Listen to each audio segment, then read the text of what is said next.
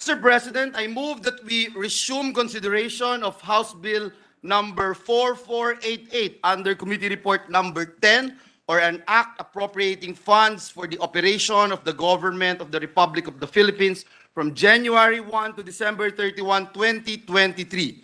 Mr. President, the parliamentary status of which is we are now in the period of interpellation. I so move, Mr. President. Is there an objection? There being none, the motion is approved. Thank you, Mr. President. Mr. President, under the agenda this morning and as a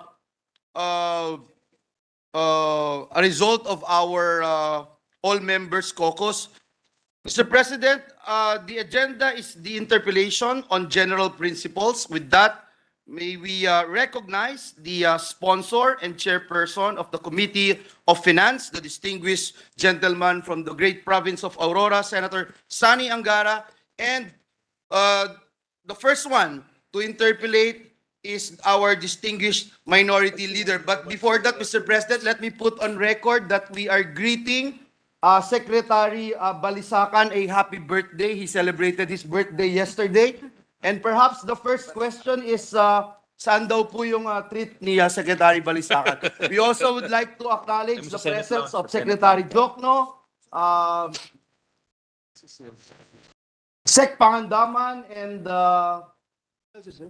the chairman will recognize them. I so move, Mr. President. The chairman of the Finance Committee, Senator Sani Angara, and likewise, let us welcome to the Senate the finance team of the administration, Secretary Jokno, happy birthday, Secretary Balisacan, and Secretary Pangandaman. Senator Sani Angara is recognized. Thank you, Mr. Presiding Officer, Majority Leader. The presiding officer looks different today, welcome, sir. but still handsome. We'd also like to add that the governor of the BSP, Governor Philip Medalla, is also with us this morning, as well as the economic team. I'd like to greet all our colleagues a good morning and also happy anniversary again. And of course, happy birthday to Secretary R.C. Balisacan. And we're ready to accept the questions from our idols, the Minority Leader, Senator Coco. Welcome to the economic team. Welcome to the Senate. The Senate Minority Leader is recognized. Thank you, Mr. President, and thank you to our sponsor for giving us this opportunity to propound some questions. Just to clarify, ano lang naman to, sir? Just to clarify our budget for 2023 so that the people who care to know, understand, will be can have material, no, or to research on, to expand their understanding of how we budget, how much is our budget, how much is our debt, how can we continue doing this in the future, or if we need to do some basic adjustments or basic changes. So with the permission of the chairman and the sponsor, I'd like to start my interpellation, sir. Yes, please. Thank you, Minority Leader. I took to heart the President's budget message, which I think was prepared by his economic team. So, ginamit ko po ito as the basis for our questions and our understanding of the budget. The President calls his proposed budget for 2023 as the agenda for prosperity. And then he also has ilan yung 8-point agenda siya? Dalawa. And the President also has an 8-point socio-economic agenda, which is also mentioned in the President's budget. Let me mention the eight categories, no, of his 8-point agenda. Number 1, ensure food security.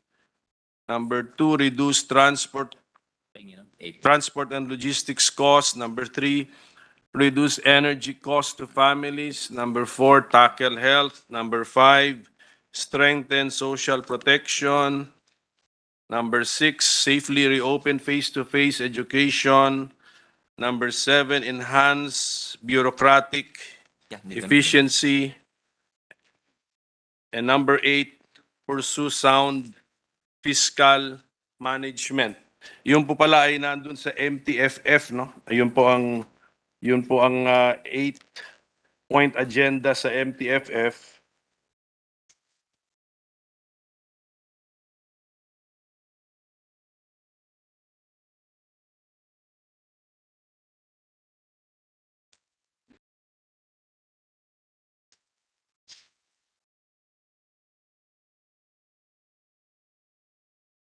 Yes, and then also mention beginning page 15 of the President's budget agenda.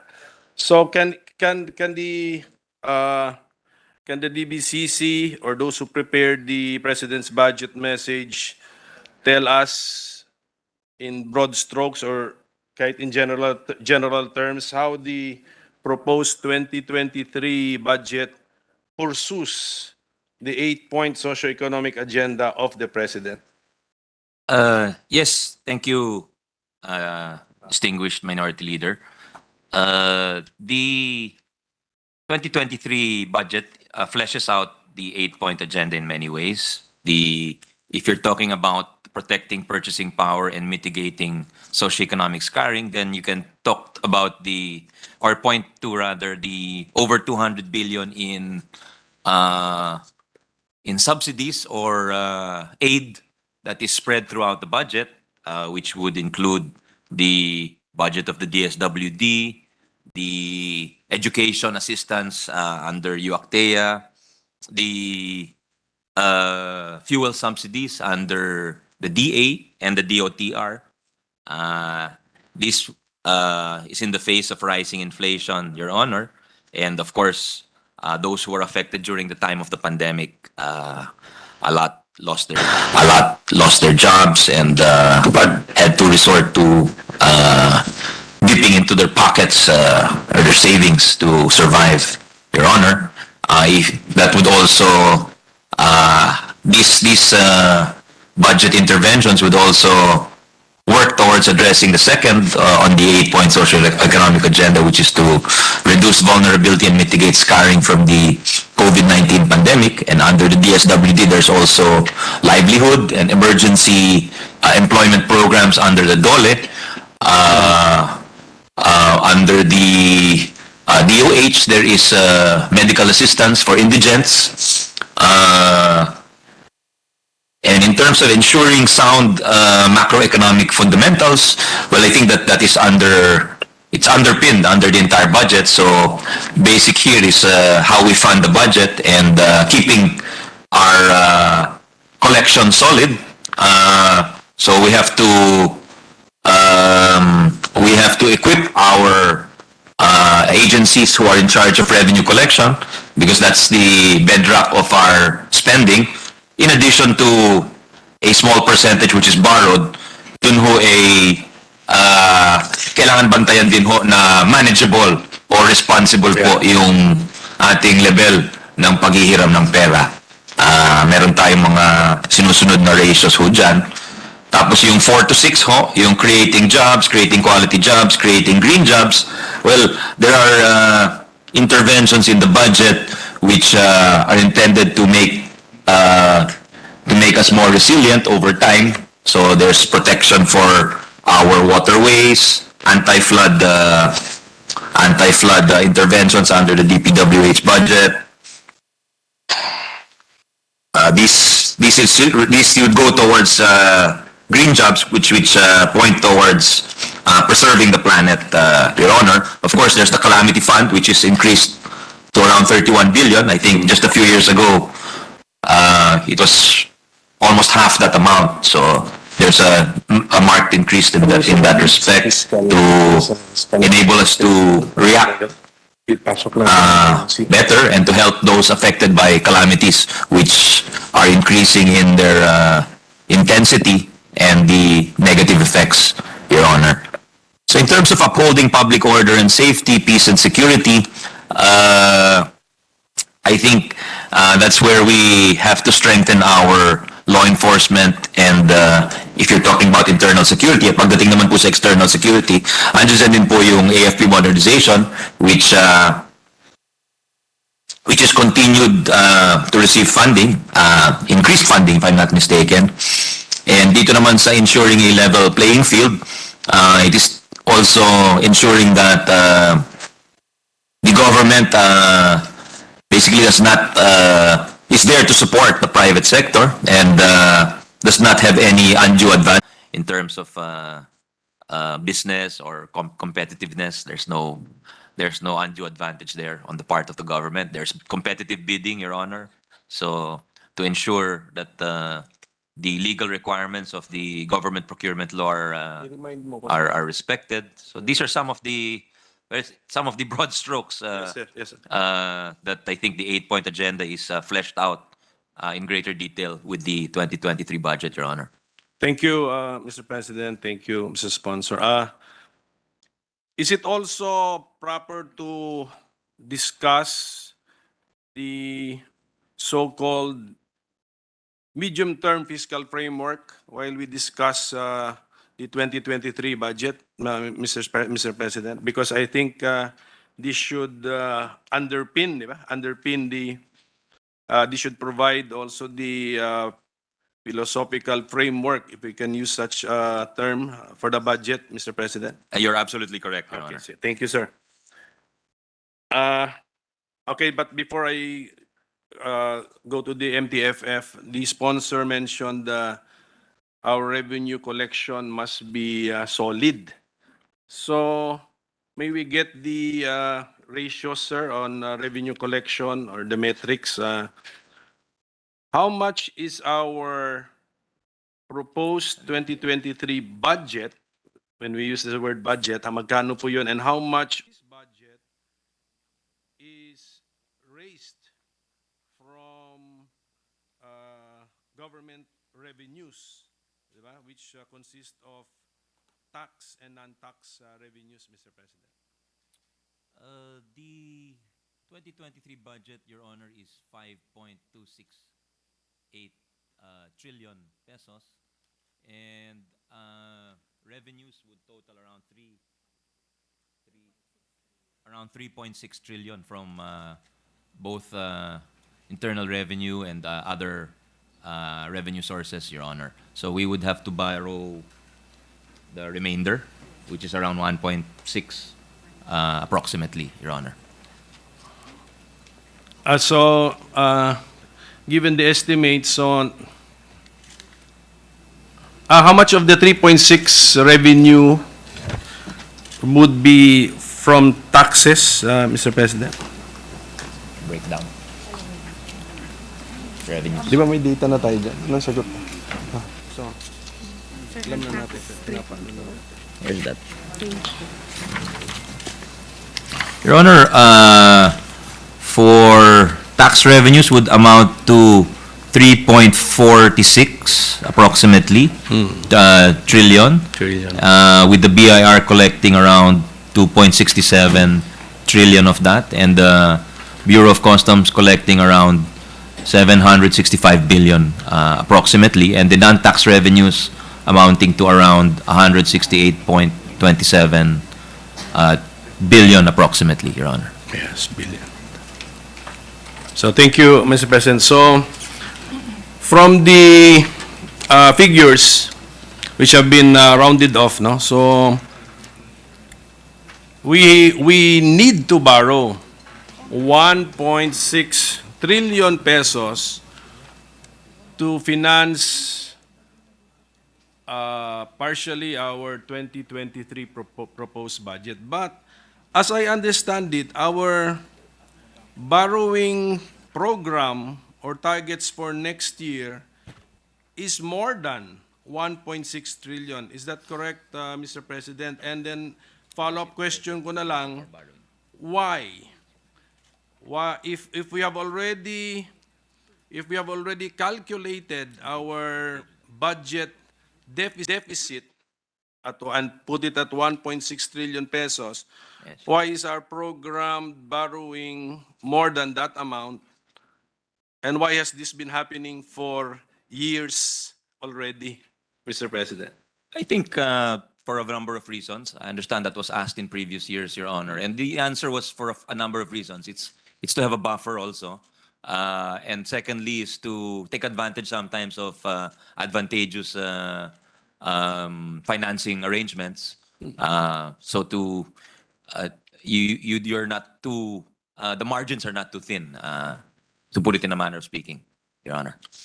So, if we take advantage of advantageous financing arrangements, so lower, siguro meaning no, lower interest rate, Yes, Your no? Honor. So, in the past year siguro yan, kasi nga ito nga tang, this coming years, medyo the interest rates are going up. So if we took advantage of that and we borrowed more than the budget deficit, what happens to the, or what happens or what happened, Mr. President, to the excess amount that we have borrowed? Forms part of our You earn also interest from company. The excess is deposited in the central bank, Your Honor, and we also earn interest, so it's also lent out. So there is a flow of money.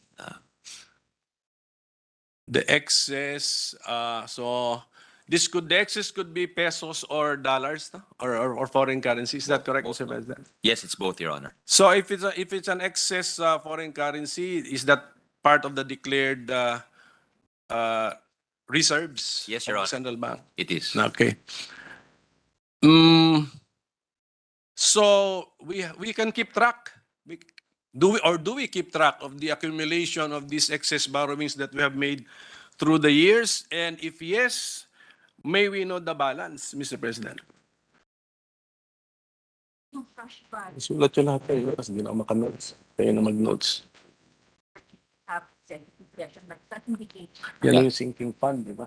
May we ask for a 1-minute suspension, Mr. President? Yes, Mr. President. Session suspended.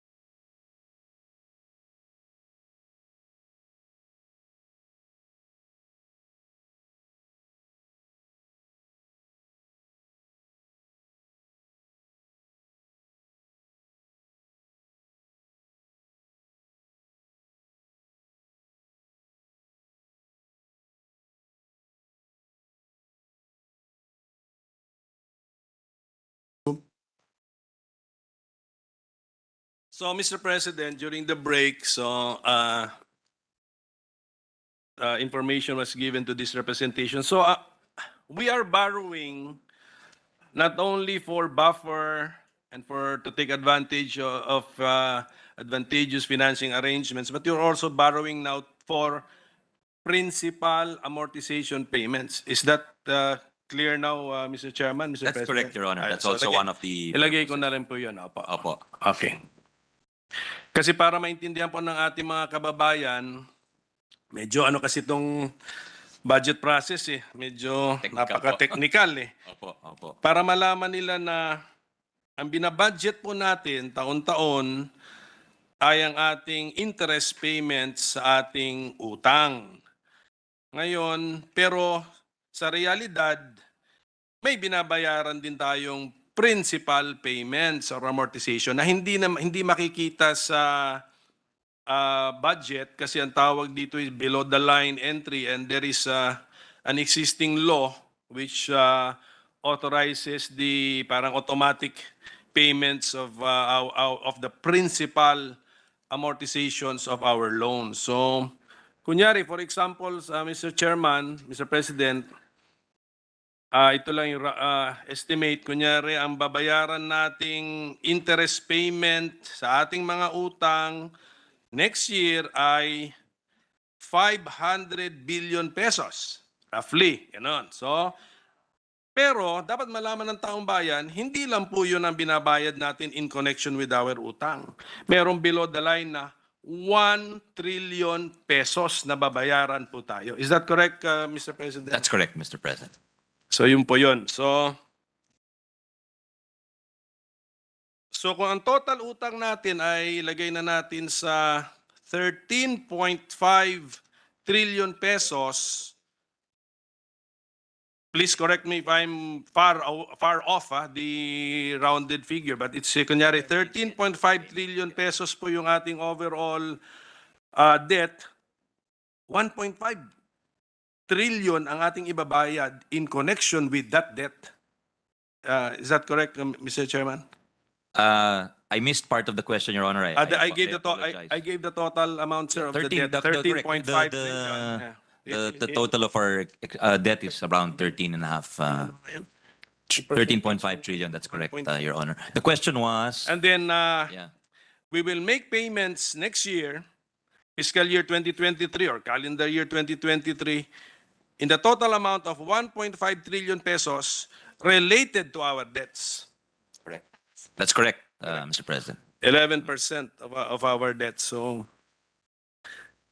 i-keep track din natin yan. Siguro kami sa minority, we will make a metric out of that. No? So we're paying 11. That is not a metric found in the budget kasi hindi nga pasok sa budget yung 1 trillion eh. But we are paying 11%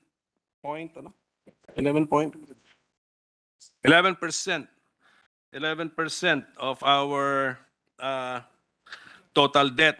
And then, Mr. Chairman, if I can take advantage of the economic team being behind you, pagkabayad po natin ng 1.5 trillion next year, bababa ba yung level ng utang natin? Kasi ang anticipation ko sa 2024, siguro ang ibabayad naman natin in relation to our debts, principal plus interest, will be more than 1.5 trillion na. Pero yung bottom line, yung 13.5 trillion na utang, baka lalaki pa rin yun by calendar year 2024, Mr. President. It's the same. You get 13.5 increase. But in terms of peso terms, we can answer two ways. In peso terms, in percentage terms. So he's asking now, with the 13.5 increase over time, because we're going to pay 1.5, so minus magiging 12. How much are we going to pay? Pasok na yung program na yun. So roughly the same. Sa total. It will remain roughly the same for, I think, the foreseeable future, Your Honor. But I think by the end of the Marcos administration, it will go down. So that stock will go down, as well as because the goal under the MTFF, which you mentioned earlier, is really to reduce the deficit and the debt to GDP ratio, Your Honor. Yun na nga. So, that should be worrisome for some of us. Bayad tayong 11% ng ating debt for one calendar year, pero in the next year, we'll pay more in absolute amount, and yet the total amount of debt does not go down, Mr. President. So I do not know, Mr. President, what is the sentiment of the economic team of the Marcos administration on the debt. If we can get their sentiment. Kasi alam ko 60+% na yung debt to GDP ratio. Ilan na? 63? 61 to 63% maybe of our GDP is that 13.5. Parang mabilis yung taas din yung total debt, yung GDP yata. I don't know kung mabilis din ang taas. So it might the percentage might have increased, Mr. President. So what is their feeling? Are they Your Honor, they're not really worried because they have a plan to lower the debt ratio over time. So if it's, let's say, 62 or 63% of GDP now, by 2028, they're planning to lower it to 51%. So, and they acknowledge that the rise, we came from as low as 39% already. But because of the COVID, I think, successive administrations managed to lower. It wasn't achieved in one administration, Your Honor. So I think 39% was one of our lowest already. So we were on the right trajectory, but unfortunately, this event called COVID-19 happened, and we had to scramble to secure vaccines and to finance yung ayuda natin on an unprecedented scale. So a lot of these events were not planned, Your Honor. That's why it was good that our fiscal house was in order, so that we were prepared for this. And if you look at other countries, the same happened. And in fact, many of them have much higher debt to GDP ratios. In fact, exceeding 100%, Your Honor. Alam, I think Japan 200 something percent. Pero is it really, should we take comfort by comparing ourselves to Japan, which is known for their exports, mga ganun. So I do not know, Mr. President, but parang ako, hinahinay ako to take comfort in the fact that our neighbors or some other countries have heavier debt burdens. Tingnan na lang muna natin yung sarili natin. Kasi, I agree, Your Honor. We chart our own path, Your yes, Honor. and then Mr. President, kung makita mo nga, I have encountered nga the 39% debt to GDP ratio. But isang ano lang, anong tawag mo doon? Ano yung gano'n? Idlap? Ano ba sa Tagalog yun? Isang idlap? Iglap. O, isang iglap. Isang pangyayari lamang, isang pandemic lamang, 39, akyat agad to 63. Ngayon, if plans, ibig sabihin ng plans go awry, walang nakakakita. And then, actually, ang prediction, sir, hindi na 100 years ngayon ng mga pandemic. Ang SARS, MERS, ilang years na po yan, 20 years ago lang yata yun. So kung 39 all the way to 63 because of pandemic, and then even if we succeed in bringing it to 51, and then something happens worldwide, tsaka ang gulo. Di ba magulo ngayon? Even the geopolitics is quite chaotic, affecting the world economy. So You're correct, Your Honor. this representation is worried. The Yes, economic yes. team, I can understand if syempre they want to show confidence, optimism. Okay lang po 'yun. But let us in the minority worry. Kami na lang. Kami na lang so that nandiyan yung remind sa inyo that we should also be worried. You keep us you keep them on their toes, Your Honor. But I'll be expecting the report, Mr. Chairman, Mr. President, Yes, on we'll get that. my We'll get previous that to you. question. Ganun na lang. We'll get that to you. Which we will as soon share as to all the policymakers or lawmakers, Mr. President. Yeah. Ngayon, Mr. President, since napunta tayo sa borrowing because of the budget deficit of 1.6, the budget deficit of 1.6, we are basing it on the bottom line of the budget na 5.268 trillion. My question is, why are we using 5.268 and not the amount to where we add the unprogrammed appropriations, Mr. President? Because actually for me that is the total budget, because the budget law authorizes already the expenditure for the unprogrammed appropriations in case one of the three conditions are met, Mr. President. So that's already the legal basis. It's already the GAA, which is the legal basis to spend these amounts, Mr. President. So why are we not using 5 pag-i-add mo, huh? If includes 5.882 trillion pesos, which already includes the unprogrammed, Mr. President.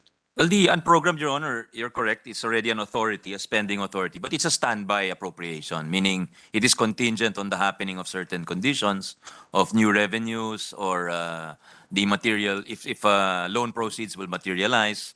That's why it's not included, Your Honor, because the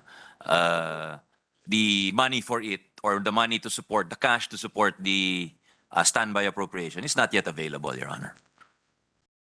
Yeah, but when in our committee hearings, I asked for a factual scenario, a fiscal year which has been over, and from my recollection, I think the Bureau of Treasury answered me with for a certain year, pa-recall na lang natin sa kanila po ito, 170 daw in unprogram, and then we spent 120 billion of the 170. Malaki-laki din po yun. And then, that means the authority to spend was the budget law. Yes, it is the Yeah. standby authority, Your Honor. Yes. So why are we not in our declaration of the total budget amount not including the unprogrammed, when technically speaking, when you talk about budget, Appropriations Act, General Appropriations Act, kasama na po yun eh. And then andun na po yung authority to spend. Kasi ang lumalabas ganito eh. The published increase, sabi ng Marcos administration, we're only increasing the budget by 4%. But if we include unprogrammed and compare the bottom line 2022 with unprogrammed compared to 2023 with unprogrammed, the increase actually is 11%, Mr. President. The minority leader raises a good point, Mr. President, but I believe the reason why we don't include it is because it is a contingency. It is dependent on a contingency. So what is included in purposes of computing the deficit is what is certain and not what is uncertain, Your Honor.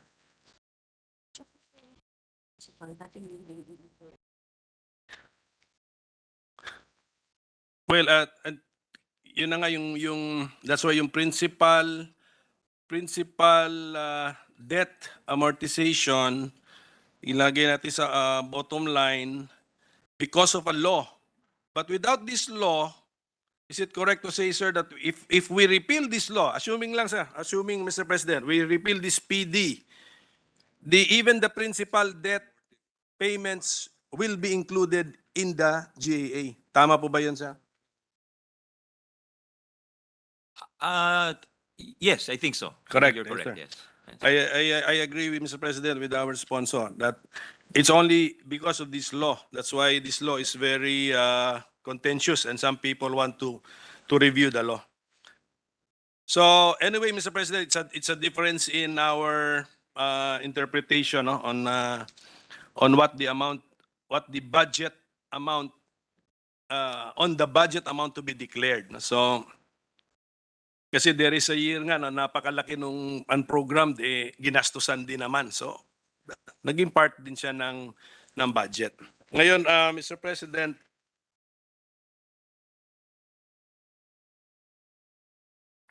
meron po tayong entry sa I-guide nyo na lang ako dito kung dali. Meron po tayong entry rito sa page 21 ng ating MTFF. Kasi binasa ko rin po ito, parang President's Budget Message.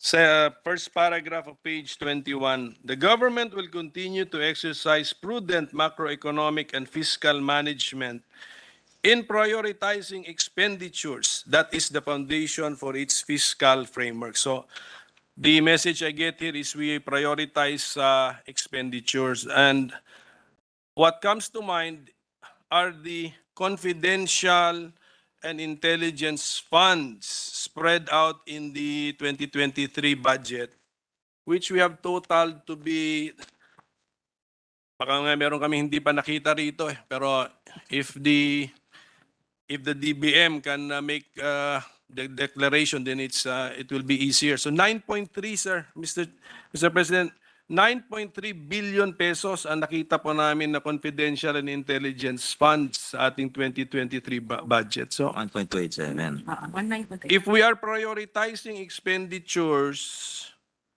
hindi po ba mas maganda na idala na lang natin ito sa mas importanteng mga gastusin ng ating bansa, yung mga pangangailangan po ng ating taong bayan ngayon?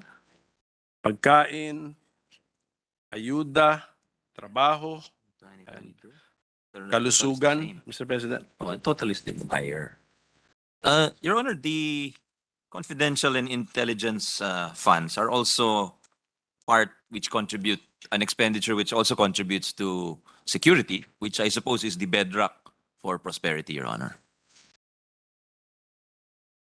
Security. So, if we concede that concept, Mr. President, we can still reduce our confidential and intelligence funds and limit this to so-called security agencies or security-related agencies, Mr. President. Well, I think what is good about the intelligence and confidential funds, Your Honor, is the flexibility they provide. That the head of agency has the flexibility to decide what is the contingency they intend to meet or what is the need that must be met. If we decide to put it in a more specific line item, there is no more budget flexibility, Your Honor. And then dito po sa aming research, nakita namin na may tatlo na bibigyan kasi na bago na confidential funds. Bago in the sense na wala silang confidential funds noong 2022, itong taon na ito. Maybe decades ago, once upon a time, pwede nagkaroon ng confidential fund itong ahensyang ito, but that's no longer in our modern memory, Mr. President. Ito po, tatlo po ang agencies with new confidential funds na kung pwede, wag nang umpisahan o wag na umpisahan muli. Kasi pag naumpisahan, ang hirap pintuin eh. Paulit-ulit na po. Pag umpisahan natin yan, nagiging floor amount pa yan. And then every year na, parang commitment na. We have the OVP, Office of the Vice President, 500 million pesos confidential funds. We have the Department of Education, 150 million pesos in confidential funds. And the third one, surprisingly, we have the OSG, 19.2 million pesos in confidential funds. DBM can correct me if I am wrong. But siguro, Mr. President, pwedeng pakiusap dito sa mga ito na huwag nang umpisahan yung practice. Through how many years? Wala naman silang confidential funds. Umpisahan nila yung bagong practice. Hirap na pong pigilan yan pag naumpisahan na.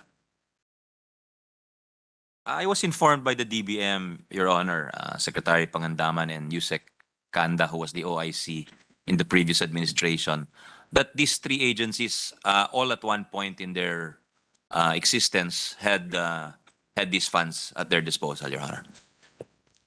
Maybe mga 20 years ago. Tama po ba? Meron yata yung...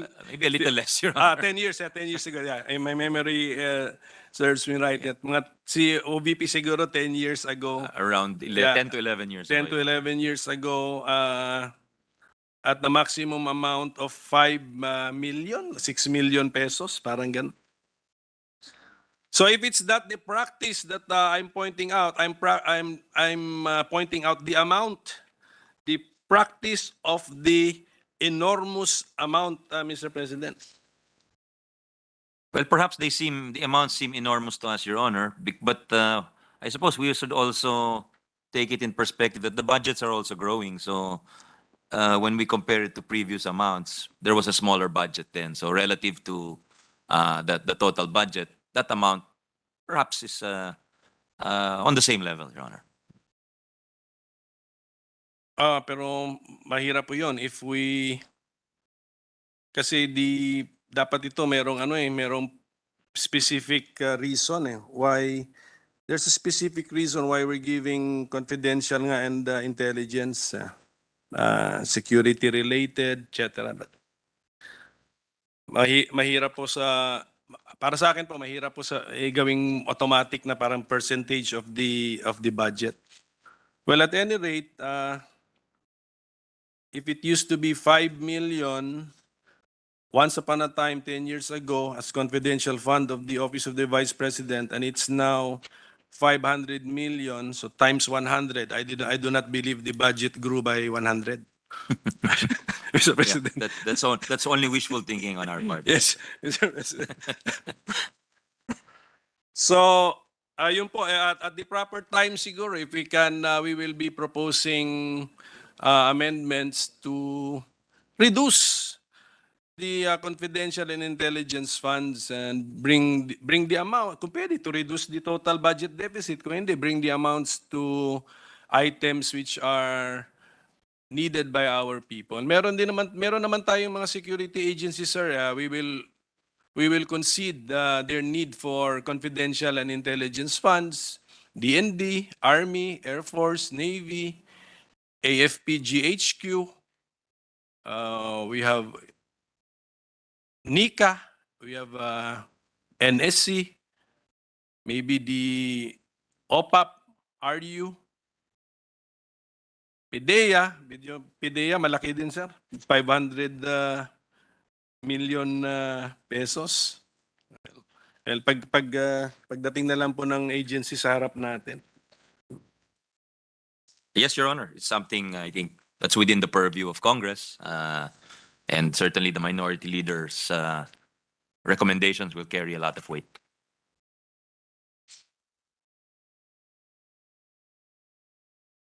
Can we be enlightened, sir, on how the confidential and intelligence funds are liquidated or audited? Ano lang naman to, yung general rules lang po.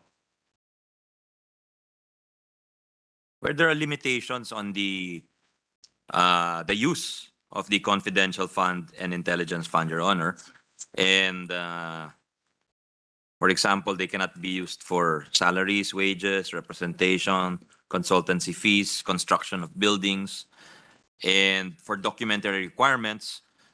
For the confidential and the intelligence fund, they must be supported by documentary evidence of payment, which shall be submitted in a sealed envelope to the COA, Your Honor. And it is supported by a certification from the accountable officer signed under oath, Your Honor.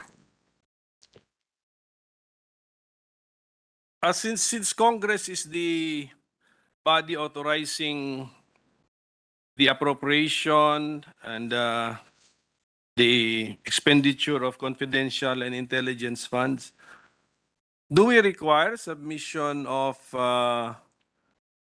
periodic reports to Congress, Mr. President, on the use of the confidential and intelligence funds? No, Your Honor, it would no longer be confidential if we if we required it. We could limit it to kasi it can be addressed to the Senate President, Mr. President, or Yes, to Your the Honor, Chairman of the Committee on Finance. Our Senate President is very sociable. Baka hindi na po confidential yan pag nalaman po ni Senate President yun. Malalaman po ni Senator Gatchalian at saka ni Senator Ejercito yun in the span of 1 hour, Your Honor. So, saan sa COA lang. So So, okay, if Congress is not interested in receiving reports on, periodic reports on the use of confidential and intelligence funds, in the GAA, Mr. President, do we require the submission of periodic reports? If not to Congress, then to who, Mr. President? Sorry, I missed the question because the staff was talking to me, Your Yung Honor. reports lang, sir. Reports lang, sir. Yeah. For intelligence, President. Nandiyan general, special provision, general provision. Your Honor, under 2023, under the general provisions of the 2023 General Appropriations Bill, agencies utilizing intelligence funds submit to the President of the Philippines a quarterly report on the accomplishments in the use of the said funds. And for confidential funds, they submit to the President as well as both houses of Congress a quarterly report on the use of the said funds. So, let's retain that, Mr. President. At least pagdating sa confidential fund, yung power of the purse, siyempre, meron din tayong oversight, supervision.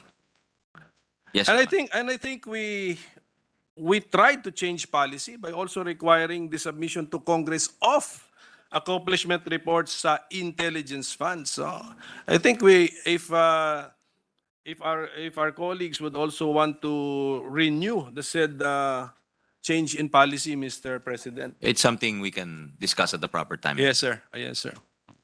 Kasi we noticed the change in the different treatment of the two funds po. Ano pa tayo? Saan na ba tayo?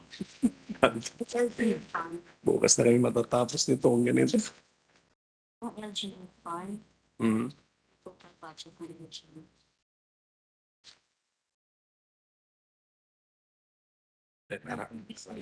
Mr. President, can we go to the on how the budget was prepared? No? Because when we prepare the budget, syempre we make assumptions, di ba? Kasi Yes, pati Your Honor. kasi sir, even the collections are the revenues are projections, Yes, di ba? Your Honor. Tama po 'yun. Kaya nga pala part nga ng inuutang kung magka shortfall, at least meron. So Yes, Your meron tayong ano sir, meron tayong mga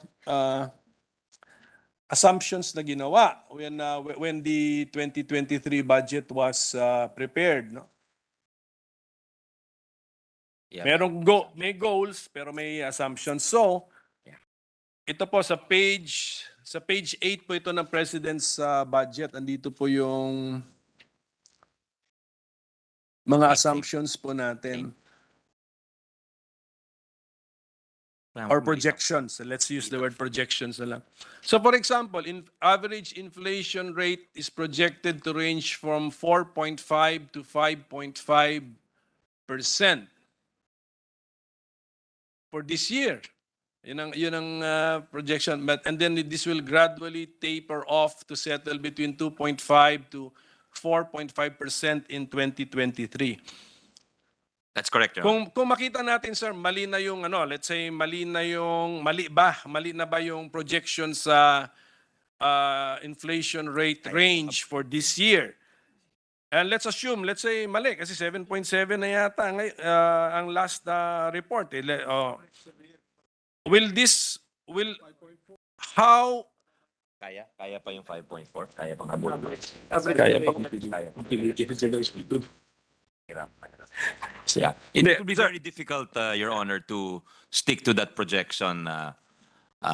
It's still possible, but not likely, Your Honor. Hindi, ang tanong ko sir ganito when there are projections or assumptions which turn out to be inaccurate. Yan na lang ang natin kasi no one can really see the future naman Inaccurate kasi mayroon din dito exchange rate. The assumption is 51 pesos to 55 pesos to a US dollar. Ngayon yata ay 58. 58. So beyond the range. So inaccuracy because no one can see the future.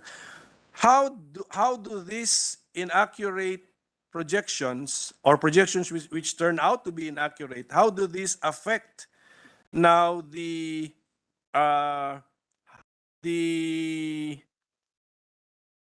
budget, the validity of the amounts in the budget, as well as how will this affect the execution of the budget? Kasi I think you need to do some adjustments kung ang projections natin prove out to be inaccurate.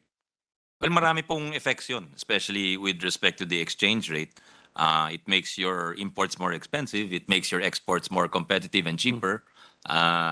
It makes your external borrowings more, your interest rates will increase. Your payment for interest will increase. So there are a lot of effects, Your Honor, of this. But by and large, they still have to proceed with the action plan, Your Honor.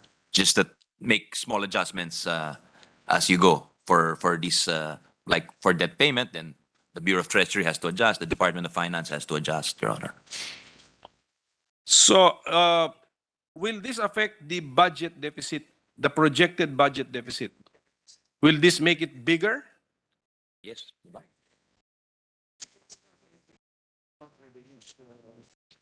There is a bit of a wash effect because it also increases customs revenue, Your Honor. So there's an increase in terms of the deficit, in terms of the borrowings, but only, I think they always want to emphasize that external borrowings are a smaller percentage of our borrowings compared to decades past, Your Honor. So there is a plus-minus effect, Your Honor. External borrowings, which we now put at 30% of our 19%, Your Honor. 19%. 19? Yes, Your 19 Honor. of the total 13.5 trillion of, No, sorry, it's it must be 30. sorry. I stand corrected. I was talking about the external deficit to GDP ratio. Ah, yes. It's Foreign is 30. 30. You're correct, Your Yeah, Honor. I stand corrected, Your Honor. 30%. Okay, so yung ano pala, so ang mangyayari, yung 765 billion projected tax revenues from the BOC would most likely increase because of the devaluation of the peso to the dollar? Peso depreciation, Yeah.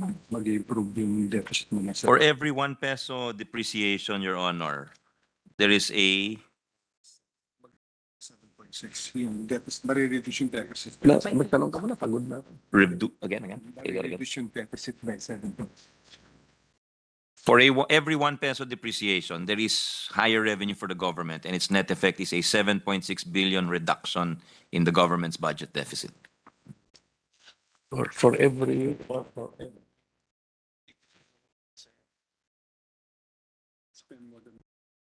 for every peso depreciation,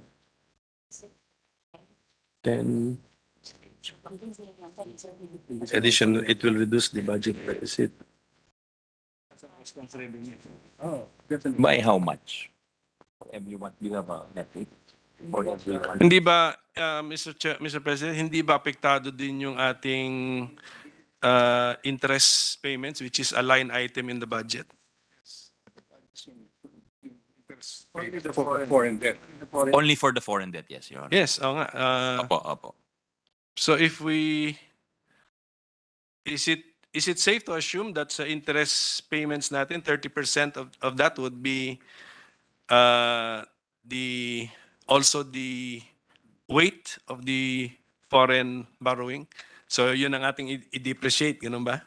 Kunin ko yung, kunyari 500 billion, kunin ko 30% nun, 150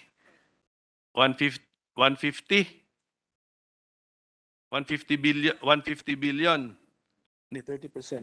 30% na. Tapos, yun na. Yun yung, that was determined at the 51 to 55 peso to the dollar exchange rate. So yun, yung amount na yun ang gagalaw. Lalaki. Yes, I believe so, Mr. Is President. that correct? Can we ask the, tama ba yan? Hindi, more or less. I mean, I'm trying to get the question, Your Honor. You're saying if the exchange rate moves from 51 or 55 to 58, Yes. you have to adjust your interest rate payments, which is 30% of your debt. The answer is yes, Your Honor. Yes, ganun, more or less. So hindi lang nga sa increase in the Bureau of Customs collections, sa revenue in may increase, pero sa expenditure may increase din. But wala na po bang iba?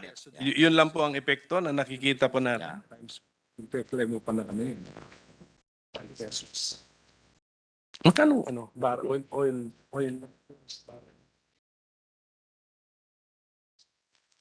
With your permission, Minority Leader, Mr. President, the I've been given a sheet by the Secretary of Finance to be more precise. The impact of a peso depreciation on interest payments at 2.39 billion per 1 peso. This is the impact, 2.39 billion per 1 peso depreciation against the US dollar for 2023. And the windfall in revenue collections is around 9.7 billion. Thus, the net impact for the budget is 7.6 billion for every 1 peso depreciation, Your Honor.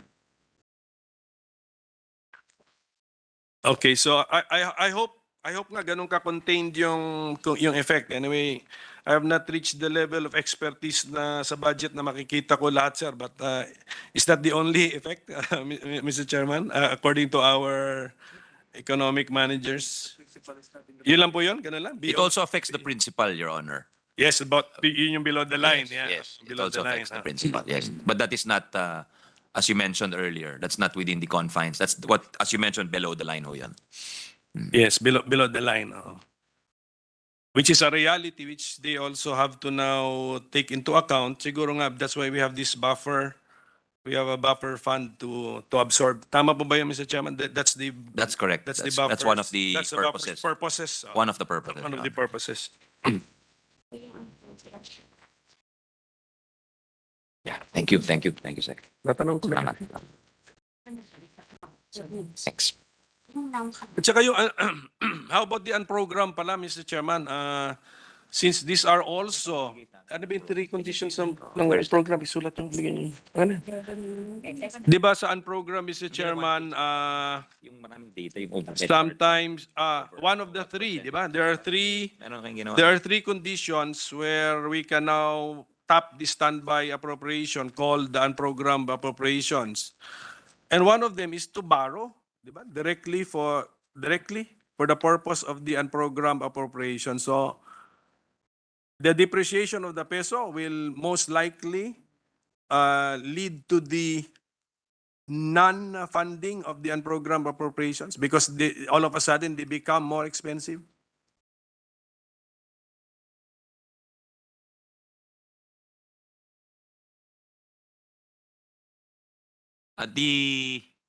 Uh, the likelihood of the availment of the debt is it's more likely in terms of local debt, I suppose, Your Honor, because that's cheap. That becomes cheaper, whereas the foreign debt becomes more expensive. So your logic would hold in that case, Your Honor.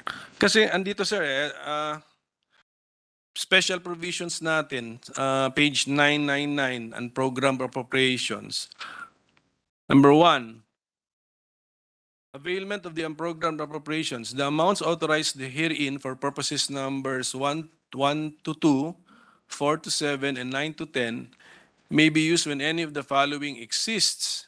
A, excess revenue collections in any one of the identified non-tax revenue sources from its corresponding revenue collection target as reflected in the BESF. B, new revenue collections or those arising from new tax or non-tax sources which are not part of nor included in the original revenue sources reflected in the BESF. Or C, approved loans for foreign-assisted projects. So, tama ba yung understanding ko? Unprogrammed appropriations, Negotiate yung loan. if we talk about loans to finance unprogrammed appropriations, these are foreign loans. Kasi foreign-assisted projects. Yes, Tama po. in that case, yes, that's correct, Your Yes, Honor. And also- I was informed by the Secretary of Finance that sometimes during the budgetary process, some loans are still under negotiations and have not been finalized. And they finalized while we are still discussing the budget. So they would fall under that also, Your Honor. So where are we influenced by the peso to dollar exchange rate when we make the decision whether or not to finalize a foreign loan? Yes, of course. Diba? One of the considerations. Yes, to a certain extent, yes. Yes, di ba? Yes. So, ibig sabihin nun, there's a passive, kunyari lang, mag-deteriorate, di ba? Mag-deteriorate masyado, we can walk away from unintended or planned foreign loan. Actually, there's a positive effect according to Governor Medalla. It actually increases the peso proceeds of the loan. So you're borrowing an amount in foreign currency. But you may actually be getting an equivalent higher because of the exchange rate, Your Honor. So the peso proceeds are increased, in other words. Pero pagbayad naman, sir, ang problema. It's a two-way street. That's correct. That's correct, Your Honor. It's a...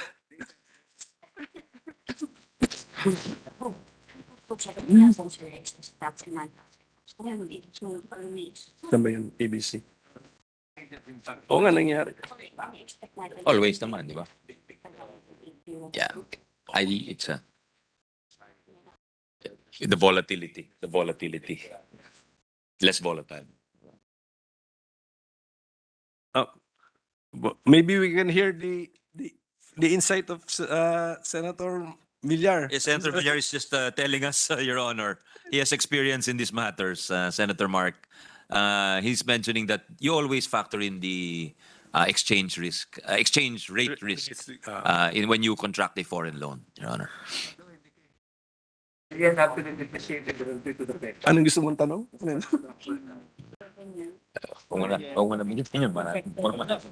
Everything, yeah. Sir, Mr. President, going back to unprogrammed appropriations, yung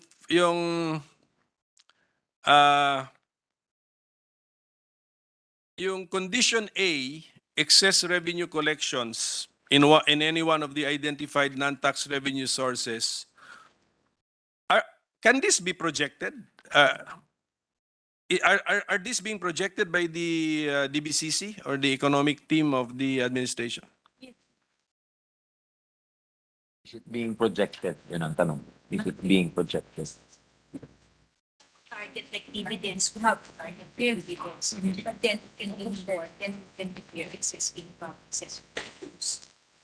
But you project it. Privatization proceeds. Yeah, yeah. We only project the market, but not excess. They usually project the target. They have a target. So when they make the target, there is a projection there. But for the excess, it's not usually projected, Your Honor. So they just go with the flow, I suppose. Factual lang. Opo, Yes, opo. So kung ganun nga, then most likely, can we get a factual answer from the DBCC? In the past years, when we financed the unprogrammed appropriations, usually we got this from foreign loans. Is that a more or less a factual statement? Ba yung unprogrammed source is A or is it or it's all it differs? Ano ba, hindi nyo patingin yung price? Yung sinagot ako na 120 of the 107 pounds. It varies from year to year, Your Honor. Minsan malaki daw yung excess dividends, for instance, or proceeds from privatization. Minsan depends from year to year, Your Honor. So counted pala yun? Dividend ng BSP. Yan ang almost 50 billion. Then brings about amortization. That's not yearly. Di ba yearly yun? Hindi regular yun. If there are excess dividends or ano yung pangalawa? Ano yung pangalawa? Privatization proceeds Privatization also. That's one of the non-tax revenues, Your Honor. So this will fall which of the three ito of the sources? Under A, Your Under Honor. A siya? Okay, thank you for that information, Mr. President. A or B ba yung privatization? Oo nga. My direct line to the sponsor has been blocked by our colleagues, Mr. President.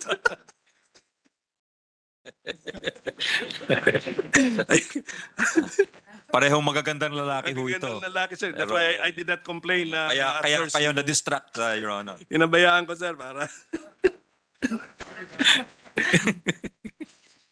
Ito, Mr. Chairman, ano na ito, out of personal curiosity, para matulungan tayo ng DBM. When, in the preparation of our budget, how come there are some agencies which have a fourth column, Mr. Chairman? Can the DBM explain? So meron tayong PS, MOOE, may CO, and then ang iba, they make their budget presentation na nalilito tuloy itong representation na ito. Merong financial expenses. O, ano po ba yan? Para po for next year, ano tayo? Streamline na tayo for next year. Not all. Kasi mayroon talaga expense. It is a requirement of COA apparently, Your Honor, to put that. But yung mga hindi naglalagay ng column na yon, ibig sabihin wala ho silang financial expense, Your Honor. Used to be part of the financial. It used to be part of MOE, but I think the COA required it, Your Honor. Sige, for the education of this representation, can we just get na lang siguro A short explanation of that. explanation from Yes, Your Honor. DBM, from the we will DBM furnish. on how the agencies understand this? Kasi meron nag-declare, sir, ng checkbook eh. Nilagay niya sa financial expense I niya. recall that, Your Honor. Yes, You- expenses for checkbook. your eagle eyes spotted that, Your Honor. Natanong ko patuloy yung fourth column, bakit may entry yung fourth column. So, just for my just for my education, if the DBM can just help me. Personal services. Thank you so much. Personal services. So, this is fund by auditors. Hindi pa rin clear kasi. Oh, okay, Mr. Chairman, ito rin po ang isang parang medyo still not clear to this representation, if I can ask the DBM for guidance. When we budget for personnel services and an agency has authorized positions, but an agency also has filled positions, which generally less than, di ba? Lang field would be less than the authorized. When we compute for the PS, what number do we use? If you can ask the DBM for assistance or clarification. Being part into our field and field. Pero for the rest, kasi yung definition ng MP. It is the general rule is it's only for field positions, Your Honor. Yes, what are the exceptions? Kasi The doon kami na- legislature and the legislative and the judiciary, Your Honor. It's for the authorized. Opo. Ayun. So at least kaya klaro na.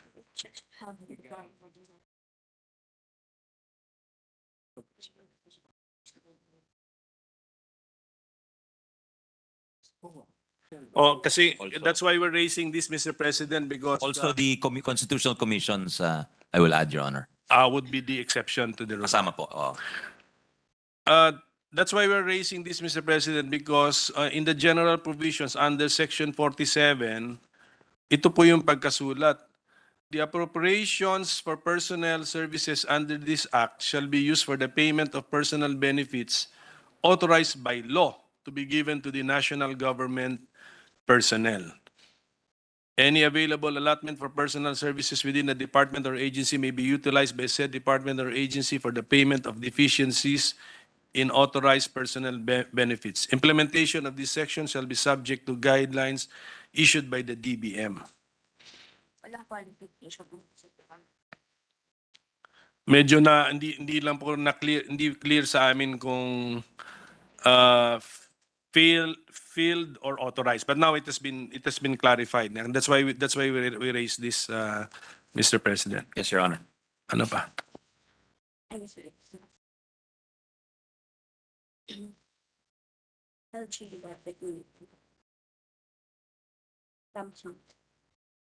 Yung pagdating po dun sa unprogrammed, Mr. President, malalaki yung amounts dun. 588 kasi billion ang total nun eh. For example, yung SIP-SIP program, 149 billion. is that, does the sponsor believe that it is detailed enough already that we are not violating the standards given by the Supreme Court in ano ba yun, in the case of Belgica and Araulo, Mr. President? Hindi ba siya para wala po siyang detalye? I Yung think iba. that was expressly, correct me if I'm wrong, you are the better lawyer, Mr. President. The minority leader is a bar top notcher. I am not. But I was furnished a information that under the Belgica case, Ito lang, wala ito. the appropriation, the unprogrammed fund was put into question, into issue, and the ruling was that the appropriation for the program fund under the GAA sufficiently identifies the public purposes for which the funds may be used, Your Honor, which is the clearly discernible singular appropriation purpose of providing standby appropriation to be sourced from unexpected or windfall revenues to fund specific programs and projects, Your Honor. So this is the test, and then the test of an item of specificity is that an item or appropriation must be an item characterized by singular correspondence, meaning an allocation of a specified singular amount for a specified singular purpose, otherwise known as a line item, Your Honor. So that concerned the specific year involved in the case, Mr. President, but at least the guideline is already there, no, in the decision. So for this particular proposed 2023 budget nga, the support for infrastructure projects and social programs, di ba ang acronym nito, volunteered by the DPM mismo ito, SIP-SIP. Okay. Yun ang, sa kanila naman ito nanggaling, hindi sa atin eh. Opo, Mr. So, It's a stroke of genius on their part, Mr. President. ang pinakadetalye po kasi na nakita namin dito, ano lang eh, special provision number 2. Page 999 din of the NEP, no? On program appropriations. Ang sabi lang po rito, support for infrastructure projects and social programs, the amount of 149,699,671,000 pesos appropriated therein, chargeable against purpose number 1, shall be used in support for infrastructure projects and social programs. Release of funds shall be subject to special provision number 1 hereof and the guidelines issued by the agencies concerned. Tapos wala kaming nakitang kahit annex na submitted to us, Mr. President. So even if we say that this is a standby appropriation, what if we are able to raise the amount to finance this standby appropriation? Saan po pupunta? Parang as of now, as of this date, blind pa po ako itong representation ito on how the 149 billion pesos will be spent. Well, my impression, Mr. President, is that it gives, the way it's currently worded, gives some flexibility to the government, which has been crucial in the past few years. If you look at the language of Bayanihan 1 and 2, it gave the government a lot of flexibility. So in this case, if it's support for infrastructure projects and social programs, there's a wide latitude for the government to supplement any of these programs should the need arise in the future, Your Honor. Because had this been a line in the program appropriations, my feeling is insufficient in detail, that it becomes a lump sum which is questionable. And then is it cured just because it is now in the program appropriations, which has a chance to be funded? Well, I suppose the standard is not as stringent, Your Honor, because precisely there is the need also to balance the need for flexibility, because you don't know what you are going to supplement going forward, Your Honor. The standby appropriation is not. It is contingent in respect of the need for it, in respect of the funding, as well as the knowledge or the foreknowledge of what it will be spent on, Your Honor. There's no big leap. Because Mr. President, as I understand the Constitution, the general directive of the Constitution, transparency, so that's achieved by line item budgeting. We are more transparent, so that's why we're looking for lump sum funds or amounts in the budget, and questioning this and uh, requesting that they be disaggregated or itemized. At isa there, ang sa na-encounter namin that there are some amounts, certain amounts which by their nature are lump sum amounts. So siguro ang contingency fund, because and I think there is a formula, no, in may we ask the DBM, Mr. President, what is the formula in arriving at the amount to be set aside as contingency fund in the budget? Year to year. 0.25%. It's just a historical. They go from year to year, Your Honor. So they proceed. Okay. They do not depart greatly from the previous years. Last Ngayon year kasi was, I think it's yeah. Now it's 31 billion, if I'm not mistaken, Your Honor. Last year it was hindi mga 30.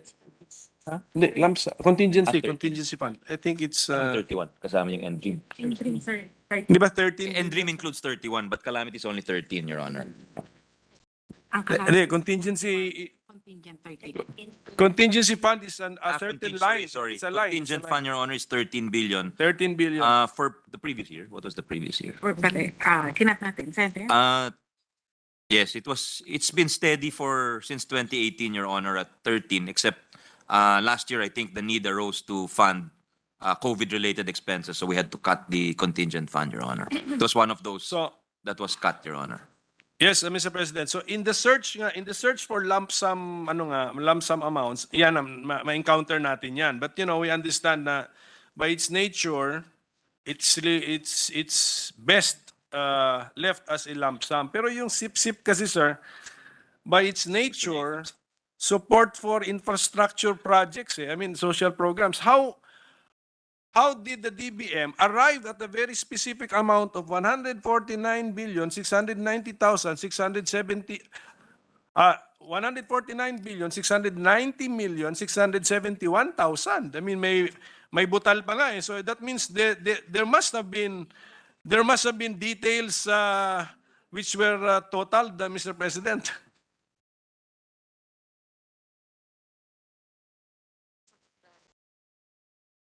Tapos hindi nila bibigay sa atin yung detalye. Di ba? Ganun ka detalye. May 1,000 per day.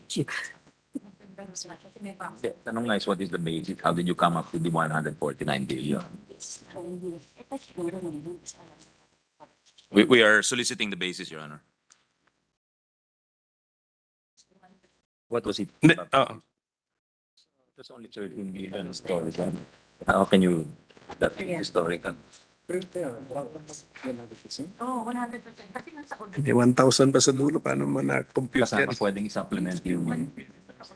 It's also historical, Your Honor, but I anticipate your next question will be why the big increase from the previous year. According to Yusek Kanda, is that they also sourced the funding for Odette, meaning they needed the current disaster fund was not sufficient. So this is one of the sources they used to supplement that fund. So that's why they placed a larger amount for 2023, Your Honor.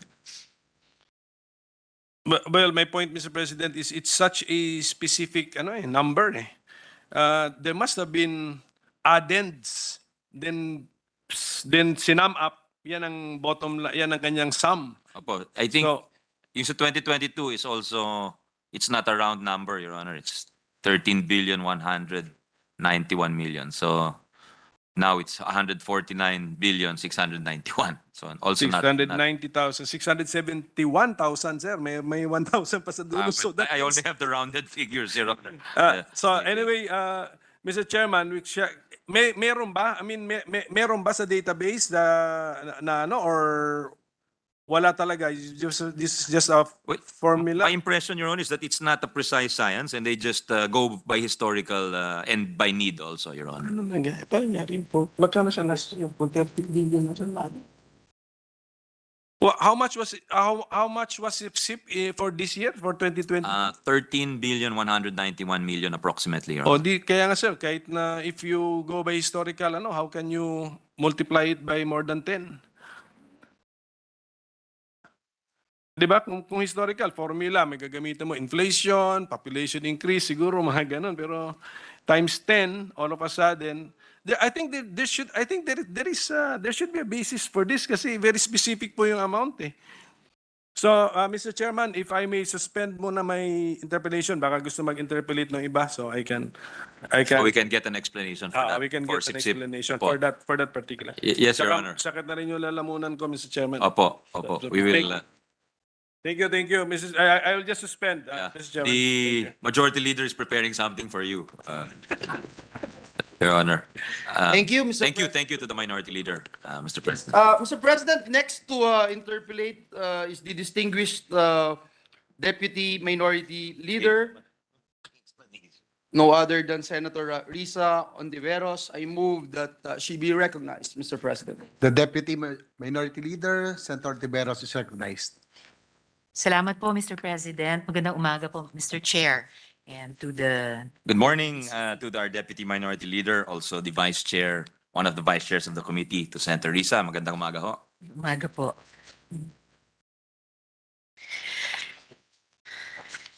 So, Mr. Chairman, I'll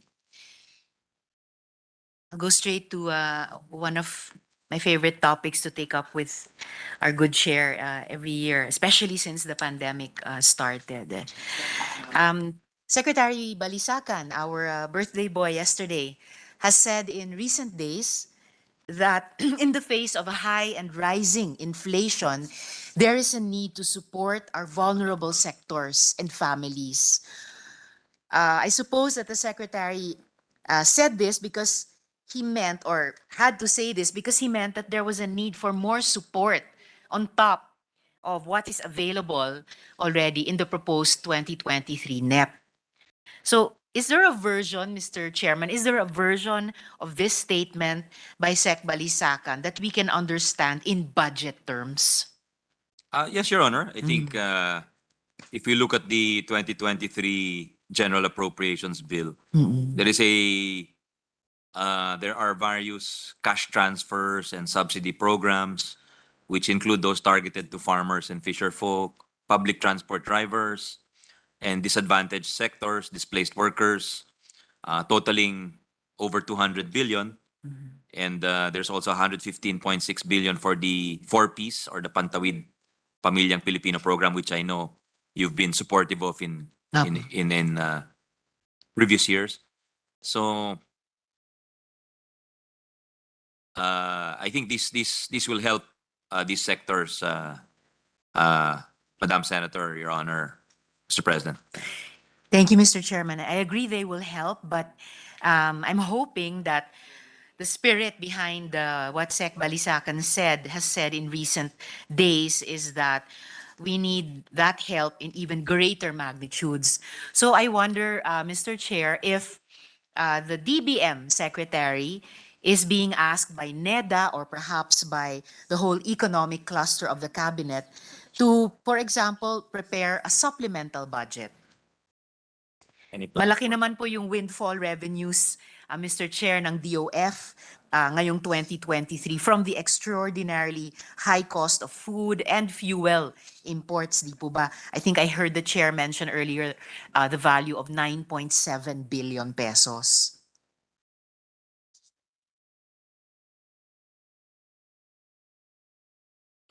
According to the NEDA Secretary, for now, there is no need for a supplemental budget. But there is a need, Your Honor, to improve the delivery system for the benefits to ensure that these get to the beneficiaries in a timely manner, Your Honor.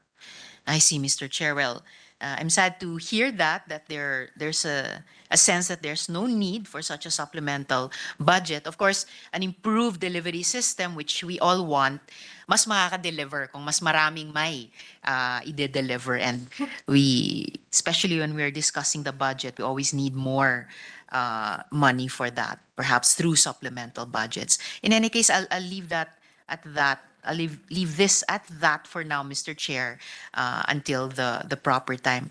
Earlier, Mr. Chair, tinatanong po ni Minority Leader yung mind ng economic managers natin on the matter of debt. Ngayon naman po, I'd like to ask, could we hear the views of our economic managers on austerity? Kasi po, Mr. Chair, is this really the time to practice austerity, or is it actually a time to expand public spending?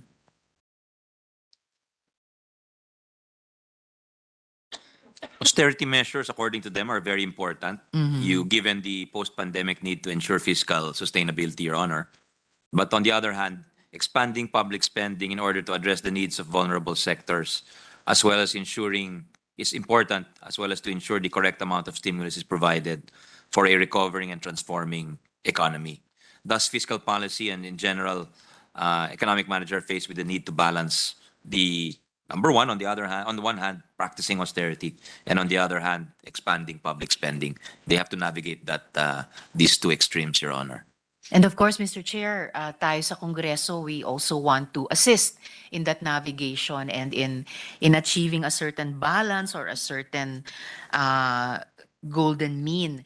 And before my next question, I would also say that I understand that national government might not want to front load its 6-year borrowing plan so that it does not contribute to the upward pressure on interest rates. But having said that, we also know that, or some of us know or think that there is scope for spending more since interest rates are still low relative to, say, 2018, for example, when the growth was above 6%. So doesn't this mean that we can, in fact, afford to support the vulnerable sectors even more, as NEDA seems to propose, even if that might put some upward pressure on interest rates? Well, be that as it may, Your Honor, the ball is now in the court of Congress. And as you know, we cannot increase the total appropriations. We can only realign. So irrespective of what they think, I think the ball is now in our court, Your Honor. If we would like to increase spending for these sectors, then Yes. we have to take away from certain sectors also. So that's, as you said, that's part of the navigation that and the difficult job we all here have to perform, Your Honor. Thank you, Mr. Chair. But I am confident that with the leadership of the chair, we can push the envelope a bit more in this department. Sa diwa din na napakiramdaman ko dun sa statements ng NEDA Secretary in the past days, the previous days.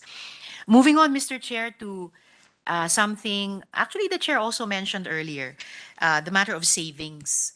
BSP's financial inclusion survey showed that Filipino adults with savings dropped from 53% to 37% between 2019 and 2021, which could mean that 9.7 million Filipinos drew on their savings until nothing was left. At yun na nga po, naalala ko, binanggit ni Chair kanina itong usapin ng savings, ng pag-iimpok. Wala pong natira sa alkansya. Pero pagkatapos nito, dumating pa itong sunod-sunod na pagtaas ng gastos sa pagkain, sa pamasahe, at sa bayad sa kuryente. We just have news just practically a few minutes ago, Mr. Chair, pag tataas na naman ang presyo ng kuryente sa Meralco. 84 centavos ba yun per kilowatt hour if I read correctly or remember correctly. Anyway, gusto ko pong maunawaan, Mr. Chair, kung nagiging salbabida ba para sa mga taong itong 9.7 million Filipinos na sinaid na yung mga naipon, na impok nila, nagiging salbabida ba para sa kanila ang ipinagmamalaki nating mataas na GDP growth rate? Makakatulong po yun, pero palagay ko ang mahalaga, tama po yung sinabi ng ating kasamahan tungkol sa kahirapan, pero mukhang bumubukas na talaga yung, although COVID is not finished, as mentioned by the head of the WHO, the finish line is in sight. So I think the economy is really, the good news is that I think we're seeing a return to normalcy with the economy. So yung ine-emphasize po ng administration, yung job creation, Your Honor. So we saw record unemployment and underemployment during the pandemic, but we're also seeing some improvement in the employment rate. So ito po talaga yung makakatulong.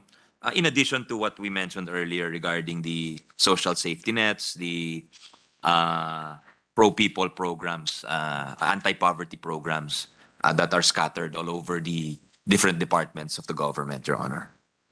Yes, Mr. Chair.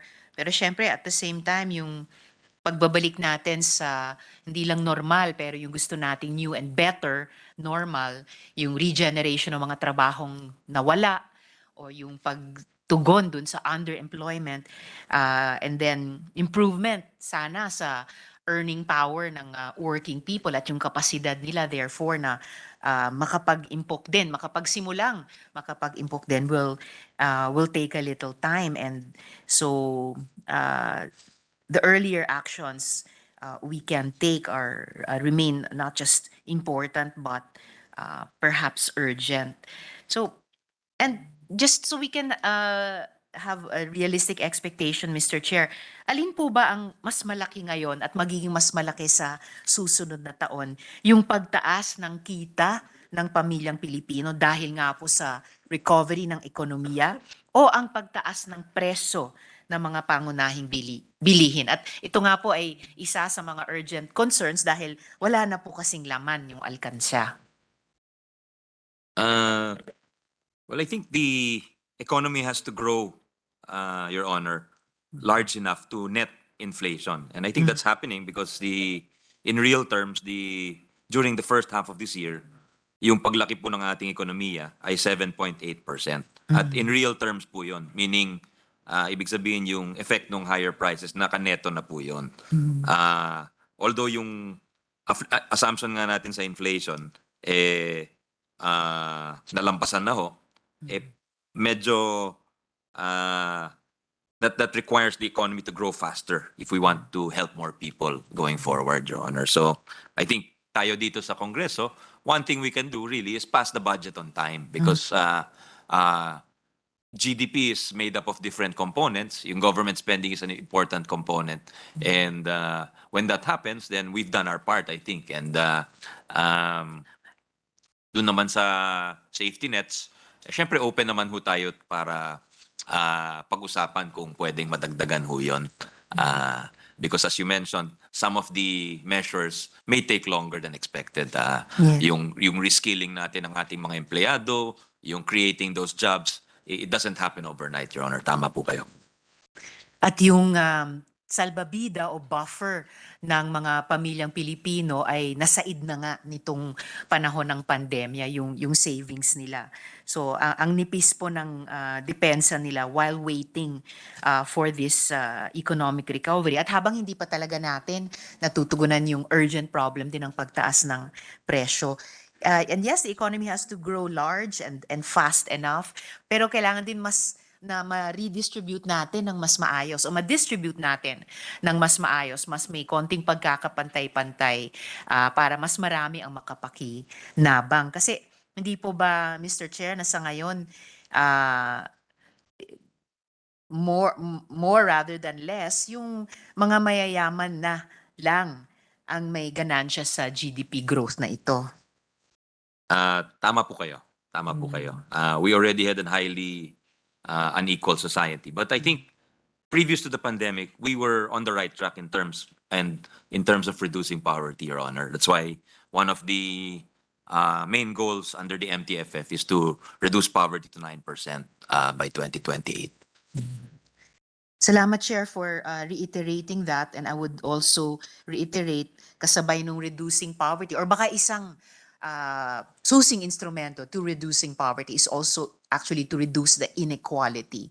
So pwedeng we approach it initially through poverty reduction, but I think just as important, minsan mas importante pa nga approach this matter of economic recovery, enabling Filipino families na makayanan yung pagtaas ng presyo ng mga pangunahing bilihin ay talagang through various redistributive measures para yung kapasidad din ng mas mahihirap na makinabang halimbawa sa economic recovery or sa GDP growth rate in itself ay lumakas, no? Mas may kapasidad talaga sila. Yes, we would agree with you there, Your Honor. Salamat, Mr. Chair. Are there ways of managing inflation that are not just about raising interest rates? Yes, Your Honor. I think aside from monetary policy, there's also some spending interventions, and among the interventions of the government, aside from the subsidy programs scattered across for fuel, for poor families, for education and health, they can also increase local production. So under the DA, there's an increased budgetary support for distribution of quality seeds, fertilizers, farm production, equipment, for new farming technologies, irrigation to increase productivity, financial assistance through government financial institutions. Secondly, there's also the timely importation of goods. That's why I think the administration has issued a number of orders to regarding importation of crucial food items. There's also a need to improve logistics and leverage local government and private sector resources to bring food closer to the consumers, to basically improve the distribution, the storage chain, Your Honor, for food, transport chain, logistics chain. Energy security is also very important. As you mentioned, the rising electricity. And the administration is also studying further measures with respect to EO 171. This is the most favored nation rates for pork, rice, corn, and coal to help address food and energy inflation. There's actions to be taken with that respect, in that respect. And so the administration is keeping an eye on food prices in particular, Your Honor. And as mentioned, there's the targeted support to vulnerable groups amidst the elevated oil and food prices, Your Honor. So to date, the DBM has released a total of 12.4 billion for 3 programs, 2.5 billion for the fuel subsidy program of the DOTR, covering 377,000, over 377,000 PUV drivers. There is 500 million released for the fuel discount for farmers and fisher folk program of the DA, covering 158,746 farmers and fisher folk. And thirdly is the 9.4 billion for the targeted cash transfer of the DSWD, which covers the bottom of the Filipino households, 12.4 million households for a period of 6 months, Your Honor. Thank you very much, Mr. Chairman.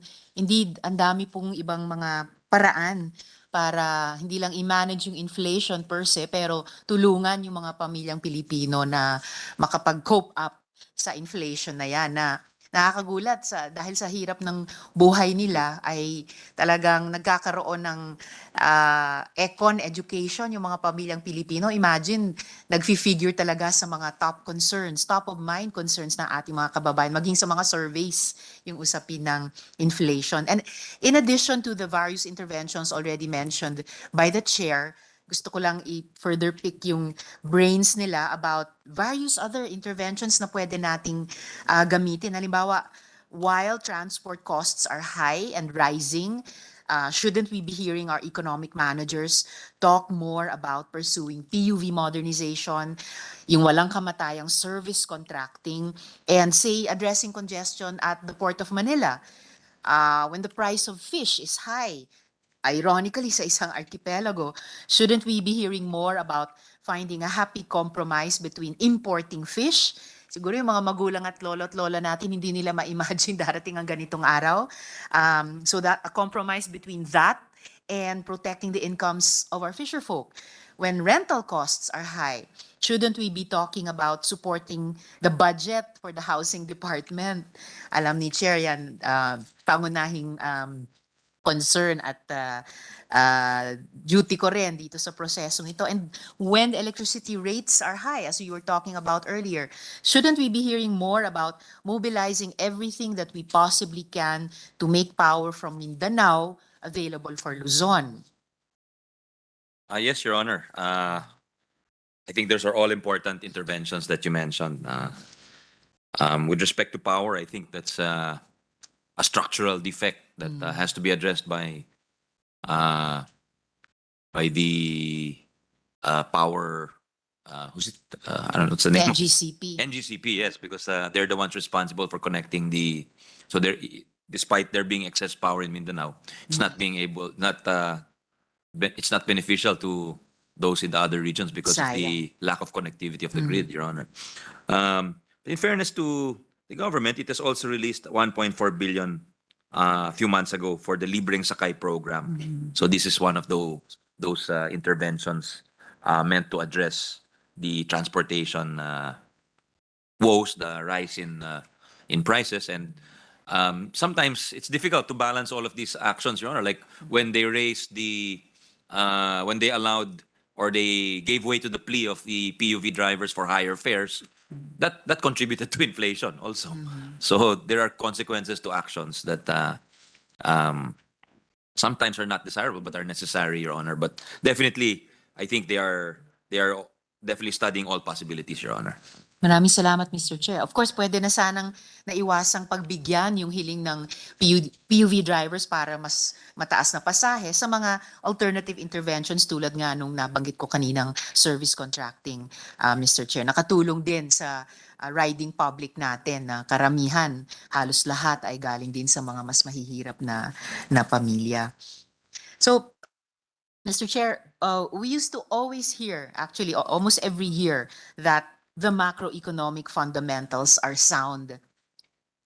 But the country has a current account deficit of at more than 7% of GDP, among the second highest in clusters of countries, among the second highest in the world at this moment. And it has been driving peso depreciation. And we hear that this current account deficit could widen even more with winter coming in Europe next month and coal prices expected to rise even more. So the soundness and the stability, the shipworthiness of our economic ship depends on how big the waves are going to be. So in hindsight, pero syempre sinasabi nga natin, our vision is always 2020 in hindsight. Pero sige, in hindsight and then looking ahead, should we have had say 2 years of foreign exchange reserves instead of just our current 7 months? Well, certainly 2 years is preferable to 7 months, Your Honor. But I think what the IMF recommends is 3 months. So we have 7.5 months. According to Governor Medalla, we have actually one of the highest reserves with respect to needs. With respect to, sorry? Needs. Needs. NEEDS, Your Honor. So, and with respect to the current account deficit, they believe it remains to be financeable, Your Honor, because they foresee improvements, stronger than expected recoveries in BPOs, in travel, tourism, as well as remittances with the opening up of our economy, despite the challenges you mentioned, which you're 100% correct, that we must also be prepared for, Your Honor. Thank you, Mr. Chairman. Well, if the current account deficit is financeable, then I guess that's also related to the earlier discussions with the minority leader, Mr. Chairman. So can we, I can almost anticipate what the chair's response will be, but just for the record, so can we still say today that the fundamentals are sound in relation to the waves of uncertainty that we face today? Yes, Your Honor. All right, thank you, Mr. Chair. As a last question for the DBCC, the general principles, Mr. Chair, the DOF secretary seemed to venture into the policy territory of the Bangko Sentral recently by saying that the peso-dollar exchange rate will not be allowed to exceed 60 pesos to $1. I wonder, Mr. Chair, did the President ask the DOF Secretary to make such a statement? No, Your Honor. He did not. Well, that's, but is this sound practice, Mr. Chairman? Yeah. I don't know if I should say that, but You may, Madam Mr. Chair, if you Madam, Your Honor, ac- according to Governor Medalla, he can suggest, but they are not obliged to follow. It's But always I good. think it's because the Secretary of Finance is the former governor, so it's Yes, of course. it's limited to this factual situation, Your Honor. So, and they're also former colleagues at the UP School of Economics. So, Yes. so I think they work very closely together in many respects. There's a very free flow of ideas between the two of them, Your Honor. But, Without respect, Yes. without losing the independence of our Exactly, Mr. independence Chair. of our monetary authority, Your Honor. Exactly, Chair. That's one of the 2 points I appreciated and made me smile about this just most recent, very brief exchange of ours. Lagi ko naman din pong na-appreciate those signs and articulations of independence of our important institutions within the whole of government, maging sa loob ng ating DBCC. And I mean, speaking of ang Finance Secretary ay dating Bangko Sentral Governor din. Kaya nga nung panahong iyon na-appreciate ko rin tuwing halimbawa he would speak up of a different mind, for example, on matters of monetary vis-a-vis fiscal policy. I remember a time na, in fact, he was one of the bolder voices about spending more of the public funds to achieve our economic targets or to provide the necessary social protection sa vulnerable, lalo na nung mga unang taon o mga unang buwan ng pandemya. But it was still wonderful to hear about can suggest but not obliged to follow. I think these kinds of debates, hindi lang sa atin dito sa Kongreso, maging sa government economic Executive. managers, always eventually, or almost always eventually redounds to the good of the public. Thank you, Your Honor. Thank you. So lastly, for the general principles, Mr. Chair, it's more of a follow-up. Isn't the exchange rate the primary tool for managing the problematic current account deficit? Well, to me, problematic. Sabi nyo kanina, Mr. Chair, it's financeable. And can the DOF Secretary tell us through the Chair how the current account deficit is to be managed if the exchange rate is not allowed to cause imports to become expensive? Sorry, what was the question, Your Honor? Can the DOF Secretary tell us how the current account deficit, kanina sinabi ko it's at more than 7% of GDP, how that is to be managed? Kung ayaw naman natin na yung exchange rate ay gagawing mas mahal yung mga imports, given The that deficit. the exchange rate is the primary tool for managing that deficit. Well, the current account deficit is about 7% of Yes, GDP. Mr. So they feel that it is manageable, and as mentioned earlier, it remains to be financeable because it can be partly offset by the recovery in travel, BPO revenues, remittances, given the further reopening of our economy, the lifting of travel restrictions, Your Honor. So there's also some degree of foreign exchange intervention, but in general, we allow a flexible exchange rate policy because the peso depreciation could also help lower due to more could help with respect to relatively more competitive exports, among others, Your Honor. Thank you, Mr. Chair. As I told the chair earlier, I'd just like to ask at least one question para po sana sa DOF budget, pero itatanong ko na lang dito sa interpellation natin sa general principles. And then if the chair could give me a little more time, dahil sa habang pinakikinggan ko yung naunang interpellation, mga dalawa pang tanong kaugnay ng NEDA. Certainly, Your Honor. Certainly. Salamat, Mr. Chair. Kanina pinag-uusapan ng Chair at ng Minority Leader yung usapin ng ating pagkakautang. So, together with NEDA, the DOF determines how flagship infrastructure and non-infrastructure projects are to be financed, especially those that will be solicited by government itself. The country's debt tended to balloon in the past 6 years because the previous administration, I think, took on more loans than it needed to. Halimbawa po, Mr. Chair, the Kaliwa Dam and the Calamba to Matnog Rail were two projects that already had private proponents ready to bid for the right to shoulder the investment requirement. But the previous administration walked away from these two PPP projects and said that these would be financed instead with foreign loans. So my first question about this, Mr. Chair, even as we must note the continuing refusal of our indigenous peoples communities to grant a free, prior, and informed consent for the previous administration's version of the Kaliwa Dam, I'd still ask, is a return to the PPP modality being explored by the Marcos administration or for the Marcos administration revision for these two major projects?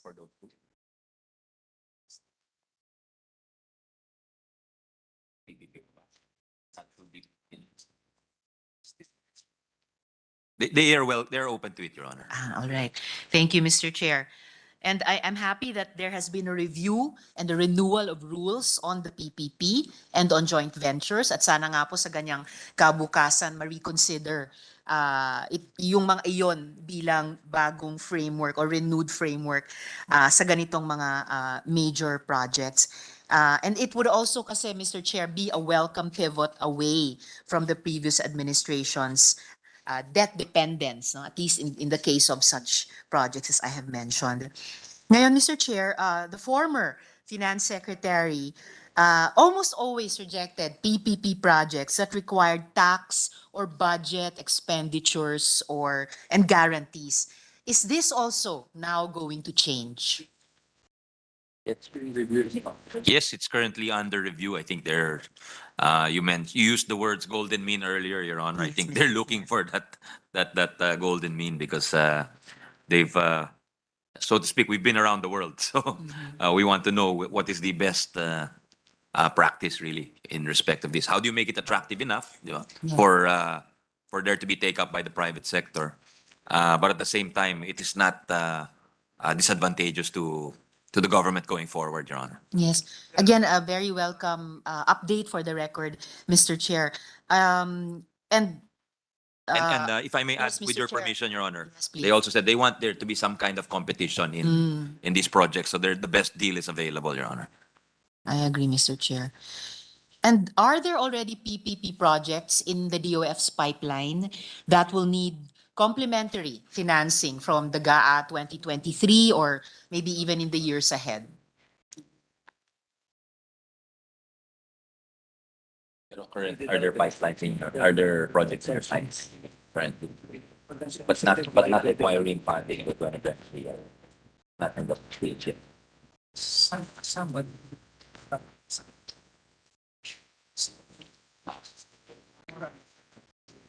Project development. Still in the project development stage, Your Honor, if needed. Still not in advanced stage, but they're certainly open to exploring that, Your Honor. Salamat, Mr. Chair. Well, kung tutuusin, may punto din naman po yung dating Finance Secretary. Ayaw nilang gastusan ng gobyerno ang PPP projects dahil siguro gusto nilang maiwasan yung favoritism sa pamamagitan ng subsidies sa PPP projects. And I think this relates to the general principle of desiring competition na sinasabi ng ating government economic managers ngayon. Pero paano nga po ba matutulungan ng gobyerno ang mga PPP partners nito na, speaking of golden mean, sakto lang. Hindi labis, pero hindi rin naman kulang.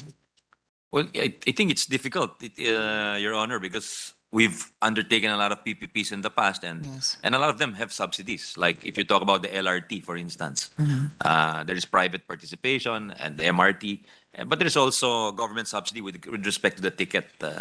In fact, I think the government is spending billions every year to subsidize the riding public, Your Honor, because it is perceived to be a public Yes. a public need to have affordable fare, Your Honor. So I guess it depends on what the subject of the PPP is, if it is perceived to be enough of a public good that the government should subsidize it, then the government will do so, Your Honor.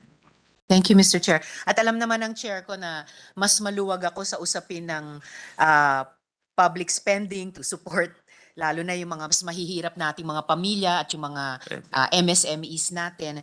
I suppose the PPP partners from the private sector would comparatively need less assistance. Pero mabuti pa rin, gaya ng sinabi ng chair kanina, under review, no, yung mga terms through which government would invite again its PPP partners para sustainable din para sa kanila.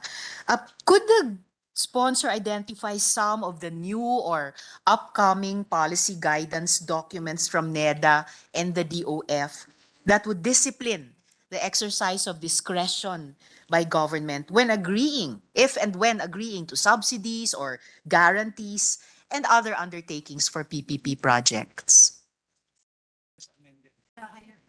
Even said to give a copy.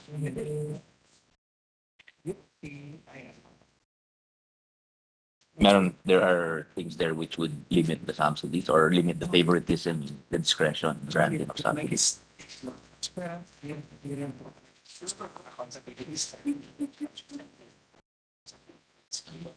According to the NEDA secretary, they've just amended the IRR of the BOT, and the accountabilities of the government are made clearer there, Your Honor. We'll ask them to furnish you a copy Okay. and highlight the specific provisions, Your Honor. Maraming salamat, Mr. Chair. Abangan ko po yon.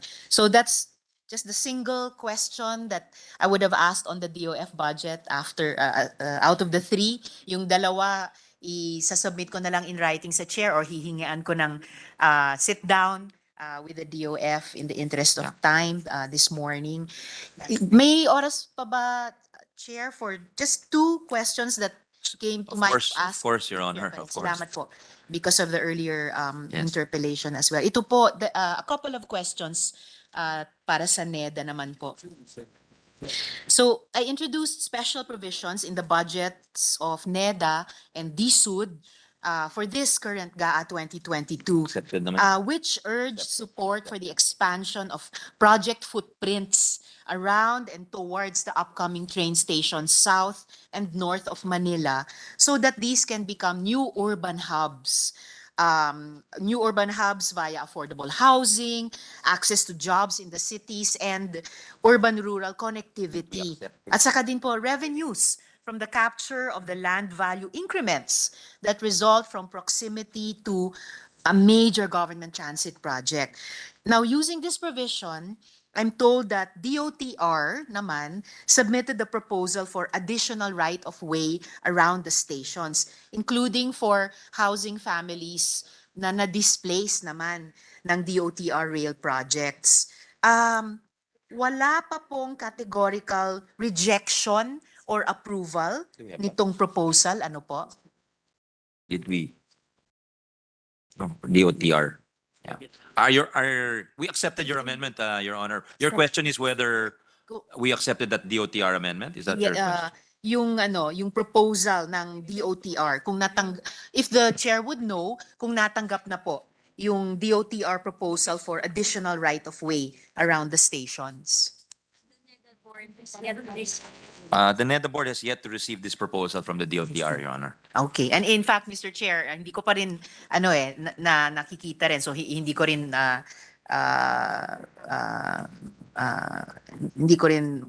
intention itanong halimbawa sa NEDA mamaya kung Yes, Your Honor. aprubahan pa Maybe nila. what we can do is we can ask them to update you once they've received it. Thank you, and, Mr. Chair. Any action on their part, Your Honor. Thank you po. Okay. Now, 3 years ago, at ito po yung puso nung tanong kong ito, a similar proposal to expand the project footprints in the vicinity of stations of the Davao-Tagum Mindanao Rail was flatly rejected by NEDA at that time. Though I'm guessing, Mr. Chair, that the technical staff perhaps didn't fully understand the idea yet at that time. Pero nabalitaan ko rin po just recently, Mr. Chair, na in fact, so far, only Region 3 NEDA has actually studied this idea of transit-oriented development.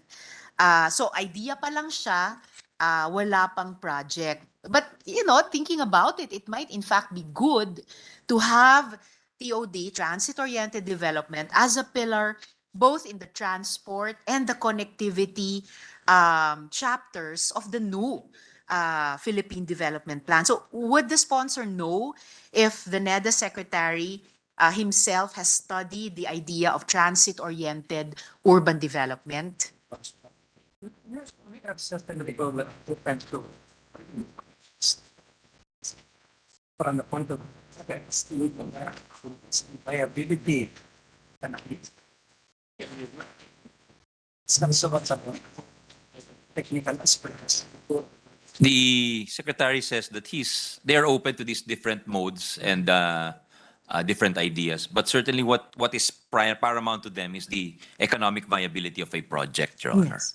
at the end of the day. Yes, about which I think the transit-oriented development idea would have something valuable to contribute. So I'm glad na yung pag-aaral ng NEDA Region 3 can be met or is met by openness at the level of NEDA Central Office. Actually, Mr. Chair, transit-oriented urban development has been the key to ensuring the high ridership of trains and BRTs, but bus rapid transits, instead of cars in many parts of the world, including in Tokyo, Hong Kong, Singapore. And it's also an instrument for generating incomes from real property around these new urban developments around the transit nodes. So would the NEDA, if not agree, at least be open to the possibility that this would in fact be a feasible way of paying for rail project debts and subsidizing transit rides? As an alternative, for example, to yung binanggit din ni Chair na yung pagsasubsidize ng gobyerno ngayon sa mga tickets sa ating mga transport infra. Ang lens lang namin, economically viable.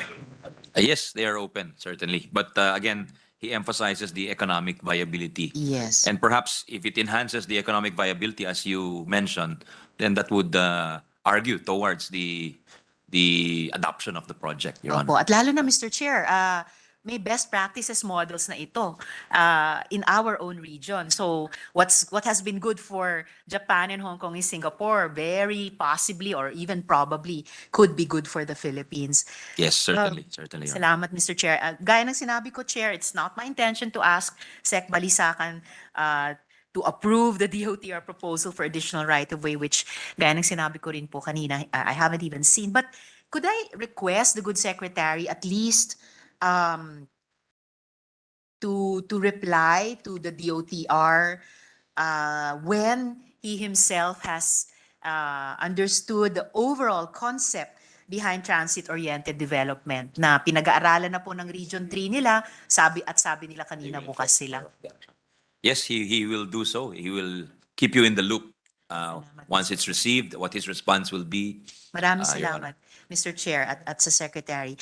There are in fact specialists both at the DOTR and also my favorite department, the DSUD, who are developing enabling policies and even pilot projects here in the Philippines for this transit-oriented development. And I believe this can be a key component of NEDA's own spatial strategy. Again, one of the most exciting things I've heard from NEDA in the past several years. Aside from being yung transit-oriented development, being a major source of revenue that would keep our debts down. So, lastly, for this question, Mr. Chair, may I request the Secretary to hear out these people, these specialists at the DSUD and the DOTR. Yes, Your Honor. They're nodding here behind me. I take them at their word that they will definitely not just listen, but also absorb these arguments, because I agree with you that there's a lot of value that can redound to the government rather than just the private proponents of these projects, Your Honor. And I joined the chair in putting store by the word of NEDA about this. So for my last question for this interpellation, Mr. Chair, tungkol para pa rin po sa NEDA, Mr. Sponsors, Sec Balisacan has previously said that a modernized agriculture sector should drive the expansion of business and employment opportunities for agri-processing and food manufacturing. The Secretary must know, however, that small producers cannot always sell to the value chain. Halimbawa po, fruit sellers cannot sell to supermarkets if they cannot standardize the ripeness and if they cannot reduce the loss due to spoilage. Women backyard pig farmers, yung mga unsung heroes natin nitong mga panahon ng ASF na gustong tumulong sa border control halimbawa at sa restocking ng nakal nating hog populations. Yung women backyard pig farmers cannot sell to Monterrey or Pampangas Best for many reasons. And one of these is the recent concern that backyard farmers might not be compliant with the rules that prevent the spread of yun din pong ASF. And as a last example, municipal artisanal fisher folk have recently been recruited by BIFAR. So good news po ito, they've been recruited recently by BIFAR to supply to canned sardines manufacturers. Pero I wonder how that will turn out if the sardines can't be kept cold. So these kinds of connections and disconnections po between the formal and informal are key so that urban-based demand can be the gateway out of purely subsistence rural agriculture. So, Mr. Chair, do we have a program that can help connect rural producers as, sabihin natin, subcontractors to the value chains of the formal retail and manufacturing sector? Yes, Your Honor. In fact, the Secretary of NEDA came from the DA. Yes. So he's given me a list of he agrees with you that there's a need to help these people have access to the value chain. So he points to some of the programs and initiatives at the DA. There's the Farm and Fisheries Consolidation and Clustering, or F2C2 program.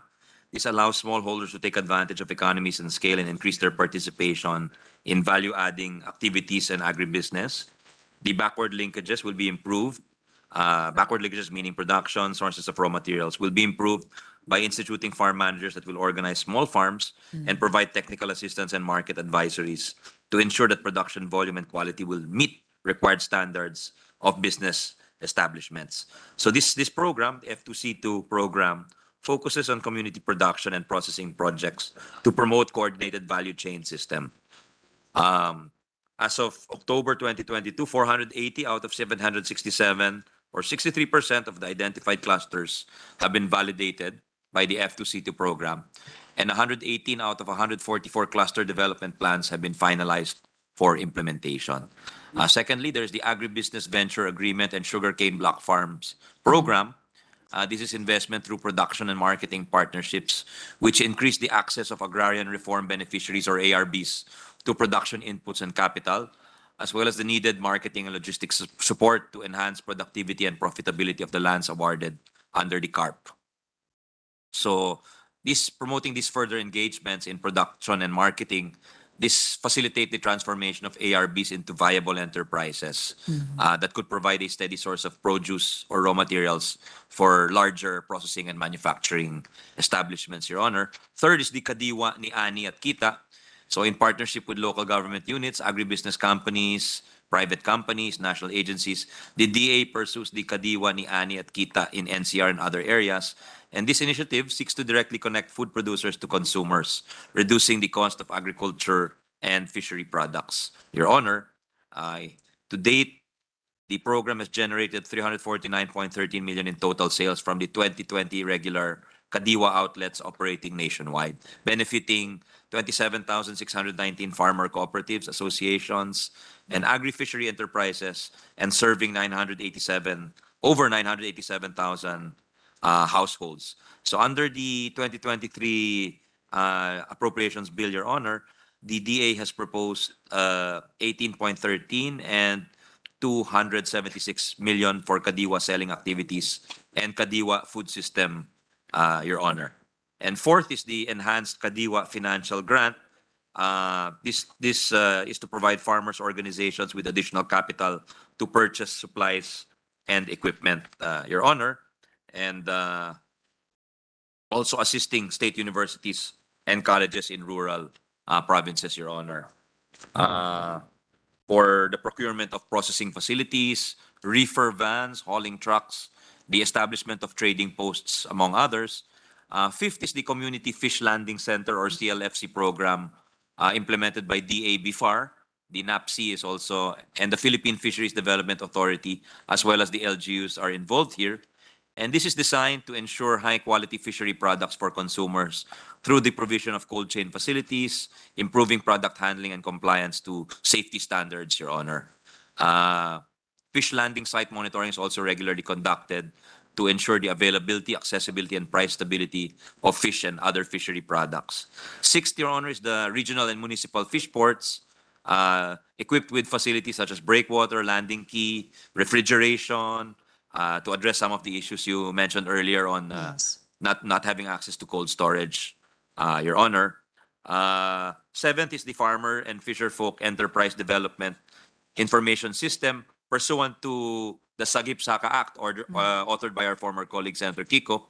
The DA maintains this information system, which contains a list of agriculture and fishery enterprises and a roster of private companies engaged in these activities, Your Honor. Eighth is the Agri-Negosyo Anyo and the capital access for young agripreneurs to fund capital requirements of small farmers and fisher folk as well as MSEs and any youth who wish to engage in agriculture. Here, the borrowable amounts for individuals is 300,000, while for MSMEs can range from 300,000 to 15 million, depending on the assets of the borrower, Your Honor, payable up to 5 years. Some are zero interest, Your Honor. Ninth is the second additional financing for the Philippine Rural Development Plan for a more modern, value chain-oriented, and climate-resilient ANF sector, designed to address disruptions in the acquisition of inputs and farm implements, resulting in increased productivity, decreased losses and unemployment, Your Honor, in the agricultural sector. Then the DA is also promoting urban and peri-urban agriculture and backyard gardening, Your Honor, to shore up local production. So these are some of the interventions that may touch on your query about helping some of our farmers, fisher folk, and those who are working in the sector, Your Honor.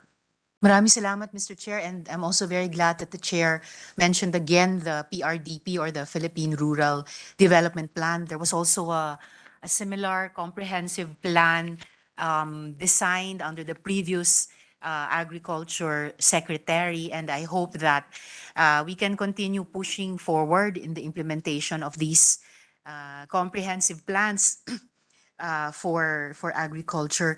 Pero just as my last question for this interpellation, the various programs mentioned by the chair, ano po yung scale ng mga programang ito? Are they actually ambitious enough so that agricultural productivity can become the basis for accelerated growth of other sectors of the economy?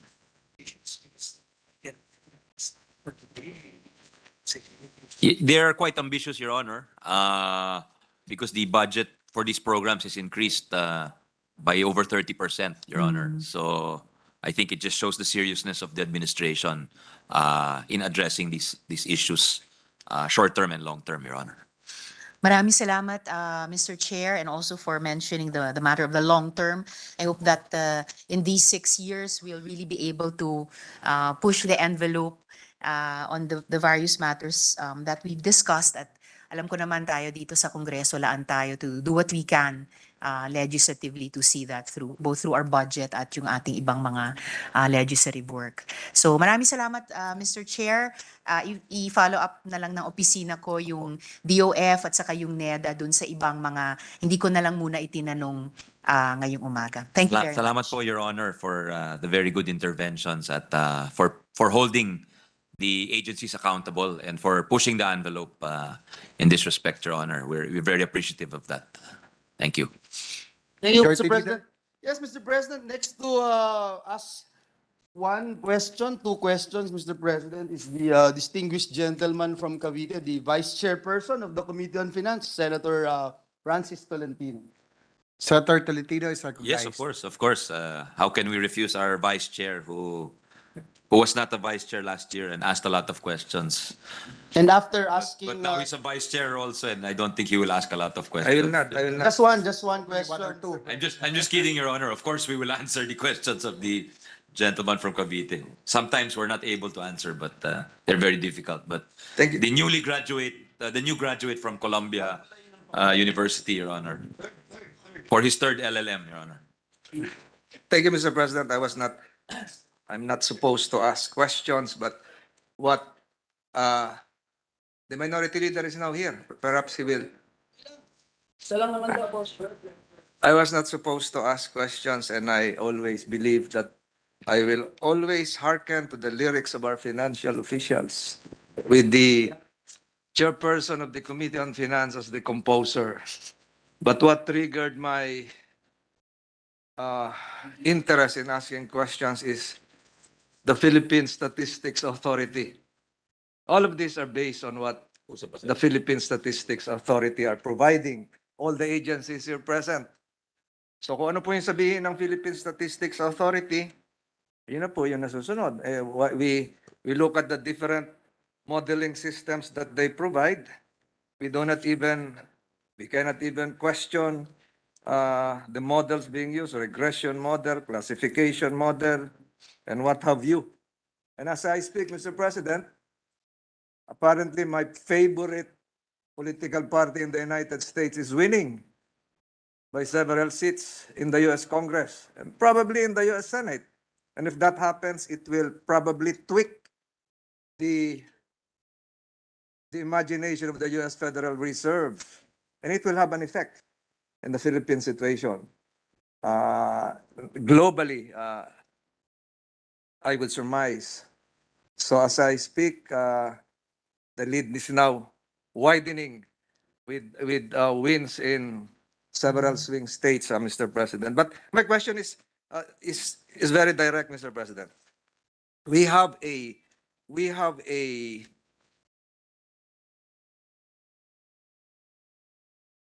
regional allocation of expenditure programs.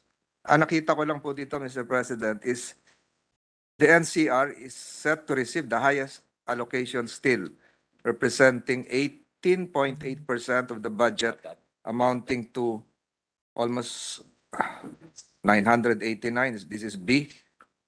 Ang tanong ko lang po, bakit sa dinami-dami po ng pagpaplano at programa na maisaayos po yung gap between the various regions. Yesterday, I was in Region 8. Naiwan uli yung mga ibang region. Mahal ko po yung NCR. I used to be the RDC chairman of NCR. So ano po yung naging basis nito? Bakit laging ang National Capital Region ang may pinakamalaking bahagdan sa ating budget? Well, in terms of total budget, Your Honor, this also includes personnel services. So I think one factor there is the location of all the central offices of government agencies in the NCR. So, but I think the past administration tried to relocate some of the government agencies to Clark and other areas, Your Honor. But you are correct that there is a need perhaps to equalize and redistribute resources so that there is some equity, Your Honor.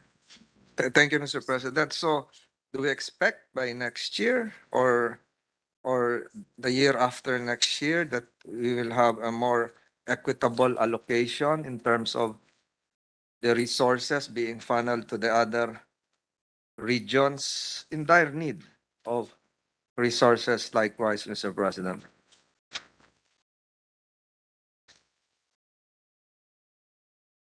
Kasi po lahat po ito umaasa sa statistics na bigay ng Philippine Statistics Authority. I'm beginning to doubt the veracity of the basis because there are claims of erroneous data. So pwede po bang diretsuhin ko na po ito. Mamaya ko pa sana itatanong ito, Mr. President. These are boilerplate data being provided us by the PSA.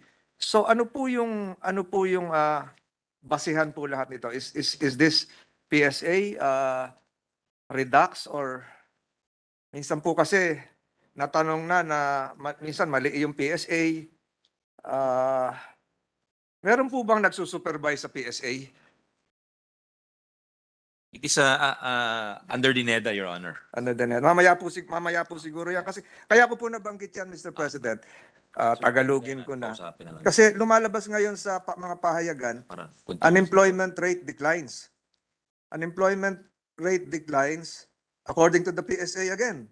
So, September of this year, it is 2.5 million, lower than 2.68 million in August of last year. So, napakalaking drop po ito.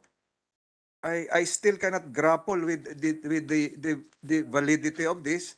Ang sinasabi po nila ay marami daw po nag-enroll, nag-aral. But we look at the records of the Commission on Higher Education, ay hindi naman po ganun kalaki yung, there is no significant rise in new enrollees coming from the former unemployed or underemployed.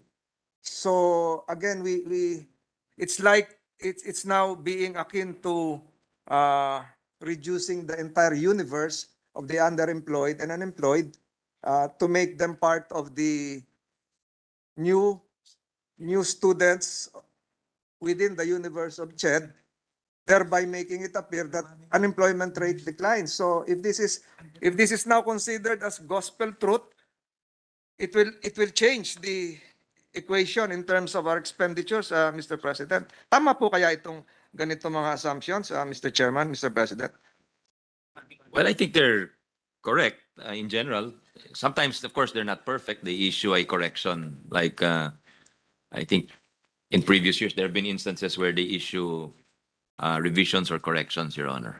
It's not just the unemployment rate, but the poverty situation, Mr. President. It was raised by our former colleague, Senator Recto, the House, na baka iba na po yung data na pinuprovide ng Philippine Statistics Authority, thereby leading to a different data which is being used now by our financial authorities. So, kaya ko po sinasabi, Mr. President, there is a law. Nandun po sa upuan ko yun. There is a law past 2019, and it has something to do with a community-based survey data gathering system. May I ask from the good chairman if this law has been implemented by the Philippine The Statistics CMF. Authority? CBMM. Community-based monitoring, yes. I sponsored that law, Your Honor. I was the former chair of local government. So it's being implemented, Your Honor. I think the 640 LGUs. So if it is Covering 640 LGUs, Your Honor. yes, so if it is being implemented, I would see no reason why even the incumbent mayor of Quezon City, Mayor Joy Belmonte, has been raising an issue that the Quezon City government seems to have now a wrong census. 2020 PSA census, according to Mayor Joy, is incorrect. And if I may quote her, napaka-imposible ng resulta ng census na ito. Parang nangyari na gano'n na lang itinaas ng aming populasyon na malayong-malayo sa datos na nakalap namin.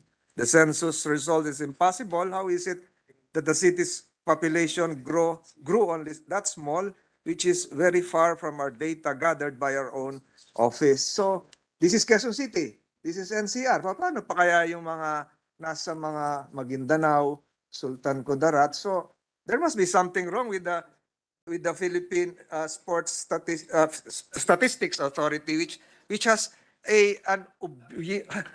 napunta ako sa sports, which is supposed to be Different ubiquitous. Tolentino, Your Honor. Ubiquitous in all agencies, especially in matters of finance. It permeates all data that we now use and we now argue and debate, which might be wrong in the first place. So yung po yung po yung tinatanong ko. Ano po yung basis na mahahawakan na ang daming beses na po na nagbago ang datos natin dahil inadmit ng PSA na mali yung hawak nila. So paano ho kaya kung mali din yung mga pinag-uusapan natin dito? Poverty data, unemployment, underemployment data, those needing subsistence, etc., etc. So general principles that we've been discussing might all be mixed up, Mr. President. Yun lang po yung gusto kong erase, and it is very sad because we're relying on statistics. Your Honor, there's science, of course, to the the method of the PSA. It's all based on science. Statistics is based on science. But of course, as you know, scientific method is never certain. There's always, in fact, they're constantly falsifying, trying to falsify what they know in pursuit of better science, Your Honor. So I think if there is a particular issue, perhaps you could thresh it out. The PSA, the NEDA secretaries expressed a willingness to sit down with you and discuss in detail any concerns you would have, Your Honor. So my last question is, may I know, if I'm not a statistician, I would have loved to study this, given the time. Is the model that we're using right now a mathematical model, or is it a statistical model? It's based on actual surveys, Your Honor. So in terms of sampling, that involves some modeling, Your Honor. But So again- in constructing the sample, Your Honor, that involves some modeling. But in general, the survey is an actual human intervention, Your Honor. So again, after gathering the data, do we use a mathematical model or do we use a statistical model? Because from what I've read, statistical models would not accept change. Mathematical models would not accept change. Statistical models are more flexible, Mr. Chairman. So, yung mga pagbabago, mukhang ang PSA ay naka-fix na lang sa isang datos na sila yung tama at hindi maaari magkamali. At baka maligaw tayong lahat kung yun lang ang sinusundan natin na proseso, Mr. Chairman, Mr. President. Hindi ko po pahabain to, yun lang po yun kasi lahat tayo nagre-rely sa data na pinoprovide sa atin ng PSA. Kung mali sila, di mali lahat tayo. Tama po kayo. Baka dapat tapusin na po yung debate dito. So gospel truth na ho sila. Gospel truth Mga na ho. hindi na dapat pag-usapan lahat ito. Yan na nga po. Naniniwala po ako, Mr. President, na kung merong dapat baguhin sa pamamagitan man ng batas o polisiya, ay yung source ng ating lahat ng pinag-uusapan, how PSA with several hundreds of unfilled positions are gathering data. And yet, asking for additional funds that would provide for the creation and funding of their unfilled positions. Doon po ako naguguluhan, Mr. President. So, I will reserve my avalanche of questions during the PSA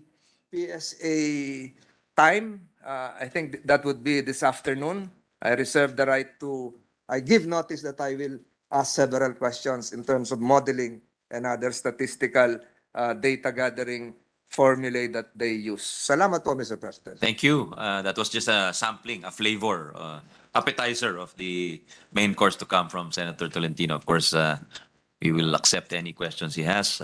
But again, as I said, it's better if he sits down with the PSA and the NEDA to address any issues, Your Honor, with the help of the Majority Leader, who is an expert in mediating disputes, Your Honor, Mr. President. Thank you, Mr. President. And just state for the record that I fully support the statements made by our distinguished colleague, Senator Tolentino.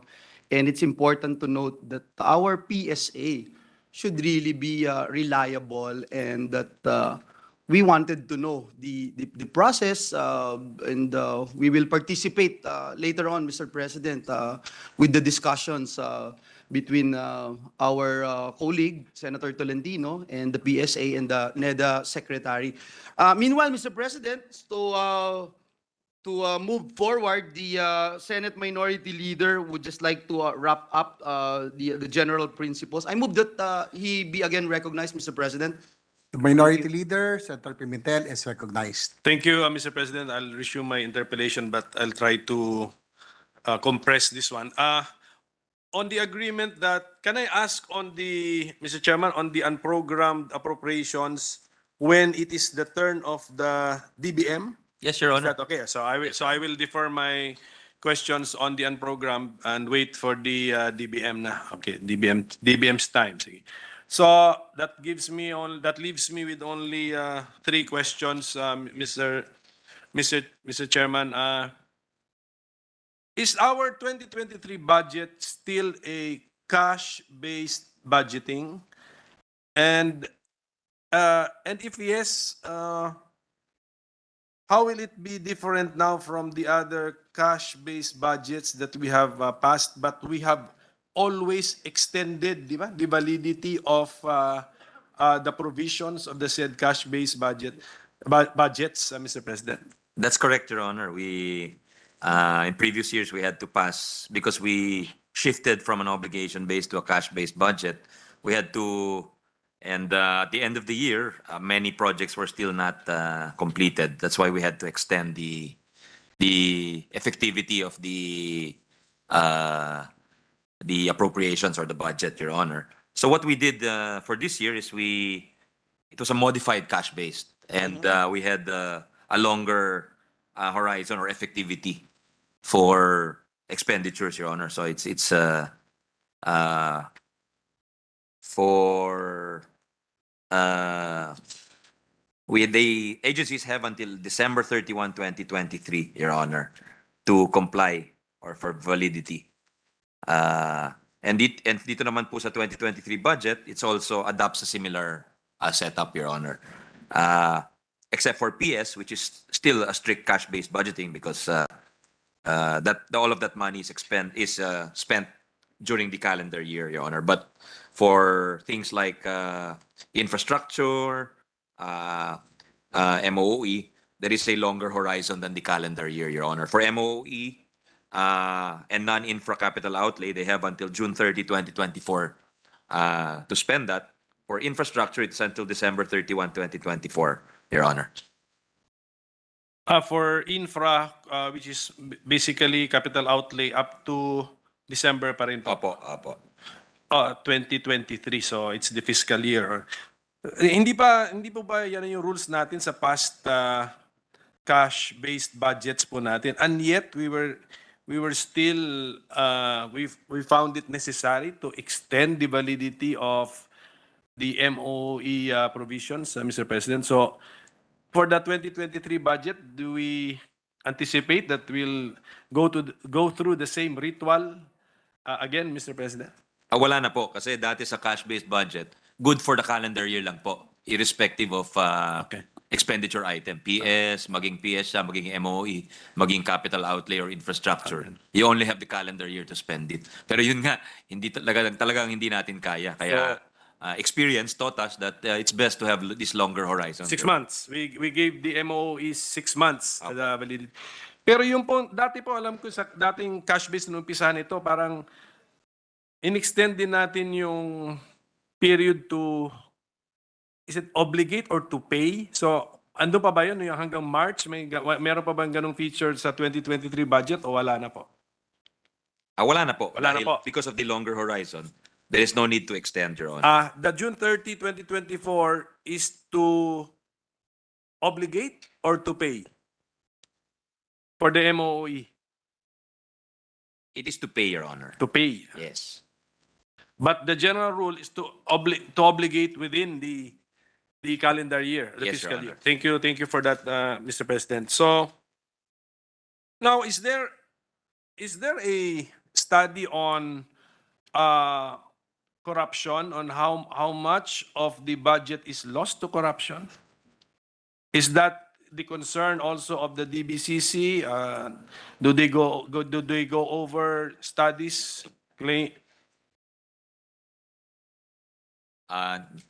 They seem to be shaking their head, Your Honor. Wala, okay, Perhaps sige. So, not beyond their concerns. So, dami na ng problema ng bansa. Pero, I think isa yan sa malaking problema rin ng bansa.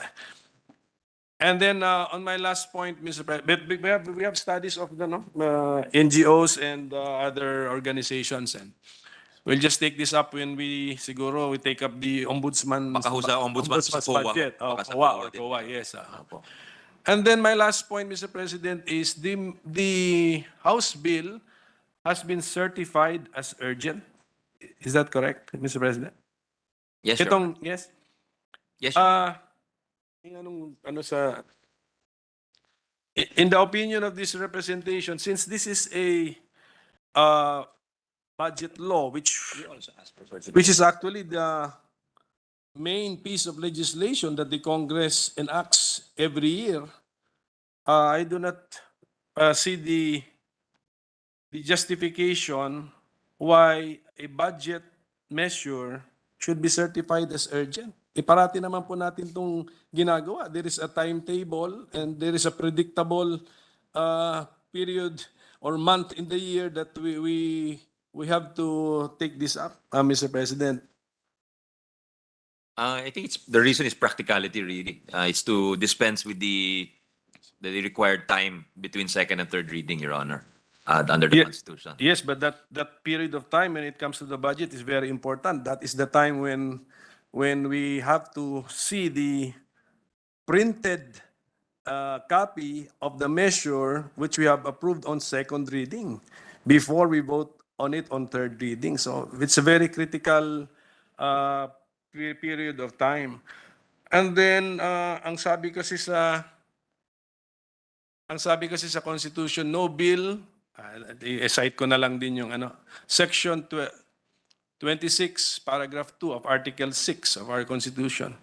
No bill passed by either house shall become a law unless it has passed 3 readings on separate days, and printed copies thereof in its final form have been distributed to its members 3 days before its passage, except when the President certifies to the necessity of immediate enactment to meet a public calamity or emergency.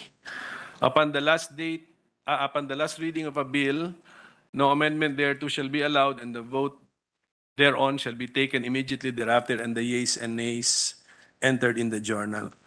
So I will just state my position, Mr. President, that there is no justification for a budget bill to be certified as urgent because it is really a scheduled activity of Congress. And I do not know what public calamity or emergency the President cited in his certification, Mr. President, but that's the position of this representation. May we get the sentiment or the opinion of the sponsor, Mr. President? Yes, Your Honor.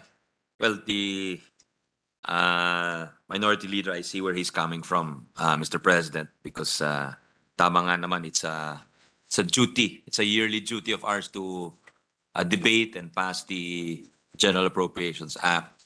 And perhaps it no longer falls within the category of a public calamity or emergency.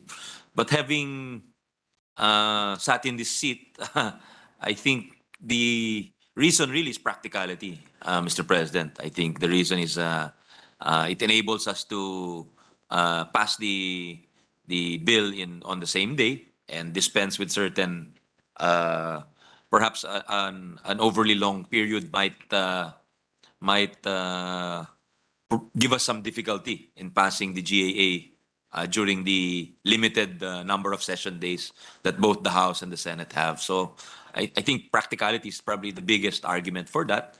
And the emergency, although it is stretching the definition of emergency somewhat, the emergency is not passing the budget on time, Your Honor. But again, I see your point when you say that it's not, if it's yearly, how can it be an emergency? Tsaka critical po yun, kasi kunyari there's a justifiably urgent bill to on a certain topic.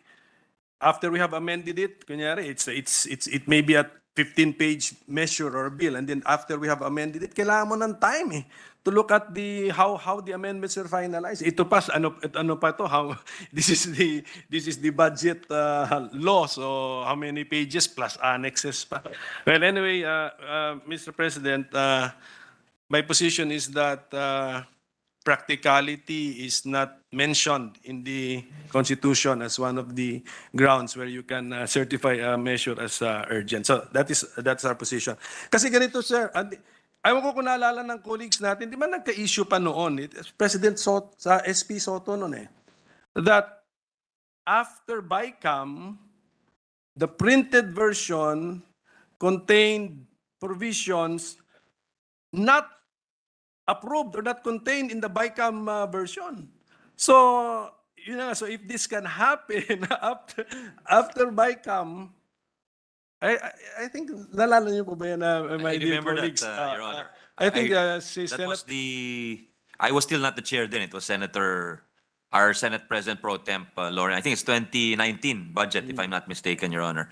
And that's why the former Senate President Soto had difficulty signing the budget bill. But the compromise reached with the help of your predecessor, Minority Leader Drilon, was for him to sign with reservations with respect to the items that were inserted after the BICAM, because that's clearly illegal and violative of the Constitution, Your Honor. And the result was that the President vetoed those items, which was legal, the legal action, but again, it was detrimental to public interest in the sense that our capital outlay spending went down by about 90 billion pesos, if I'm not mistaken, Your Honor. So, yung nangyari dun, talagang it was a lose for us.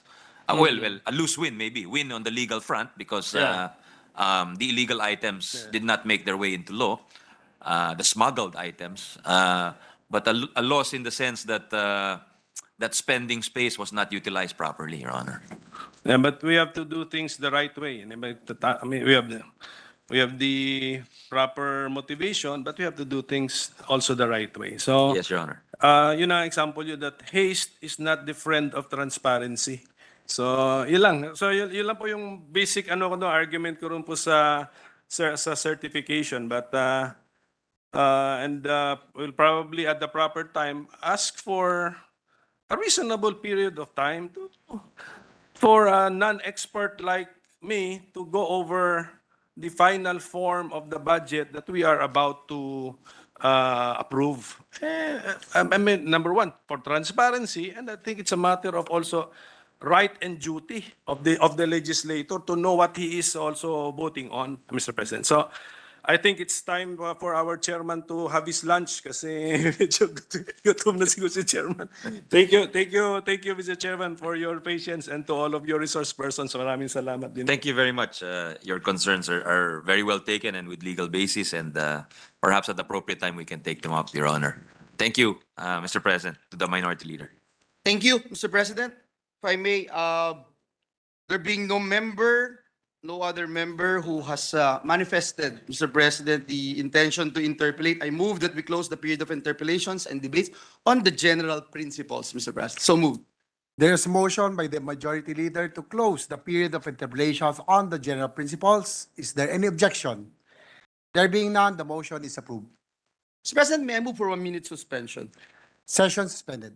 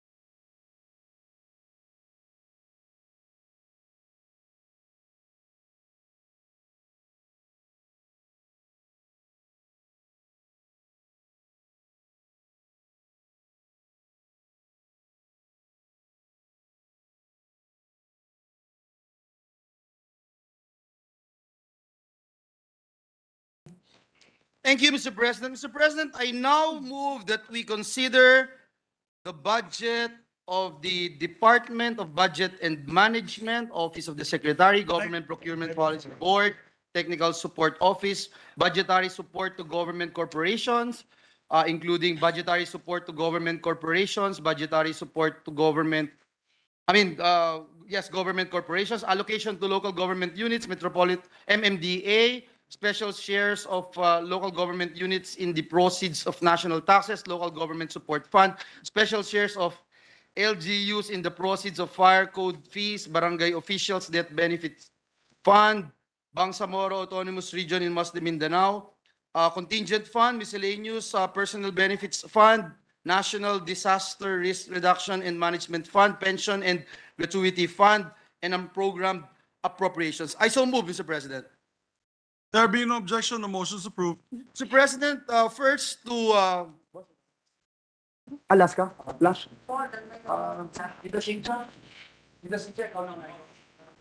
okay. Mr. President, first to ask questions on the said budget is the distinguished lady from the city of Las Piñas, Senator Cynthia Villar. I move that she be recognized, Mr. President. I'd like to recognize a distinguished colleague from Las Piñas, Senator Cynthia Villar. And to answer the queries and defend the budget is our hardworking chair of the Committee on Finance, the distinguished gentleman from Aurora, Senator Sani Angara. Senator Sani Angara, the distinguished gentleman from Aurora, is recognized. Thank you, Mr. President. Thank you, Majority Leader. And good afternoon to our colleagues and to our Vice Chair, Chairperson of the Committees on Agriculture, Agrarian Reform and Environment, Ma'am Cynthia Villar. Okay na? Okay. I saw many items in the budget indicating that budgetary support to GOCC. And it's not the budget of a GOCC, but I will ask question on the principle of a GOCC. Yes, okay.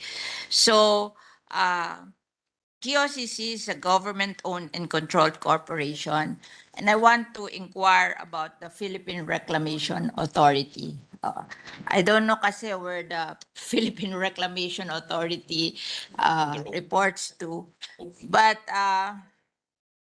it has no need for a budget because it has plenty of land out of reclamation projects. So they have their own source of income.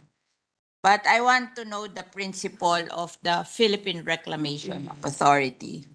So it was previously called Public Estate Development Authority, and it was changed to Philippine Reclamation Authority. And I'm questioning that change because by institutionalizing reclamation, you are recognizing that reclamation is a good practice, which is questionable due to the effect of climate change. So why was it changed from Philippine, or rather from Public Estate Development Authority to Philippine Reclamation Authority?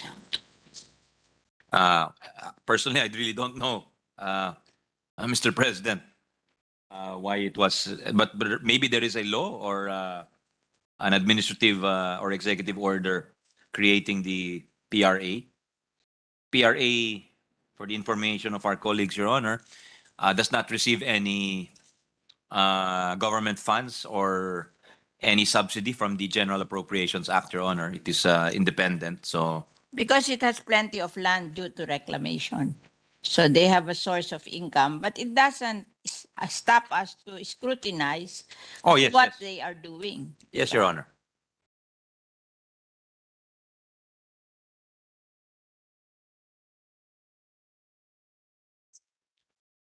Well, I know their function is to supervise the process of reclamation, Your Honor. No, but before it's Public Estate Authority, so it's not reclamation. I thought that it's not good to legitimize reclamation because it's not really a good practice. And why not Public Estate Authority na lang? Para nililegitimize natin yung reclamation every time. We could pass a law to that effect, Your Honor. Certainly it's Because within the, before it was called Public Estate Authority. you can file a bill to restore it to its previous name No, I and just function. want to Your Honor. know who ordered that and what is the reason behind that.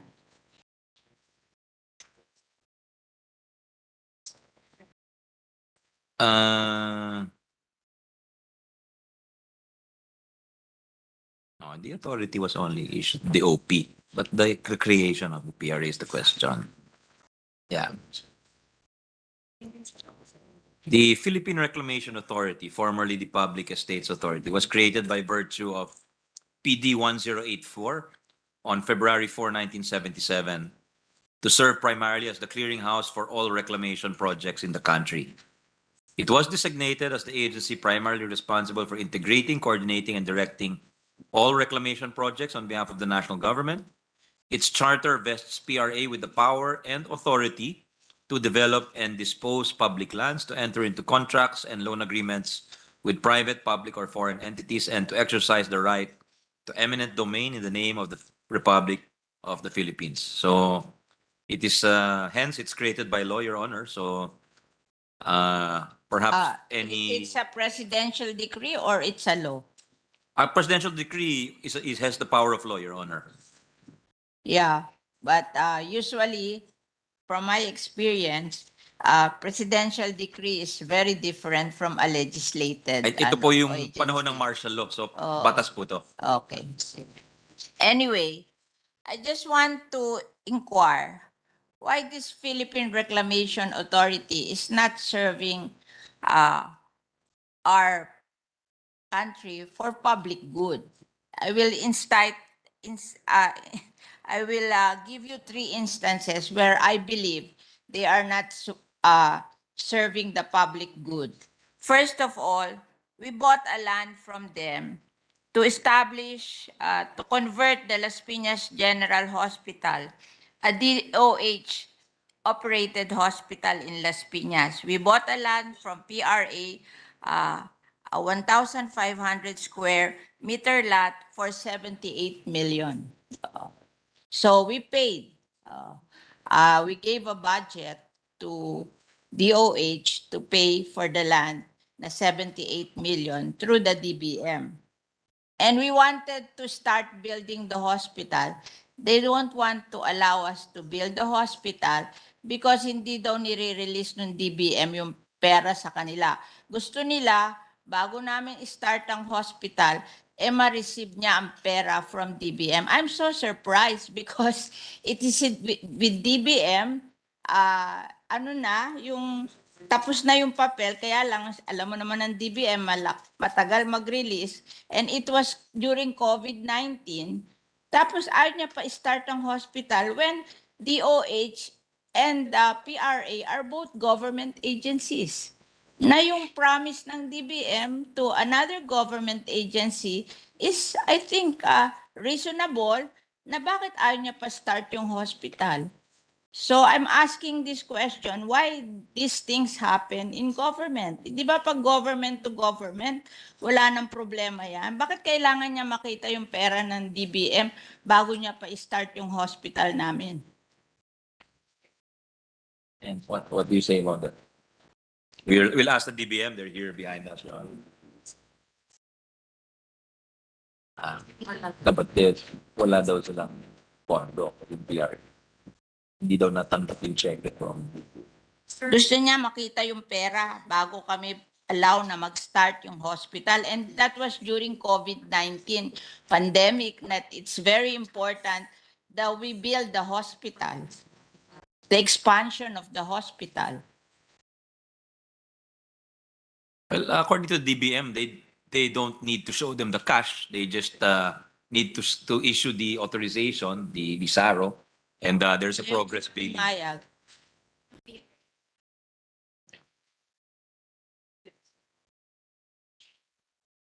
So that's one question. I just want to ask these questions, to say these questions, because it's always happening. And I'm amazed how it's happening, how we allow them to happen. Yeah. Another is we bought a land also from PRA to build a DPWH district office in Las Piñas. So, kasi isa kaming district ng Muntinlupa. We bought the land.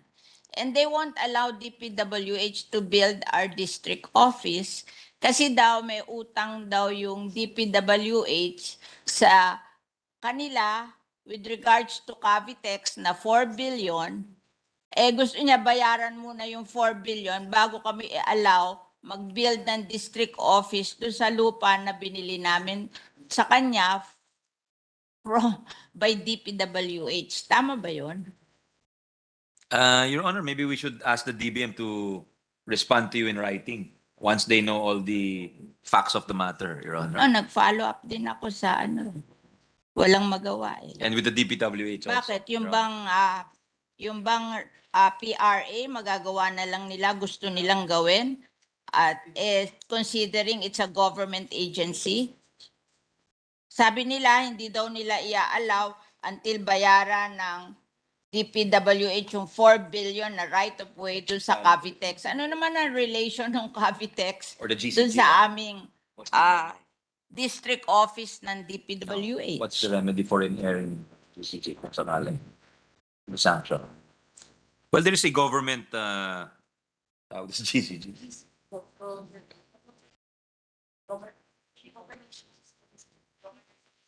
There's the Governance Commission for GOCCs or the GCG, Yeah, I Your know Honor. that, GCG. So, That's why I'm arranging I am asking everything sa the DBM GCG to... to control this PRA. Sobra na to eh. Kailan ang budget? Sobra na to. GCG.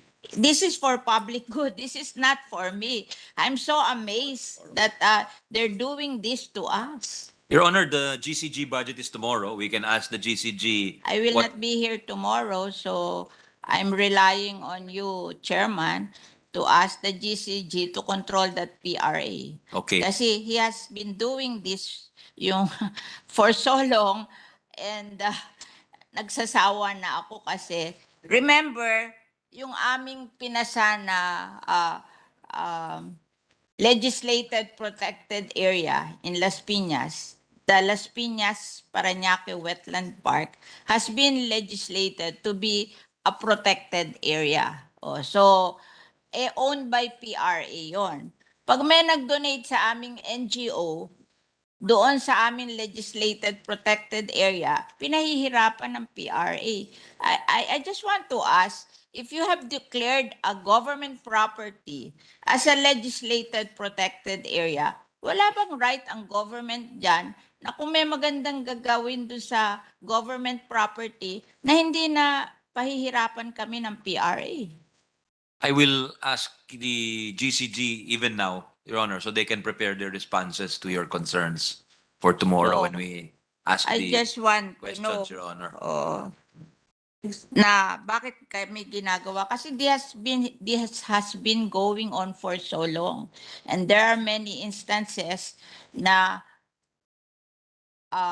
tingin ko naman yung concern namin is for public good, but kami pinahihirapan. Like for example, I talked to Cavitex because they are not maintaining yung Cavitex anymore. Kasi I pass through there every day. I saw its maintenance before and it's deteriorating.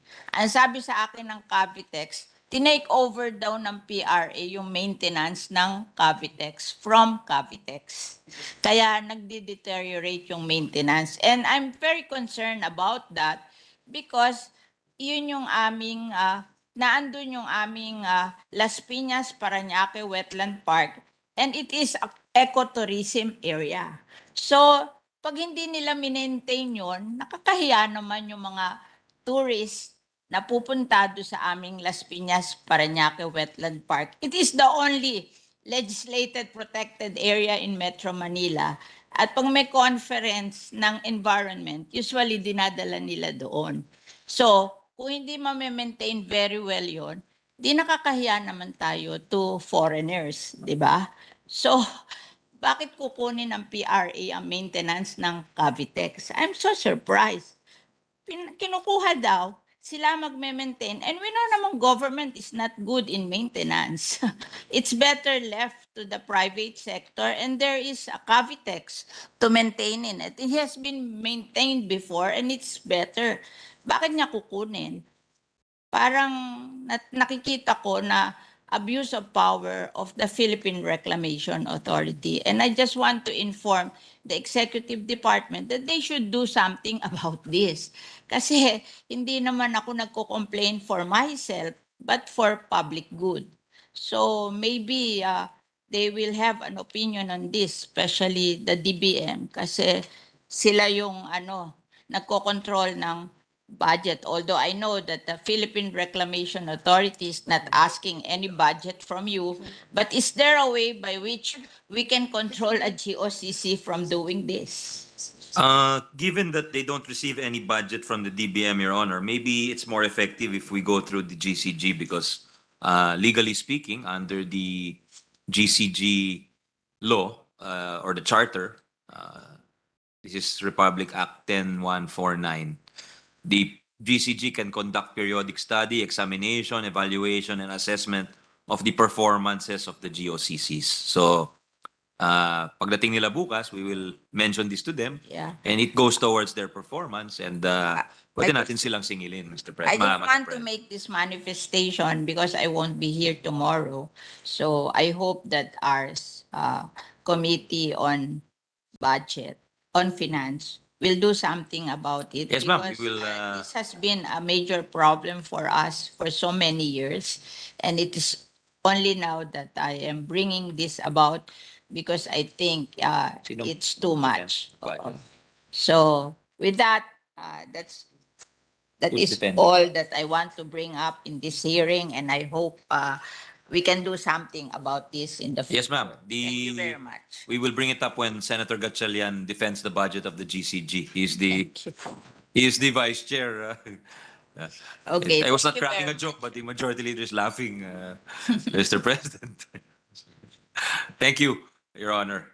It's a corny joke, Mr. President, to put on record, but we thank the distinguished lady from Las Piñas for raising this particular issue, and we are giving our word, Mr. President, that we will make sure that her issues will be tackled tomorrow as we deliberate on the as we continue the deliberation of this budget. Mr. President, next to interpolate and ask some questions, and I was told just very briefly, Mr. President, is the distinguished gentleman from Cavite, Senator Robin Hood Padilla. I move that he be recognized, Mr. President. Senator Padilla is recognized, distinguished colleague from Bicol. Anywhere, boss. What's that? Briefly lang to, boss. Bismillah. A'udhu billahi minasyaitanir rajim. Maraming salamat po, Ginoong Mayurya. At Hindi na po Maruya. Mayorya. isang magandang hapon po, mahal na Ginoong Pangulo at sa lahat po ng lupon ng Senado. Una sa lahat, ay nais kong kunin ang pagkakataong ito upang batiin ang Senate Committee on Finance sa pagbalangkas at pag-sponsor ng Committee Report number 10 on House Bill number 4488 o General Appropriations Bill. Batid ko na napakahaba po ng oras ang ginugol ng ating ginoong tagapangulo ng Finance, gayon din po ng kanyang mga vice chairpersons sa pagsasagawa ng kabi-kabila at sabay-sabay na mga committee hearings, lalo na sa pagsulat ng committee report. Sinadya ko po na gawin ang aking makakaya na puntahan po ang halos lahat ng committee hearings upang makinig, matuto at magtanong habang binubusisi at hinihimay ng committee ang pangbansang budget sa taong 2023. Nais ko din pong ipahayag upang maisama sa record ng Senado ang aking suporta sa pambansang budget at sa mga ahensya ng pamahalaan. Bagamat ako po ay nakatindig ngayon upang magtanong sa ilang mga piling ahensya, ang akin pong mga katanungan ay reiterasyon na lamang ng mga issue na akin din pong tinanong nung committee hearings. Nais ko lamang pong ulitin ang mga isyong ito upang maisama sa tala ng Senado ang magiging tugon sa aking mga tanong sa araw na ito para sa susunod na taon ay maaari itong mabalikan sa parehong pagkakataon. Muli po, buo ang aking suporta sa pambansang budget. Gayon din sa mga ahensya ng pamahalaan at sa mga programa nito para sa mga Pilipino. Patuloy po tayong magmamatsyag at mag-aabang sa implementasyon ng mga magagandang programang ipinresinta sa atin nitong mga nakaraang linggo. At tayo din po ay maniningil sa mga accomplishments nila sa pagdinig sa Senado sa pambansang budget sa susunod na taon. Ito po, patungkol po ito sa Department of Budget. Ito po yung allocation to local government units, Bangsamoro Autonomous Region in Muslim Mindanao. Alinsunod sa Article 6, Section 4 ng RA 11054 o Bangsamoro Organic Law, ay nilikha ang Intergovernmental Fiscal Policy Board na tutugon sa mga imbalance sa kita at pagbabago-bago sa mga pangangailangan sa pananalapi ng rehiyon at sa kapasidad ng gobyernong Bangsamoro sa pagpapalaki ng kita nito.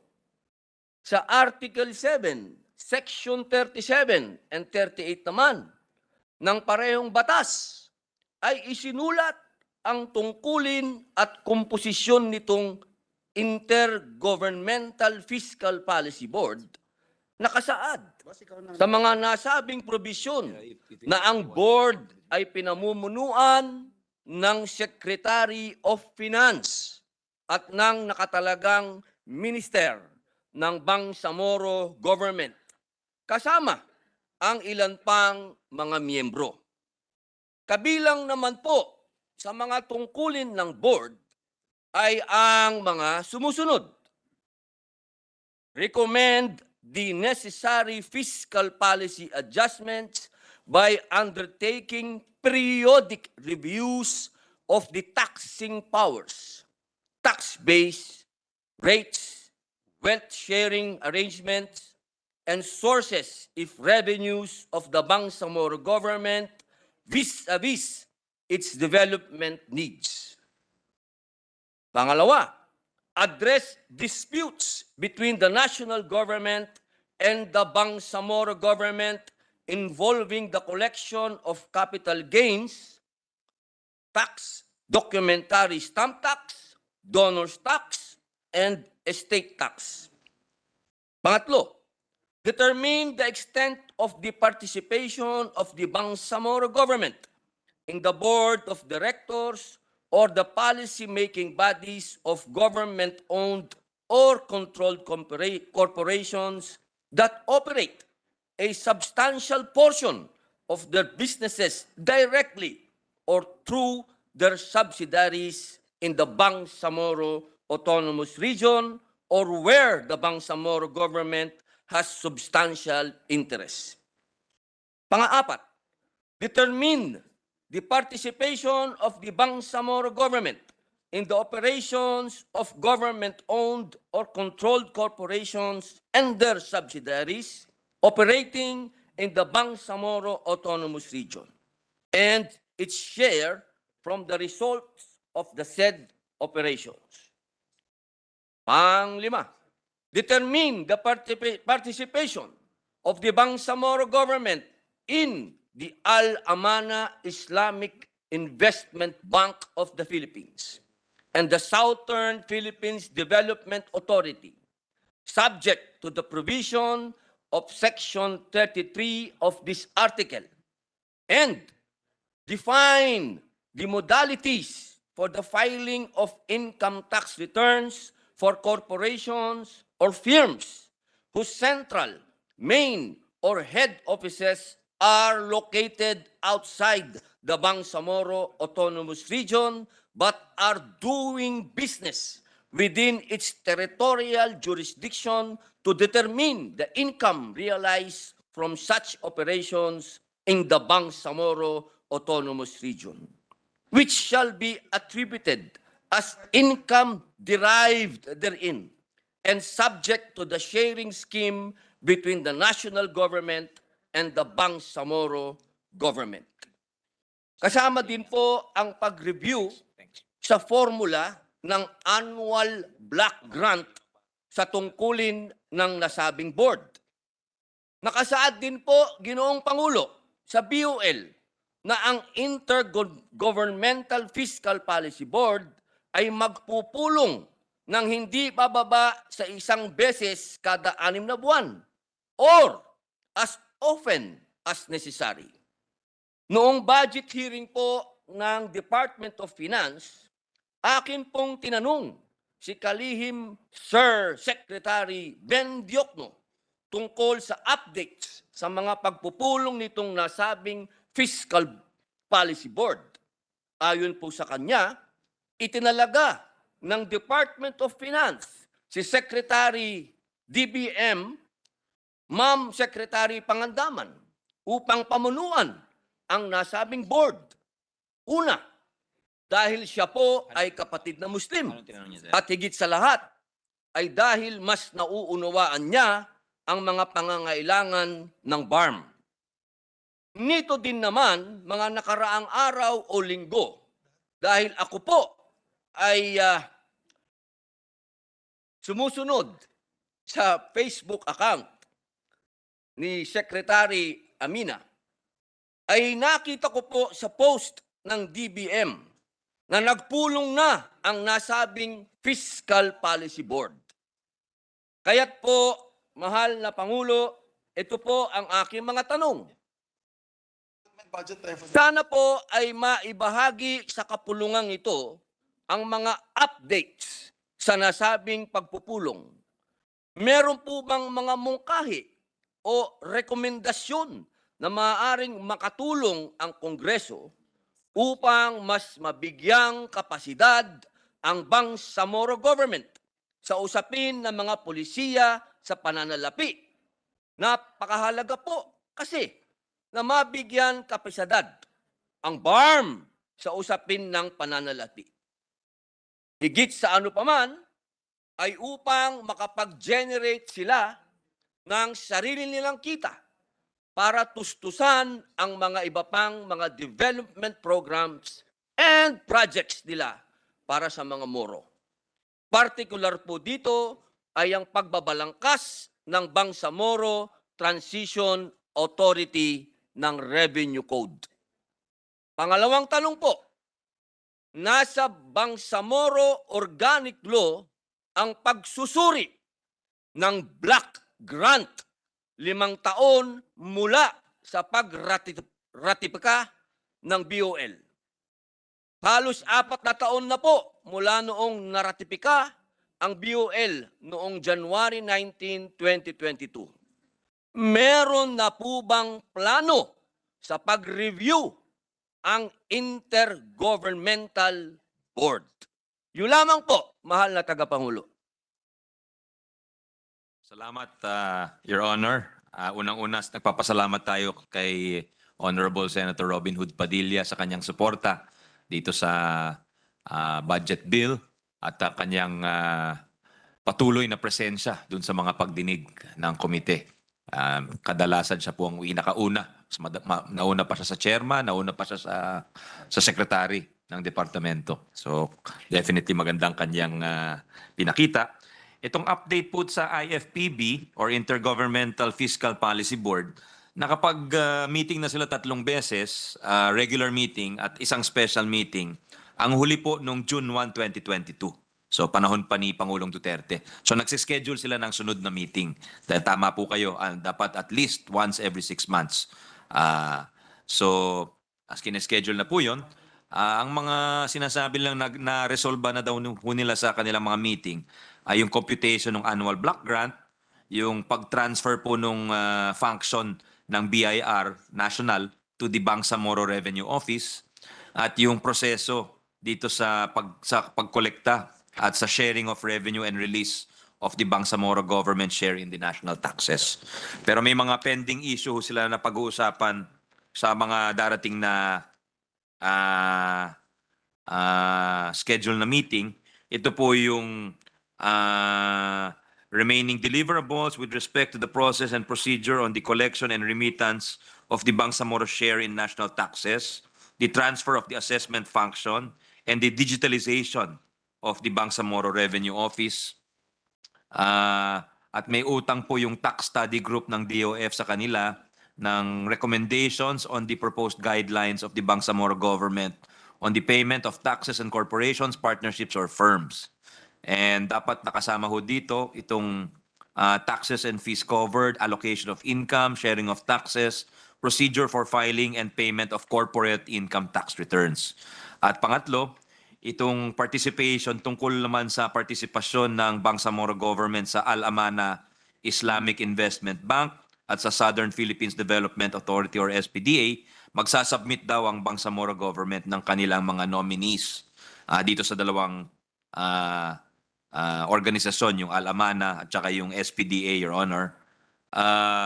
At yung Joint Secretariat naman ng IFPB ay pinag-aaralan yung repurposing and reorganizing ng SPDA kasi merong mga overlapping issues dito sa kanilang pagtrabaho at nung MINDA o yung Mindanao Development Authority. At dapat daw ma-reconstitute yung Board of Directors ng SPDA. So yun po yung mga pending na ite-take up sa darating na mga meeting, Your Honor. Mahal na Ginoong Pangulo, nais ko lamang pong linawin, napakaganda po ng sinabi ng ating Ginoong Tagapangulo ng Finance. Nais ko lamang pong linawin na ito po bang mga pending magagawa po itong taon na ito o sa susunod na taon na po ba?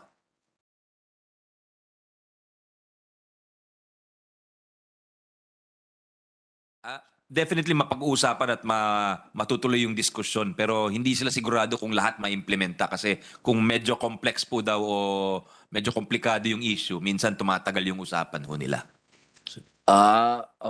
Mabuhay ito.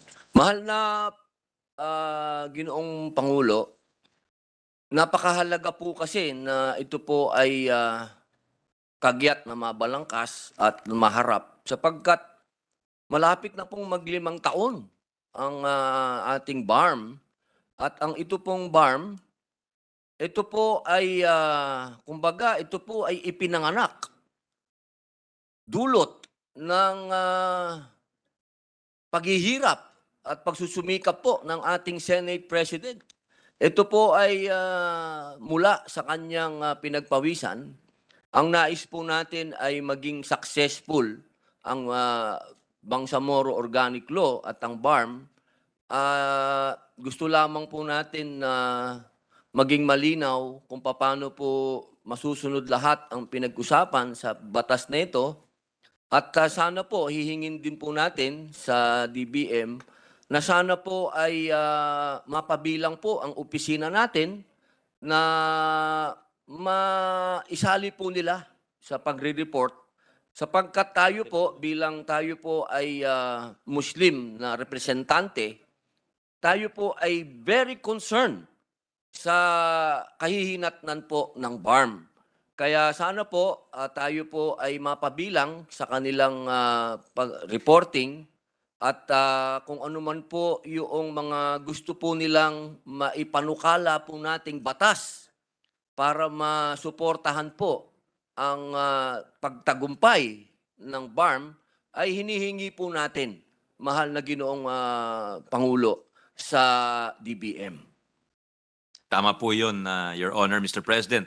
Yun ay pinamunuan ni Senate President Zubiri yung Hindi pa siya Senate President noon, hindi pa siya Majority Leader.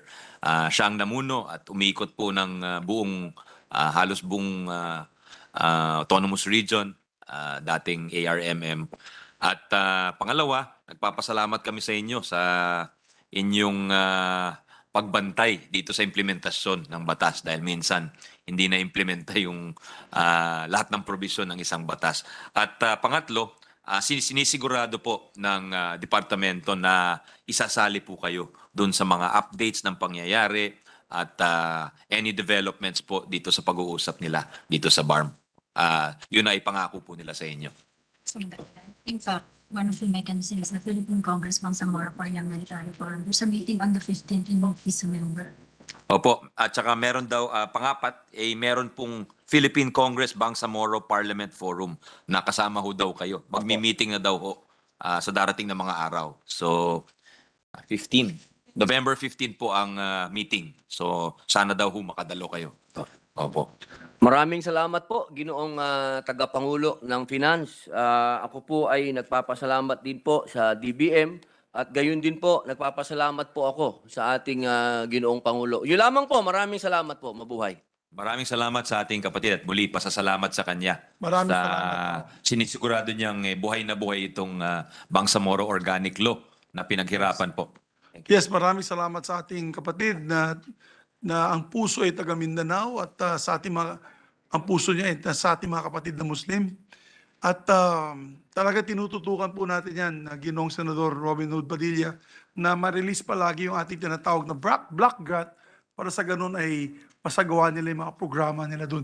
In fairness, napakaganda po ng paglalakad nila doon sa BARM na yun. Napakarami ng mga projects na nakikita ko po. Lalo na sa Lanao Sur, sa mga Tawi-Tawi, Basilan, parts of Maguindanao, now in Cotabato City. So, ingat din sila sa paggamit ng pondo. Ayaw din po nila magkaroon ng bahid dungi sa kanilang pangalan. Dahil syempre mga ideologues po yung nakaupo dyan na yun. Kaya, thank you. I thank the government, both the previous and this government, for assisting them in that aspect sa block grant. Maraming salamat sa pagdadala po niyo sa plenaryo nitong issue na ito. Thank you. Thank you po. Yes, Mr. President. Mr. President, to ask questions, Mr. President, on the budget of the Department of Budget and Management and its attached agencies, our distinguished minority leader, Senator Coco Pimentel. I move that he be recognized. Our distinguished minority floor leader, ay may silingan in Cagayan de Oro, Senator Coco Pimentel is recognized.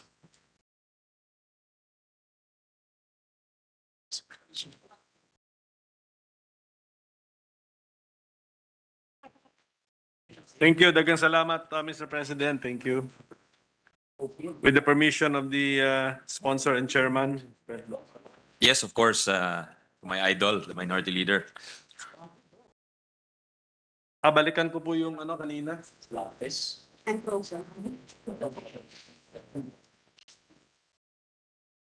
Because now is the time to ask about the unprogrammed, Mr. Chairman. No? Yes, Your Honor. Apo.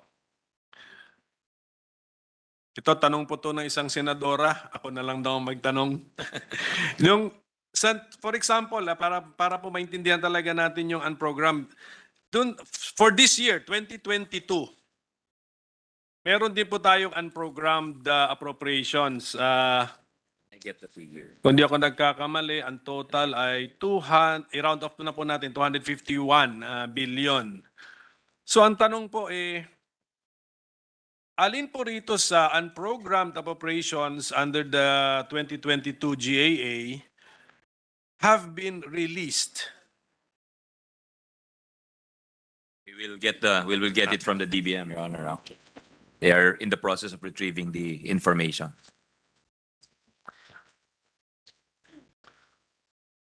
So 2022 po yung ating tanong. Pero tapos, i-remind ko lang po nung committee hearing natin, nagtanong ako for 2021. Ito naman po yung sagot. Sa 176 billion na unprogrammed appropriations sa 2021, 122 billion ang na-release. So that's around 69%. Malaki-laki. Kaya nga kailangan tutukan din po natin ito. So back to the 2022 po, Mr. Chairman. Yes, Your Honor. I just received the sheet. As of 31 October, there is, of the 251 approximately billion, 251 billion, approximately 200 billion has been released, Your Honor.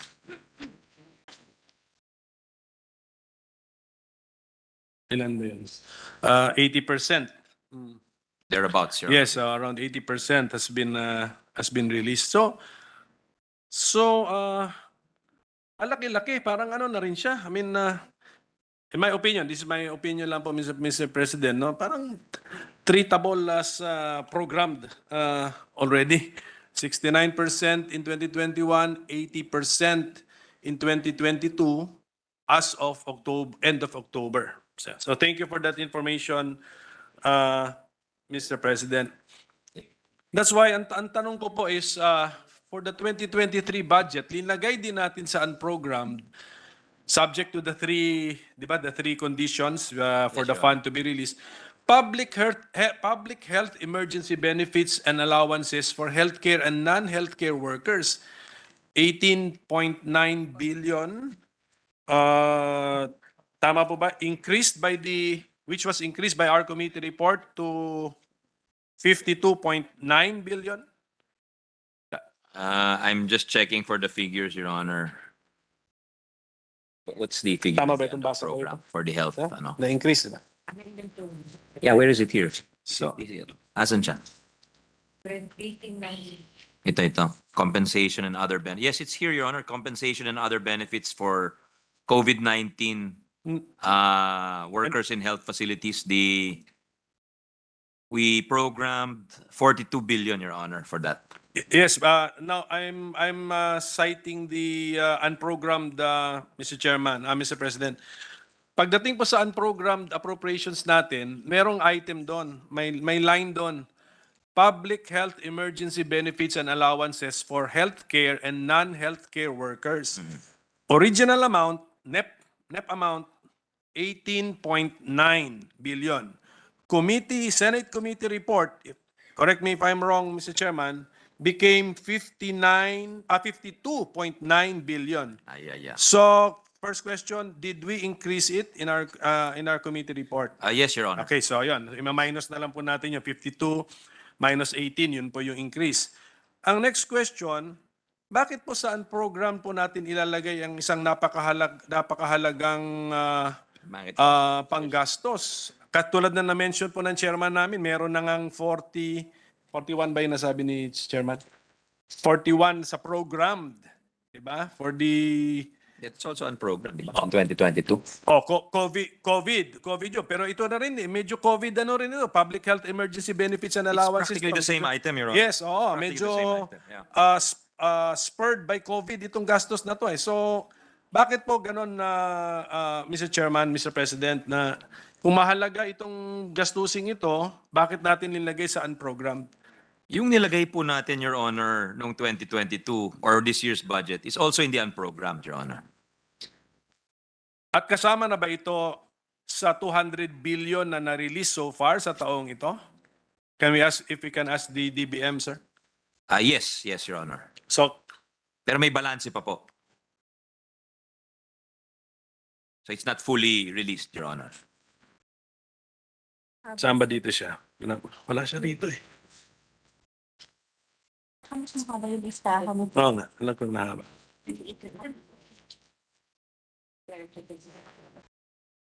So, may we ask the DBM, Mr. Chairman, what is the parang the rationale? Ano bang what's the logic behind this na importanteng gastusin, proven over the years na ginagastusan din naman pala, bakit saan program po natin linalagay? Which is the program? Saan dito siya? Saan dito siya? Wala naman ganun. Saan siya? Wala naman. Ibang pangalan. Ganapin mo. 2026. Ano logic dito? Originally 19. 2020. Ito po yung fourth na.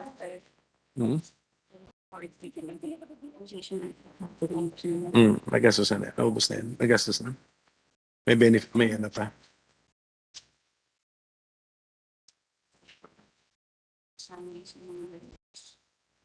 Kasi in-increase nga niya eh, 50.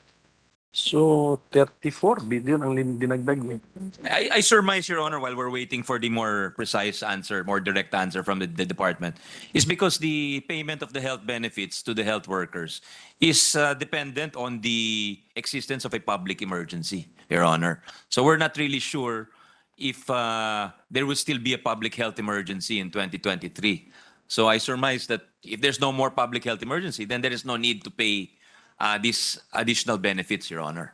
So Pero, Mr. President, sa committee report natin, in-increase pa natin. So linakihan pa natin yung amount na potential parking space na lang po yun, kung ganun. that's why it is in the unprogrammed, Your Honor, because as we discussed earlier during the general principles, the unprogrammed is a contingent fund, Your Honor.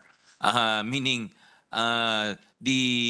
we have a choice. It's contingent on the three conditions you mentioned earlier and the existence of the contingency to be funded, Your Honor, or the situation to be funded. Eh kung wala ngang public health emergency, then there is no need to pay these benefits, Your Honor. Is that the interpretation talaga na if the public health or the state of calamity declaration is lifted, wala na po ito? We will not fund this next year? Yes, Your Honor. They're confirming. Yusek Janet Abuel is the legal, like you, is the top-notcher, Your Honor, from Baguio Colleges Foundation. She's saying that if there is no public health emergency, there's no vesting of benefits, Your Honor. So there's no need to pay that amount. May my fellow top-notcher identify herself? Is here President Ako. beside the Anyera? Secretary, Your Honor. 1999, Your Honor. Ano, 98. so, 98, I apologize, Your Honor. So, right now, di ba we are under a state of national calamity? Yun po yun eh. So, yan na lang po yun, di ba? Yan na lang po yata yung declaration na ngayon eh. Up to the end of the year. Is it the understanding of the DBM?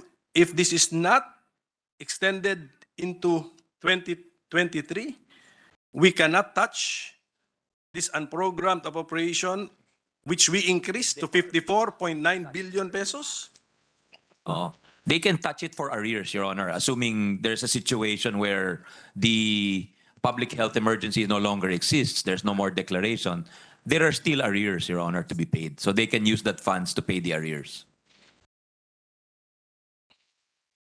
So kung arrears kasi, that means incurred before the fiscal year. Yes, Your Honor. Covered by Yes, the... Your Honor, because we passed a law, if you remember. Tama. It was an offshoot of one of the Blue Ribbon investigations where the health workers appeared and complained. I remember Senator Risa is nodding her head. I think she was present at that meeting. Okay, dito pala siya. That's why we hurriedly called a committee meeting and brought to the floor a committee report on the health workers' benefits because they were complaining of being overworked and being underpaid.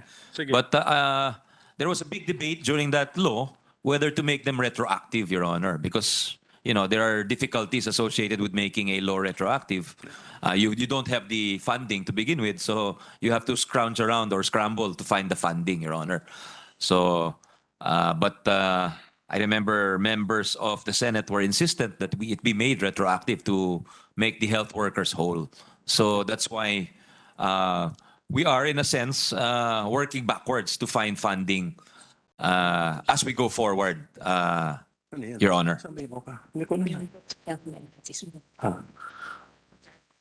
Yeah. In fact, there is a special provision, Your Honor, public health emergency benefits and allowances for healthcare and non-healthcare workers, where the amount of 52,962 so and so forth pesos appropriated herein chargeable against purpose number 10 may also be used to pay the arrears reckoning 2020 for the health emergency and compensation of eligible health and non-healthcare workers in accordance with RA number 11712, the Public Health Emergency Benefits and Allowances for Healthcare Workers Act, Your Honor. Thank you for that input, Mr. President. There's no problem in paying arrears kasi sa one of the unprogrammed appropriations is the payment of arrears of LTO IT service in the amount of 2 billion. Did we touch this in the committee report? No, No, Your Honor. no, it's the same. Okay, 2 billion. So, okay, ganito pala pagkaintindi ko rito. So, basically, ano na siguro po to? Since we increased it, ibig sabihin nun, may idea na tayo eh. Arrears. Most likely this appropriation will be used if ever it's funded for arrears. And we have an idea of how much our arrears are because we increased it from 18 to 52 billion. Tama po ba yun, Mr. Chairman, Yes, na sir. reasoning? Yes. So from our computation, magkano na po ang arrears natin for our public health workers? Around 64 billion, Your Honor. Sige, so kulang pa. Kulang pa. Kulang pa. So ganun na, at least mabuti po na klaro. So pwede yung sa 2024 budget, meron pang ano doon. Pwede pa rin. Apa. Malamang ho. Apa.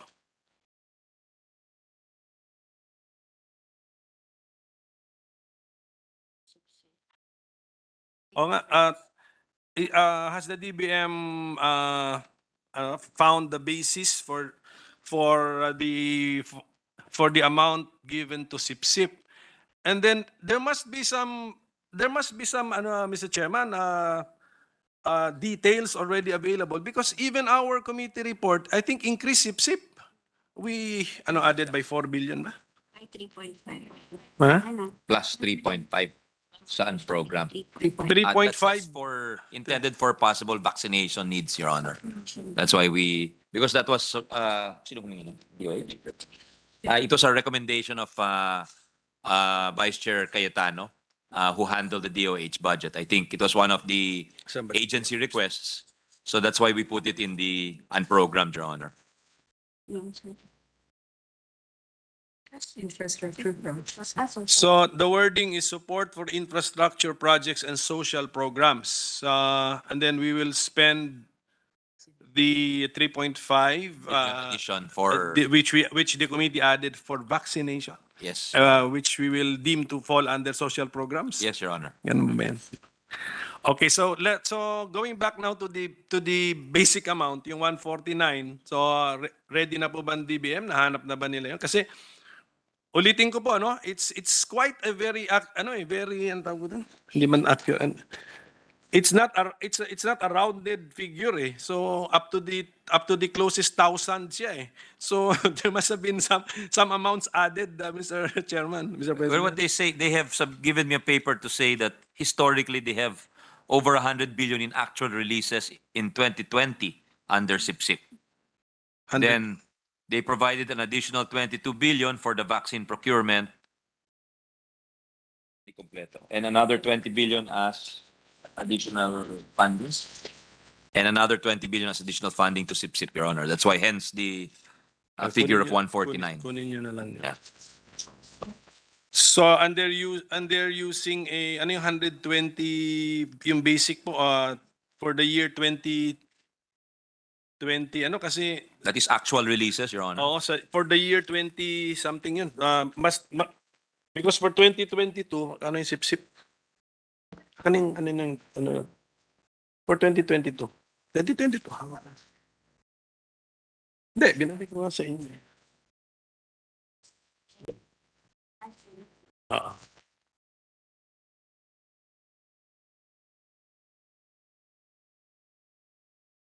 Kasi po nasa harap ko yung sa 2022, itong taong ito, support for infrastructure projects and social programs, the total amount is 13.1 billion. So kung ganon yung reasoning nila, hindi nagamit yung past information to reflect the requests in the 2022 budget, and may time lag, may time lag. They can only use the information to prepare the 2023 budget. Kaya doon nag 149 billion. It would seem so, Your Honor, because I guess when you plan the year's budget, it's still early in the year. So you don't use the latest information available to you is the It's not the immediately preceding but it's the rear preceding that, Your Honor, which was 2020. No? Does the secretary confirm that, Mr. Chair? Well, she was the one who gave me sorry, the sabi- piece of paper, Your Honor. But yung 2022, 2021, magkano yung sip-sip nun?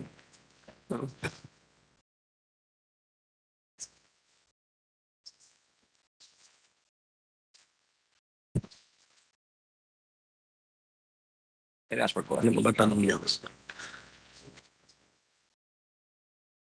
Pwedeng pag-usapan dito, Mr. Chairman, din ng PSDBM, di ba? Kasi DBM. Of course, because it's under the DBM, Your Honor. So, ito muna tanongin ko muna si Secretary. Magaling tong taong na-appoint ninyo sa PSDBM. Unfortunately, it's the medyo grabe ng body punches at sa na-absorb ng PSDBM eh. So, what's our medium term to long term plan, Madam Secretary, to about PSDBM? Hindi ba Mr. Chairman, tanongin natin si Secretary, wala kayong ka-authority sa PSDBM? You do not control it? Do you control it as Secretary of the DBM, or do you supervise it as the Secretary of the DBM? Should they still be allowed to go? They have administrative supervision, Your Honor. So they oversee the operations to ensure that they're managed effectively, efficiently, and economically, but without interference with day-to-day activities, Your Honor. They may require the submission reports. They may cause the conduct of management audits, performance evaluations, and inspections to determine compliance with policies and standards as may be necessary for the proper performance of official functions, Your Honor. So, for example, Mr. President, ang dami ng sumabog about concerning PSDBM. Anong ginawa ng Secretary ng DBM? Maybe before your time naman ito, Secretary Amina. Pero from the memory of the institution, if you could. Sumabog na eh. So, nakialam ba ang mga secretary? Do they even inquire dun sa executive director ng PSDBM? What's happening to your agency? What's the recommendation? There was a special audit conducted by USEC Tinakanda, Your Honor, and I'm currently inquiring as to the result of that audit. So yun, There are leakages apparently in the process, Your Honor.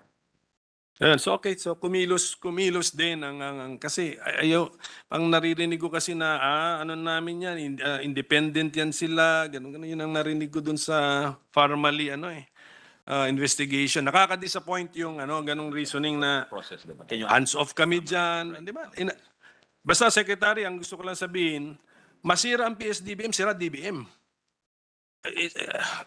Yun lang but magaling itong natin bago nating executive director. Unfortunately, it's the image of the of the agency, parang Yes, Your Honor. bugbog sarado na eh. Pero wala pa diyan yung report natin Mr. Chairman sa sa laptop deal. Parating pa, hindi ko pa alam kung paano anong forma ng dinadraft ng ating chairman ng ating Blue Ribbon committee.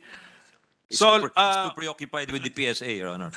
yes, it's going on. And then to the credit of to the credit of the PSA, doon naman yung sa sugar probe naman, we were using the data from PSA, like the number of sugar farmers, tawag doon, cultivating 5 hectares and below of sugar, ganun. So, okay, yun po yun. So moving forward, may we know, are we going to tighten supervision over PSDBM? From the DBM's point of view muna ito, moving forward, and then sa PSDBM's point of view naman, moving forward, anong mga reforms po nga gagawin natin? Yes, Your Honor. They agree with you that reforms are necessary, and they've highlighted here the focused procurement coverage for CSEs. What's CSE? Common use supplies and equipment, Your Honor, CSEs. Because that is the primary mandate of the PSDBM, Your Honor. That's the raison d'être of the PSDBM, or the reason for existence, is to really purchase and attain savings for common use items, Your Honor. So they will suspend the procurement of non-common use supplies and equipment, Your Honor. So I think that's the answer perhaps that we are looking for, given all these things that have hit the news with Farmally, with the computer laptop investigation, Your Honor. Pero yung ano kasi, yung what is now common use, baka doon naman ang... Sa definition, If of we common use. suspend the procurement of non-common use and but expand the definition of common use, butas pa rin. I agree with you, Your Honor. Yeah, Truly, a top-notcher would come up with the possible loopholes. So we'll make sure that the common use, definition of common use, must adhere to common sense, Your Honor. Talagang common use, hindi yung esoteric equipment that is exclusive for a particular agency, or it really should be across the bureaucracy, Your Honor, or across different agencies at the very least.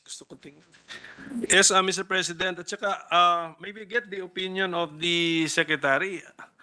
Relevant pa ba si PSDBM? Kasi ang argument kasi is considering that today, meron ng bids and awards committees po, lahat na ng ahensya ng gobyerno. Ibig sabihin nun, may kakayahan na rin silang kahit common use man or non-common use, kaya na po nila. The secretary is saying there is still a need, and they attain savings. So I'm asking her to quantify the savings. Correct. Because you are a mathematician, and I expect that you will ask that once I give the answer, Your Honor. So I already asked her to quantify any savings that may have been realized or that they foresee will be realized. Oo nga. Anong tawag yun? Economies of scale, di ba? So, kunyari, sige, ganun na lang, in writing na lang siguro nga, Mr. Chairman, because ganun na, kunyari, si folder, kung theoretically ipabid natin sa Senado, magkano ang aming per piece cost, and then magkano per piece ninyo because of economies of scale. Ganun siguro. We will ask them to give you a detailed breakdown of what past economies of scale have been achieved, savings, etc., Your Honor. Sir, may listahan sa Jet 2024 yung beneficiaries. Hindi rin ito yung lapos.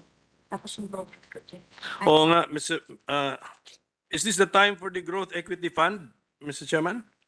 It is included in the LGSF? LGSF ba yan? Yes, sir. Among the lump sums, yes, Your Honor. So it is the proper time, Your Honor.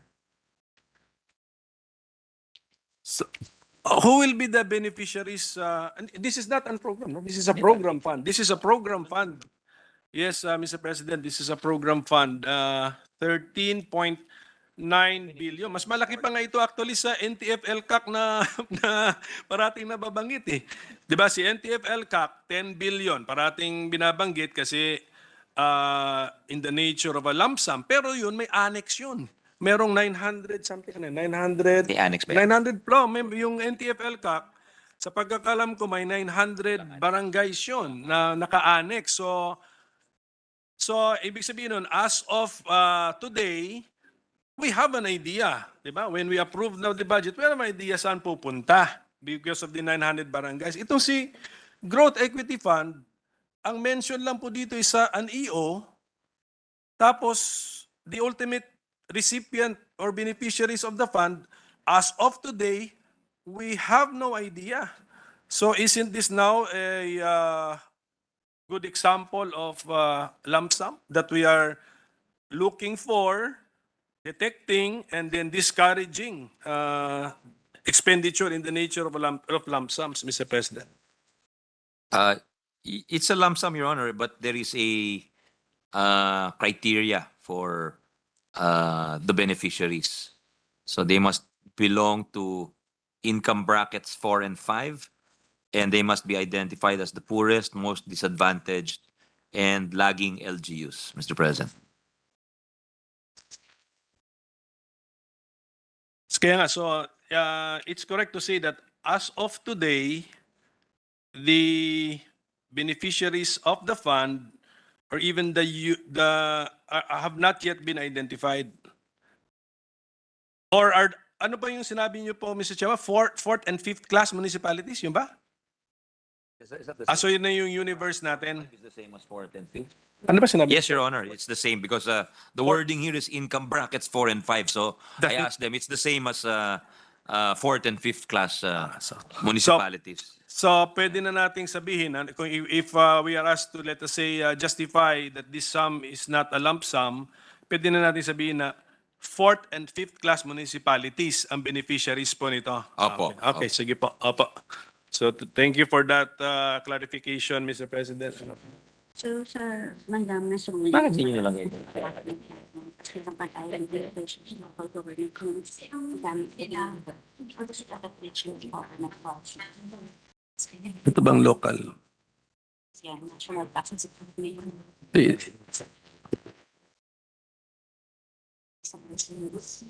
Hindi, itong LGS, ito na ito. Ito yung component na LG. Ito na yung LGS. So, ayun na. Okay. So, detalyado na. Ayun na to. Hindi ba tayo nagbabano? Itong iba naman to. Ito man tayo increase in national tax. Can we ask for a minute suspension, Mr. President? Mr. President. Session suspended. Oh, bathroom muna tayo, bathroom. Ito. Diba?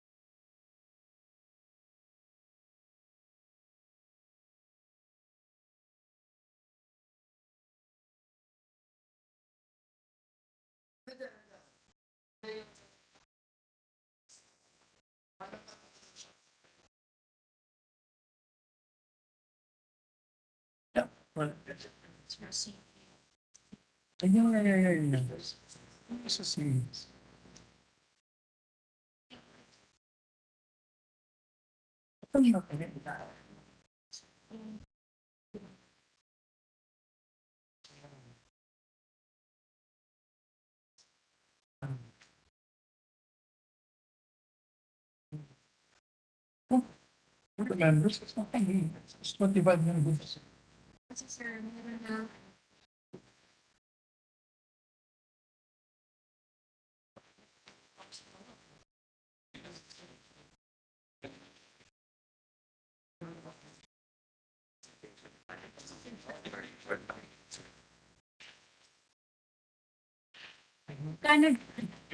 magkano GM?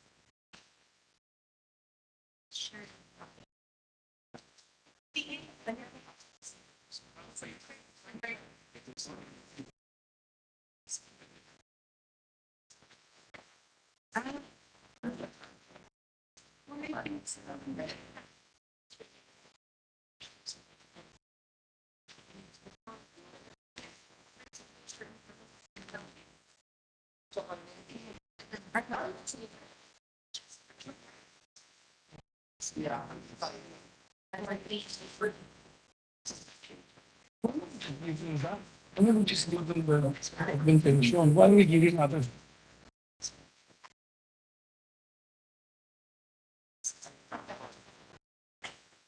Tanggap na kami.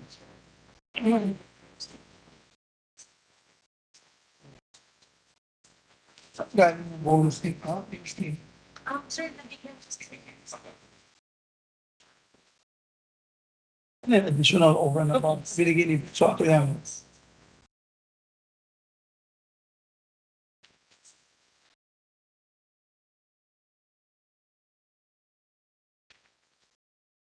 What is the difference? Why can't we just give them a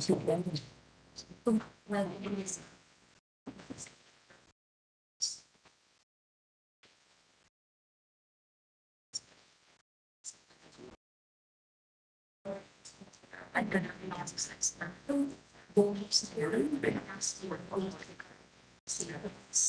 the next year. Just fix that. This is like 26 minutes. Definitely, we can give more than give a class. It's too big. This is Vice Chairman for Vision. There are 70.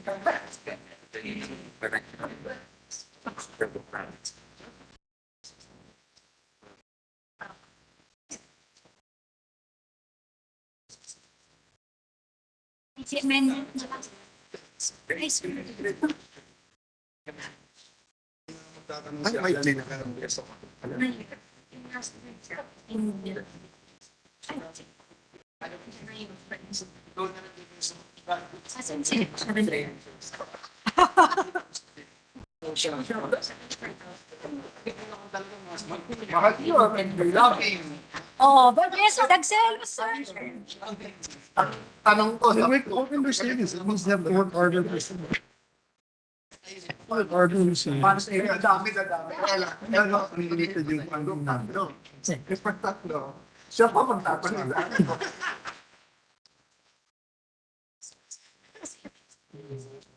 Ipasok mo ito. Ito.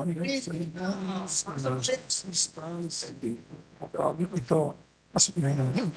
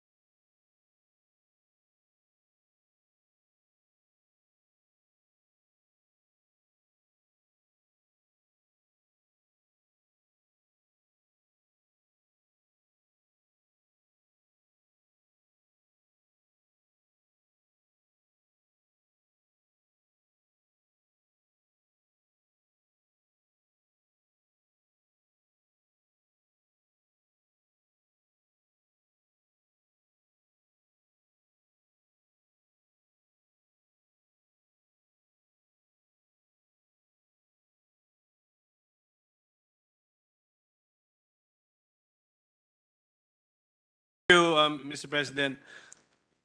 Just to make it of record, the information I got from the Alliance of Health Workers, ang utang daw ng national government sa ating mga healthcare workers since July 2021 under the one COVID allowance is already 18.7 billion pesos, Mr. President. Thank you. Just additional Thank you for information. sharing that, Your Honor. Mr. Chairman, Mr. President, konti na lang po. Meron tayong under the allocations under the LGSF, we also have financial assistance to local government units and support for capital outlays and social programs. I see that. I can see. 5 billion pesos. LGS.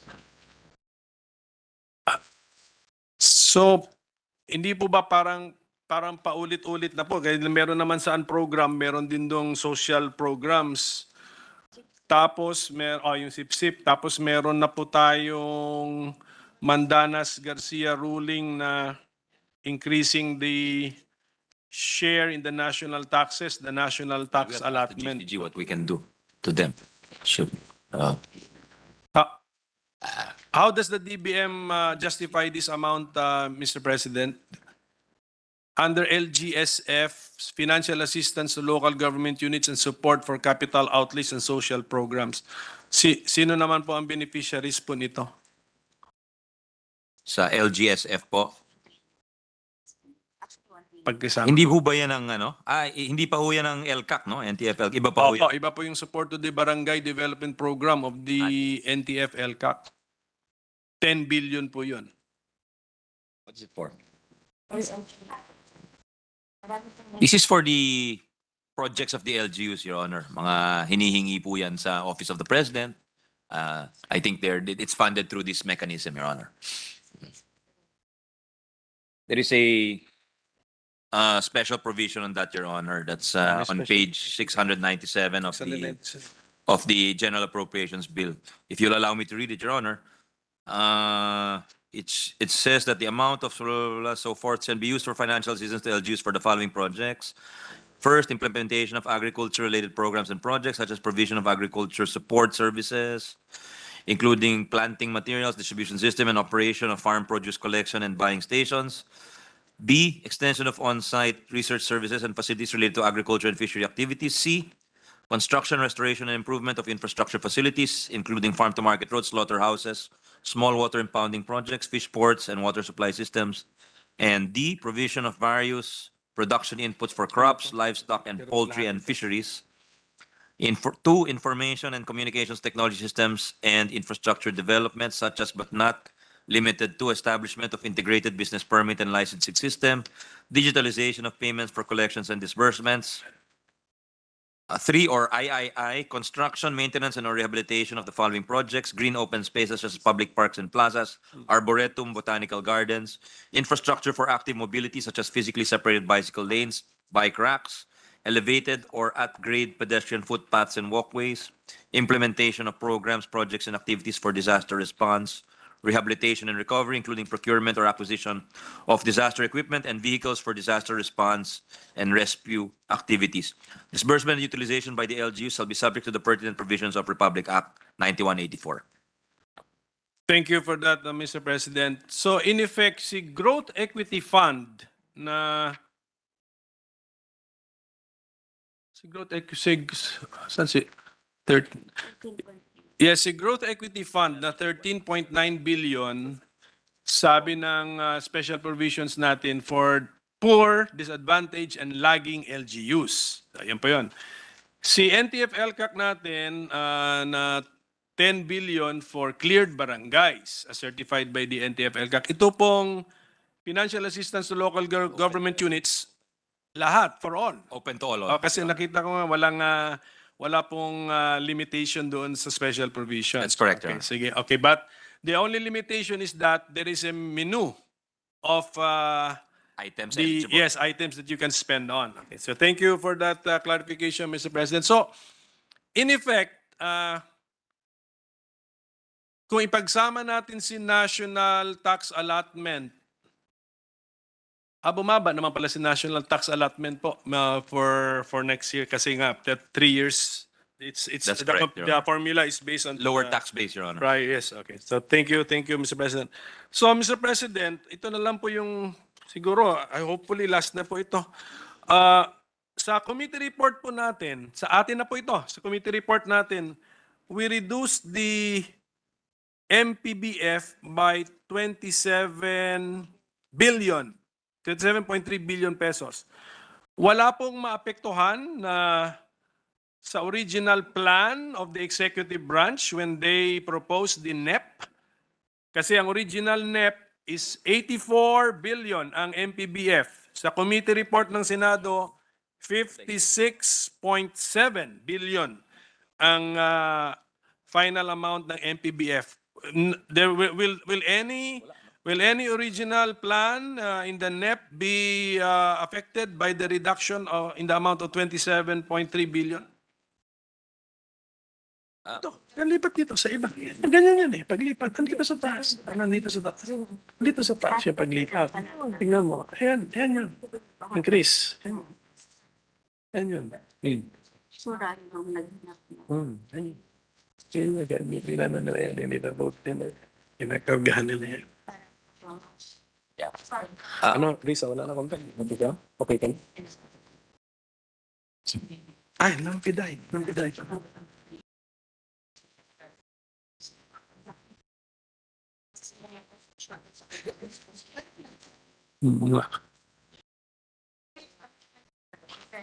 Okay ba? Hindi okay kay Joel to. Pang Yes, Your Honor. There is no question. What was your word, Your Honor? Wala namang apektado. Oh, Dun sa- so DBM, how was that original amount arrived at? Well, they make because according to them, they put an amount for bonuses, Your Honor. But these are performance-based, Your Honor. So there is a range, Your Honor. So pasok pa naman sa range yon. May allowance talaga. Okay. Sige po. Then last siguro ito lang po napansin ko lang po dito sa unprogrammed ulit ano. That's the domain of the DBM. Refund of the service development fee for the right to develop the Nampeidai property in Tokyo, Japan, 210 million. Is this a one-time payment or is this a part of a series of payments? And what happened here? Where is that in the Japanese court? Japanese. Saan ang court? What level? RTC? SC. There is a Supreme Court case pending, Your Honor. That's why it's there always. Because pag naghahandaan lang yung decision. Opo. Pagka may adverse decision, then that comes into play, Your Honor.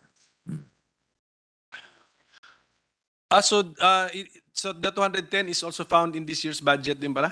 It is, marang, if memory serves me right, I've seen that more than a few times. Your Hindi Honor. kasi Opo. mahirap yata yun kung may pending case and yet the government is already preparing for an outcome.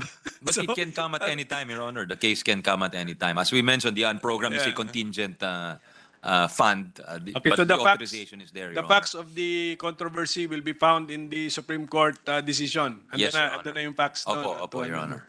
Sir, fund siya. So talagang babayan. Nampeidai property. Alam mo ito? So what's the issue in the court?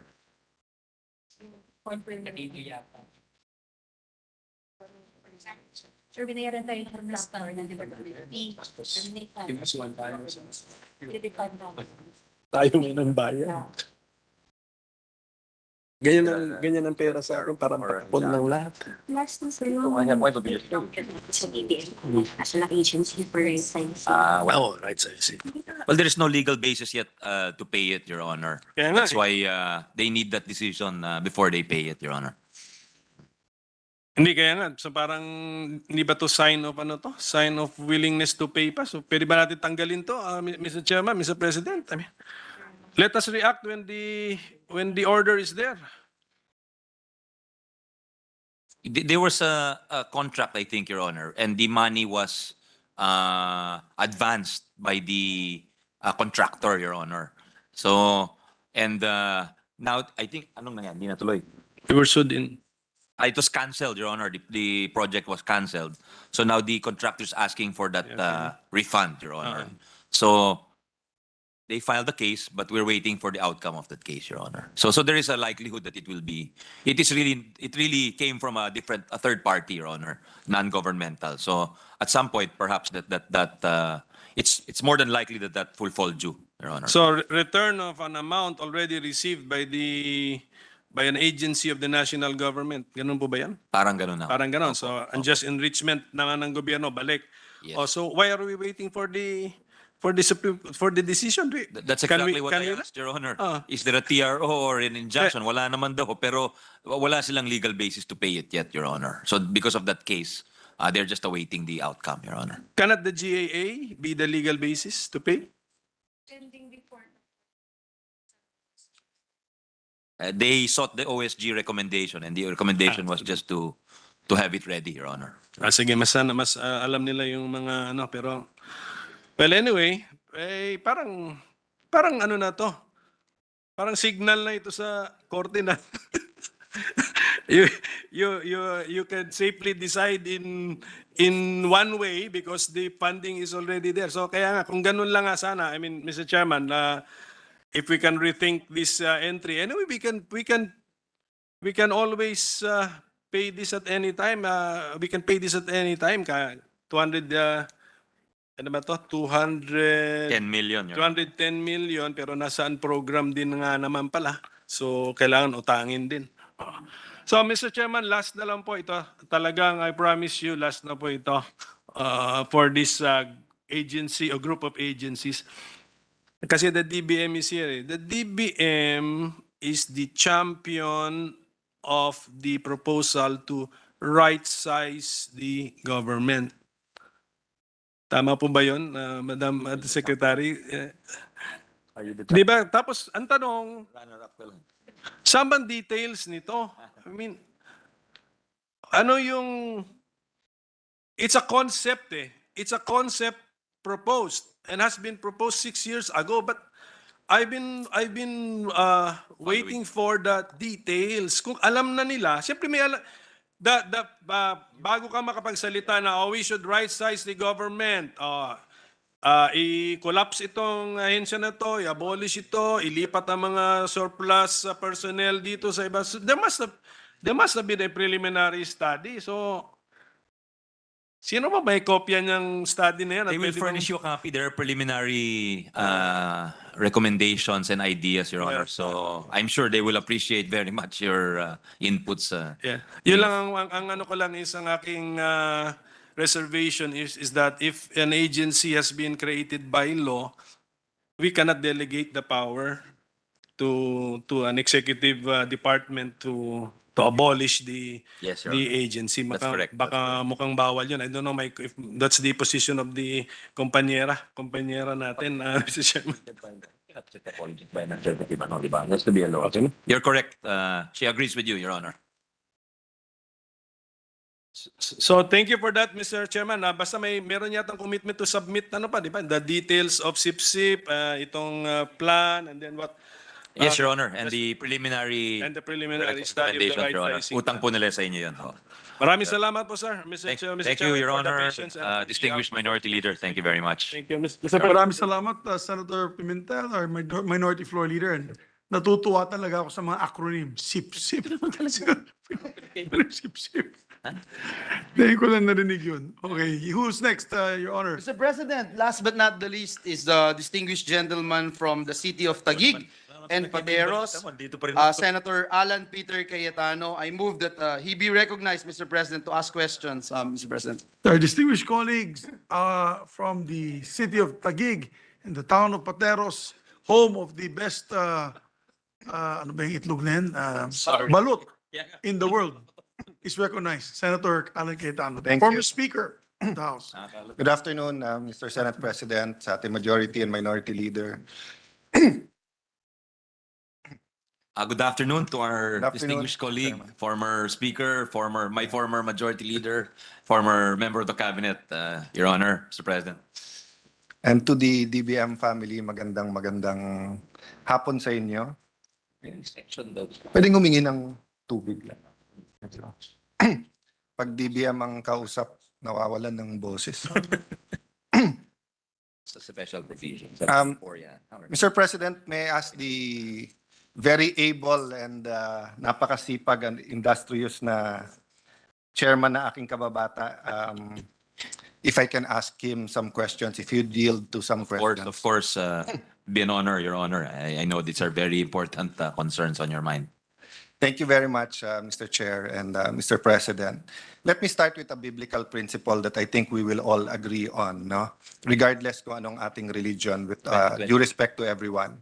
Lahat naman siguro tayo tinuruan na mula sa pagkabata na kung ano ang ating itatanim, yan din ang ating anihin.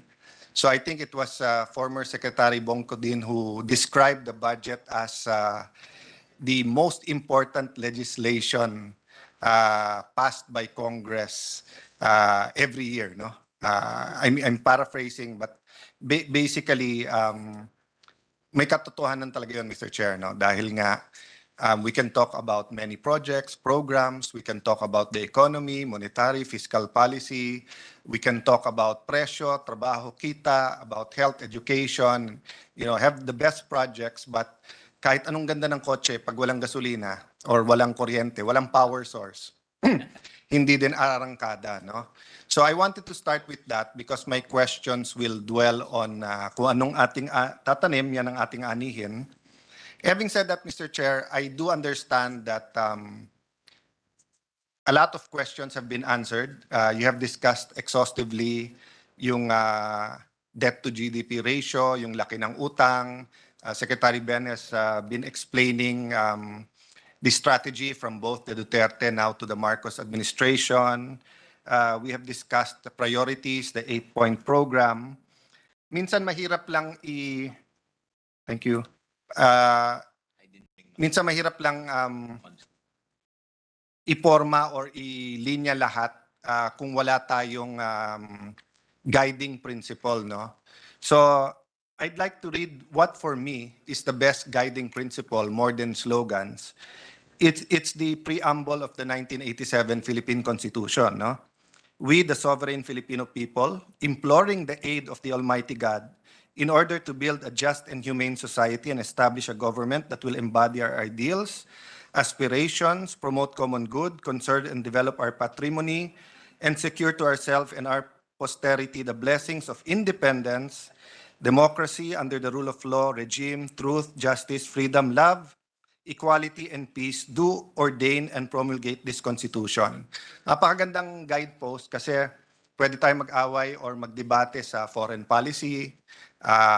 Masyado ba tayong kampi sa US, sa China? Masyado ba tayong hindi independent? Masyado ba tayong independent? Pwede tayong mag-away sa amount ng ayuda, kung meron man wala. Pwede tayong mag-away na education ba talaga ang priority ng budget na to. But with this preamble, I think we can somehow have a common denominator, no? So with that, and thank you for giving me this chance, no, for the introduction. You know, we are born to a country where your last name and where you are born are just too important, or it's too determinative of your status in life. Meaning, kung pinanganak ka sa Sulu o Tawi-Tawi or Batanes or any of the island provinces na medyo malayo sa syudad, you will have much, much, much less opportunities than people born in Metro Manila, Davao, Baguio City, Cebu City, no? And the same thing, no? If you were born with the family name ng Ayala, Villar, Tan, no? All the big names in Philippine business, grabe yung oportunidad mo eh. Pero kung ordinaryo kang Juan de la Cruz, yung lang access, for example, to banking, sa pangungutang, usually sa 5-6 bumabaksak. So I do have 1,000 questions, but I do understand that the chairperson has been working so hard and we do have to come to a conclusion. So I just will dwell on the first point, yung pinaka-short term, no? So since many of our people don't have opportunity, yung pantawid ay napaka-importante.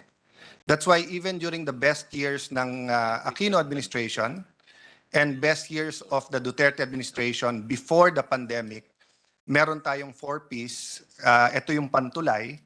But then most of the money went to really investing in our country, di ba? Yung infrastructure, education. The chair himself has authored so many bills like his father on education, on investing in people.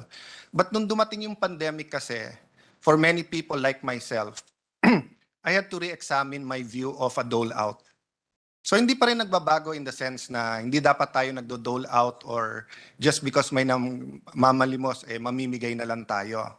Having said that, if you look at the headline of Singapore newspaper a few weeks ago, I think 2-3 weeks ago, namigay na naman ang gobyerno ng Singapore ng pantawid. And ang mahirap nila ay mayaman na sa atin, no?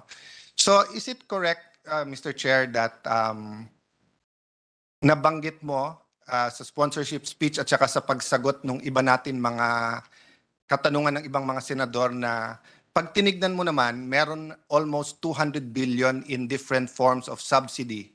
And as SecBen has stated very clearly during the committee hearing na targeted ang ating approach pagdating ng ayuda.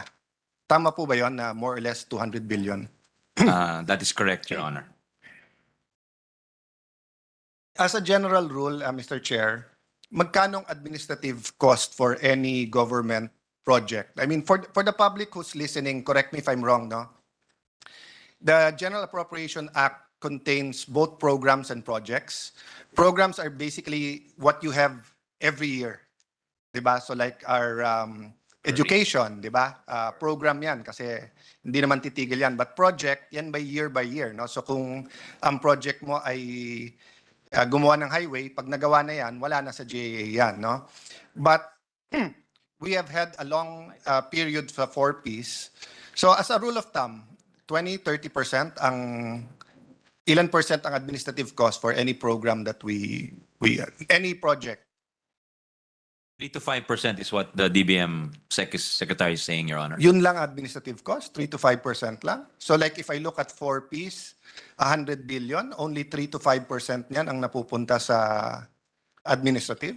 Yung 4Ps mas mataas daw ho, mga 8% ho yun. Oh, so 8%, so 3-8%, pwera pa yung sweldo ng mga Yes. sweldo at MOE, di ba? Yes, not including salaries, Your So Honor. if you include the salaries and the MOEs, 10-20% siguro, no? Yes, Your Honor. And that's normal, whether private sector or public. Even in infrastructure projects, 30% is a labor component, no? So my point, Mr. President, is this. If we have 21 million Filipinos, 21 million Filipino families, no?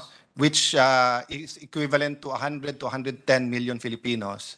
And if we say about 70% are poor and needy right now, or about 15 million families, if we simply directly help them, cut out all of the administrative cost, katulad ng ginawa natin sa Bayanihan 1 and 2, idiretso sa LGU, idiretso sa pamilya, nakatipid na tayo ng 10% of 200 billion, which is 20 billion, masisigurado pang hindi doble, masisigurado pang lahat mabibigyan, at masisigurado pang madali nilang makuha, whether it's 2 gives na 5,000, 5,000, or 10,000.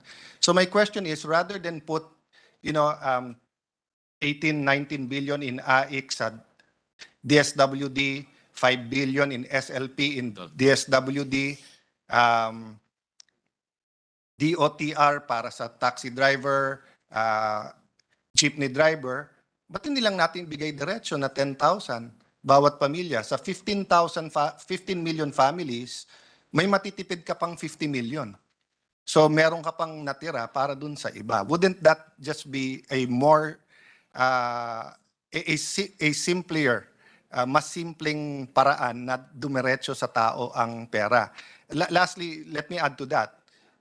If we have time, imagine if all Filipinos bibigyan kayo ng ayuda kung mag-a-apply kayo ng national ID. Kasi sa national ID nyo, meron nang i-check natin yan, whether GCash ang gusto nyo o Paymaya or whatever electronic. So kung ganon, pwede rin per person yung ibigay nating ayuda instead of per family. No? It's only November. So assuming we pass the budget on time and you intend to give the ayuda sometime March or April, basta't bago magpasukan, you'll have all the time and all types of innovation possible sa atin. So basically that's my question, Mr. Chair. Hindi ba natin pinapahirapan ang buhay natin sa gobyerno by putting it in different agencies? At hindi ba natin pinapahirapan ang buhay ng mga Pilipino na kanya-kanya silang pag-apply sa iba't ibang ahensya na lahat ng problema na pagka online, either sira yung website nung ano na yon, nung ahensya na yon, or ang dami pang requirements o pabalik-balik sila, or kung imagine nyo sa tricycle drivers this year, we've been doing it for 3 years, wala pa palang master list ang ang DOTR until now. So every time mag-a-announce ang gobyerno, it takes a few months for another master list, no? So I know napaghalo ko na yung ibang problema sa pag-i-implement, but the main question, Mr. Chair, isn't it just a simple solution to just give all the 15 million families na nangangailangan, whether it's 2 gives na 5,000 or 1 give na 10,000, and makakatipid pa ang gobyerno ng 50 billion pesos? Yeah, it's thank you. Thank you, distinguished colleague, Your Honor, Mr. President. Very powerful logic yung logic po ng ating kasamahan at very convincing, very powerful. But unfortunately, these are well-established programs, yung Pantawid Pamilya, Social Pension. Some are already have legislation. I think yung 4Ps, I think that we passed that a few years ago. The social pension was sponsored, the increase was sponsored by our majority leader a few months ago. Itong UACTEA has a law also. Itong senior high school voucher, may batas din po yan. So, I see where you're going with your arguments, Your Honor, and as I said, it's very powerful and convincing. But yun nga, I guess it's not easy to put all these things back in the box, and I'm not sure if the recipients would be the same. Yes. Kasi iba-iba po yung puntos ng mga programang ito. Yung UACTEA, yun yung magbigay ng pang-paaral, pang-tuition. Yung Pantawid Pamilya, dun sa mga magpapacheck up, mga may anak na may magpapacheck up at magpapapasok ng bata sa paaralan. Ito namang indigent senior citizens, mga over 60 and above, 60 and above rather. Ito namang protective services for individuals and families in difficult circumstances, may criteria din ho yata yan. So, tapos itong MAIP, it's a need-based. Yung ibang programa ho, need-based. Tulad ng medical assistance to indigent and financially incapacitated patients or MAIP. Pagka may sakit, tsaka mo lang ma-avail ho yan. So, tapos yung sa fuel subsidies for public drivers din ho. So, yun nakahiwalay ho siya kasi. So, I guess, hindi rin mahirap. Siguro, presidente lang siguro makaka-decide ng mga ganong klaseng. I So appreciate- maybe I'm not even sure if the president could do that because, as I said, Your Honor, some are laws. So it would take really a Herculean effort taking the president and the both houses of Congress, I think, can only make that decision. But certainly, I appreciate the power of your logic, Your Honor. Well, we have a chairperson of the Committee on Finance who's both a Solomon and a Hercules. So, I think, but you're saying that, but you're looking at Senator De La Rosa, Your Honor. actually, my eyes are getting crossed because I'm looking at Sec Mina at Sec Ben at the same time. And maybe my request is this, Mr. Chair, you've been most gracious in listening to my concerns. You've given a very honest answer, given both sides of the coin. Maybe may I ask that we study it this year? Maybe for 2023, for 2023 budget, I don't agree with your point, but I see your point. I would still say we'll simplify. And in 2024, we might not even need it. Because my point in giving everyone at this point is because of the continuing threat of the pandemic and the high prices. So without this circumstance, of course, I will agree na iba't ibang ahensya, iba't iba ang programa. Kasi depende sa, if may malakas na bagyo sa norte, dapat mas malaki talaga yung aid sa norte, di ba? Kung hindi makapangisda ang ilan kababayan natin sa isang lugar dahil may red tide, dapat talaga mas malaki yung ayuda nila. But ngayon, that everyone is suffering from yung mataas na presyo, kawalan ng trabaho, maliit na kita, and of course, the threat ng pandemic, I do feel na nandiyan pa. So let me just confirm, just to put in an end to this discussion. So in fact, we do have about 200 billion, more or less, in different agencies for subsidies. That's correct, Your Honor. Yes. So ibig sabihin, may pera. The question is, how do we get it to our people? Tama po, tama po. So let me add another recommendation. I've heard Secretary Tulfo, or I've read in the papers that Secretary Tulfo is pro applications for apps and pro technology. So maybe the other thing I would like to ask Sec Ben and Sec Mina to study is for these agencies to have apps or maybe the DICT, di ba? Kasi for example lang, no, if tumaas ang blood pressure mo dahil sa akin ngayon or baliktad, tumaas ang blood pressure ko dahil sa iyo, Brad. And I go to meron ng isa doon, tumaas na yung blood pressure. So if I go to the clinic now and they prescribe something and I don't have any money, shouldn't it be as simple at meron naman palang 20 billion sa MAIP? Shouldn't it be as simple as kunang ko yung picture, yung prescription, tapos kung verified naman yung sa app mo, tapos meron kang whatever, government ID or to send it to them, then i-Gcash nila sa akin yung pambili ko or Gcash nila yung voucher na sa kahit saan na drugstore pwede ko nang ibili. You know, we'll make it simple rather than now na to be very blunt about it, napopolitika pa. 'Di ba? To us na politiko who are in power, no, we might not be in the administration but may pwesto tayo. It's more advantageous na hindi application yan kasi tayo nilalapitan, nakakapagtulong tayo kahit papano. But part of growing our democracy is empowering people. And one way to empower them is to, take out all the politics from it. And one way to take out the politics is really to use algorithms and to use technology because yung algorithms na yan will just look, did you comply? Yes, may ayuda ka. You didn't comply? Hindi. They don't look at political color. They don't look at if you're from Luzon, Visayas, Mindanao. They don't look at, whether you're old or young, etc. No? So those two recommendations, or may I humbly ask the chairman, no, for that. Number one, just in case we're still in this situation in 2024, we study, what's the real, what's easier talaga to have all these agencies on. Similar. Then number two, yun nga, na baka a year is more than enough time for our departments to develop an app.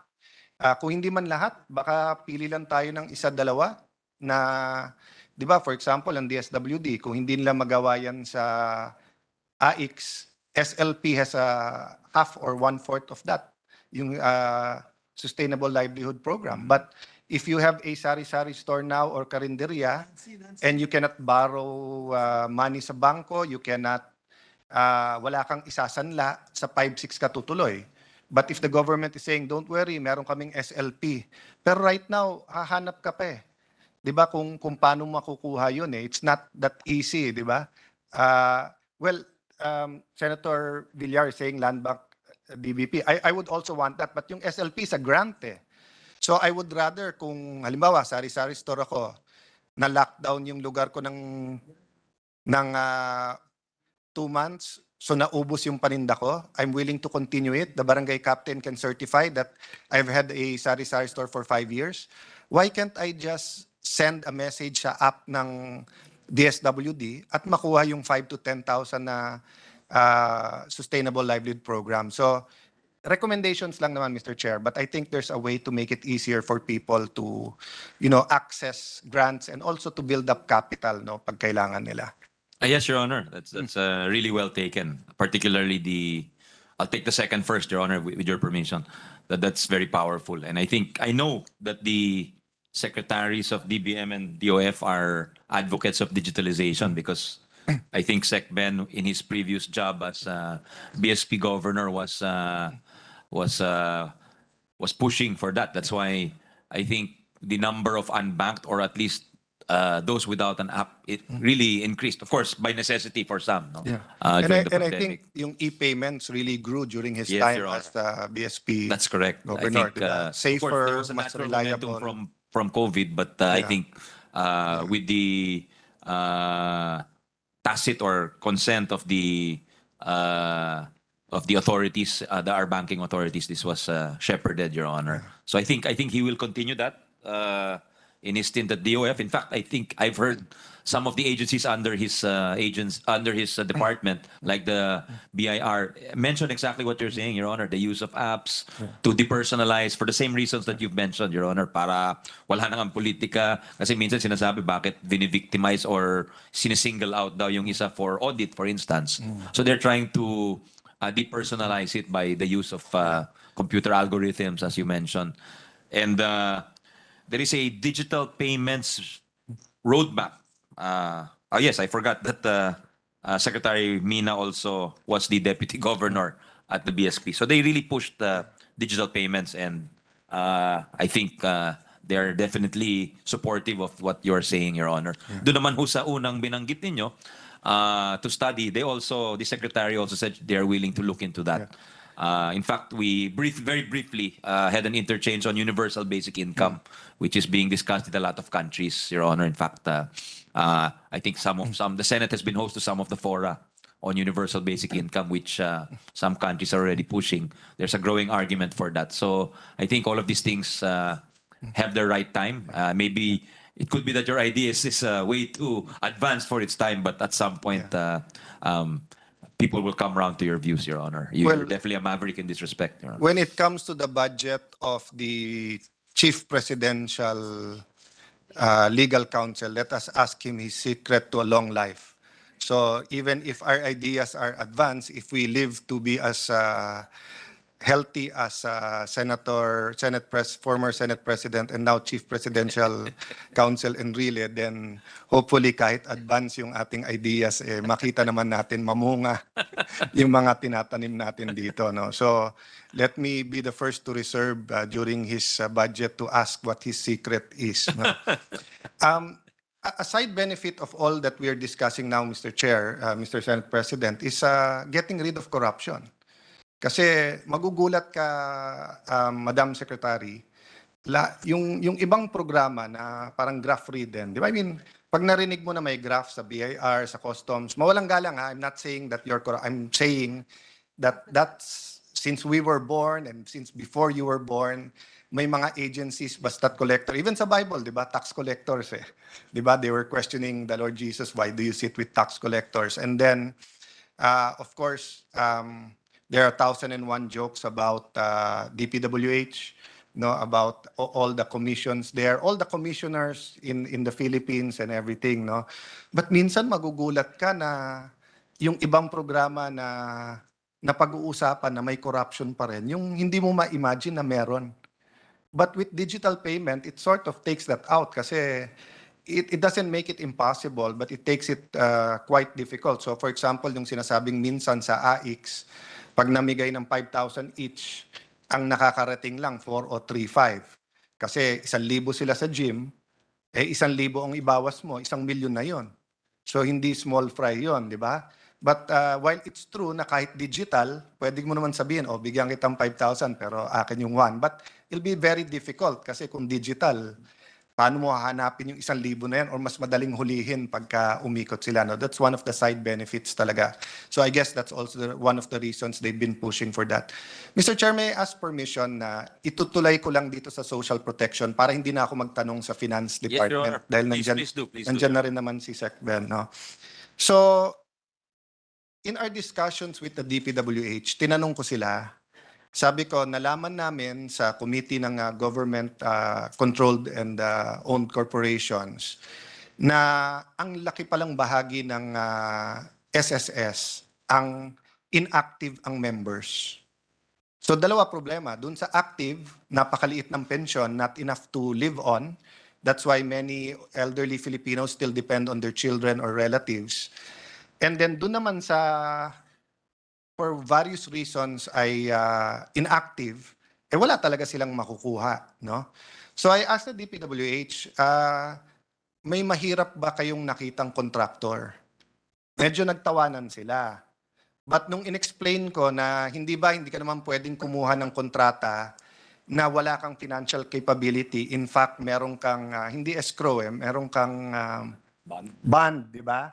So, nawala naman tawa nila. So sabi ko, so you'll agree with me na walang nangongontrata sa DPWH na mahirap. Di ba? Wala namang kontrata ngayon na 15,000, 20,000. Malamang. Di ba? Okay. Pero sabi ko, pero baliktarin mo, mayaman na construction worker. So hindi naman wala, pero what? 1 in 10,000, 1 in 100,000, di ba? Parang yung magaling talaga na naging supervisor or natuto, naging contractor din, no? So ang point ko, I asked them, Mr. Secretary, yung social protection nila, yung pinaka-basic na lang, PhilHealth, SSS, Pag-ibig, nababayaran ba? Sabi niya, well, we assume na nababayaran. Tapos sabi ko, paano nyo nababantayan? Ang sagot niya, dole. Sabi ko, sir, hindi kaya ng dole bantayan lahat eh. Hindi rin kaya ng SSS singilin lahat. I made a mistake nga. Sabi ko, ilan ba ang contractors? 10, 15,000. Sabi nila, 25,000 lang in the whole country. So I asked them, hindi ba pwede na ang gawin nyo ay hindi nyo babayaran yung contractor kung wala siyang proof na lahat ng kanyang manggagawa ay nabayaran yung in accordance with law na kailangan, na PhilHealth, SSS, ano. And he liked the idea. And I went further. I sabi ko, going here, I read that President Biden issued an executive order na any federal government project, $30 million and above, kailangan ng labor agreement between the contractor and the laborers. So sabi ko, Sec, for example, no, I was a devout Christian or devout Muslim or devout Catholic contractor. And I wanted to do some good and love my neighbor. And I said, you know what? I will give my employees 10% more than minimum wage. So tinanong ko ngayon, ilan percent ang labor sa isang project? Sabi niya, more or less, the rule of thumb is 30%. So kung 700 billion ang budget ng DPWH, more or less 30% of that, 210 billion, will go to wages. So tinanong ko siya, Sec, paano kung ako, willing ako magbayad ng 10% at tama yung bidding ko? Matatalo ako. Because everyone else is not paying that. But if you talk to the contractors, kahit per region, usapan tayong lahat, magpirmahan tayo.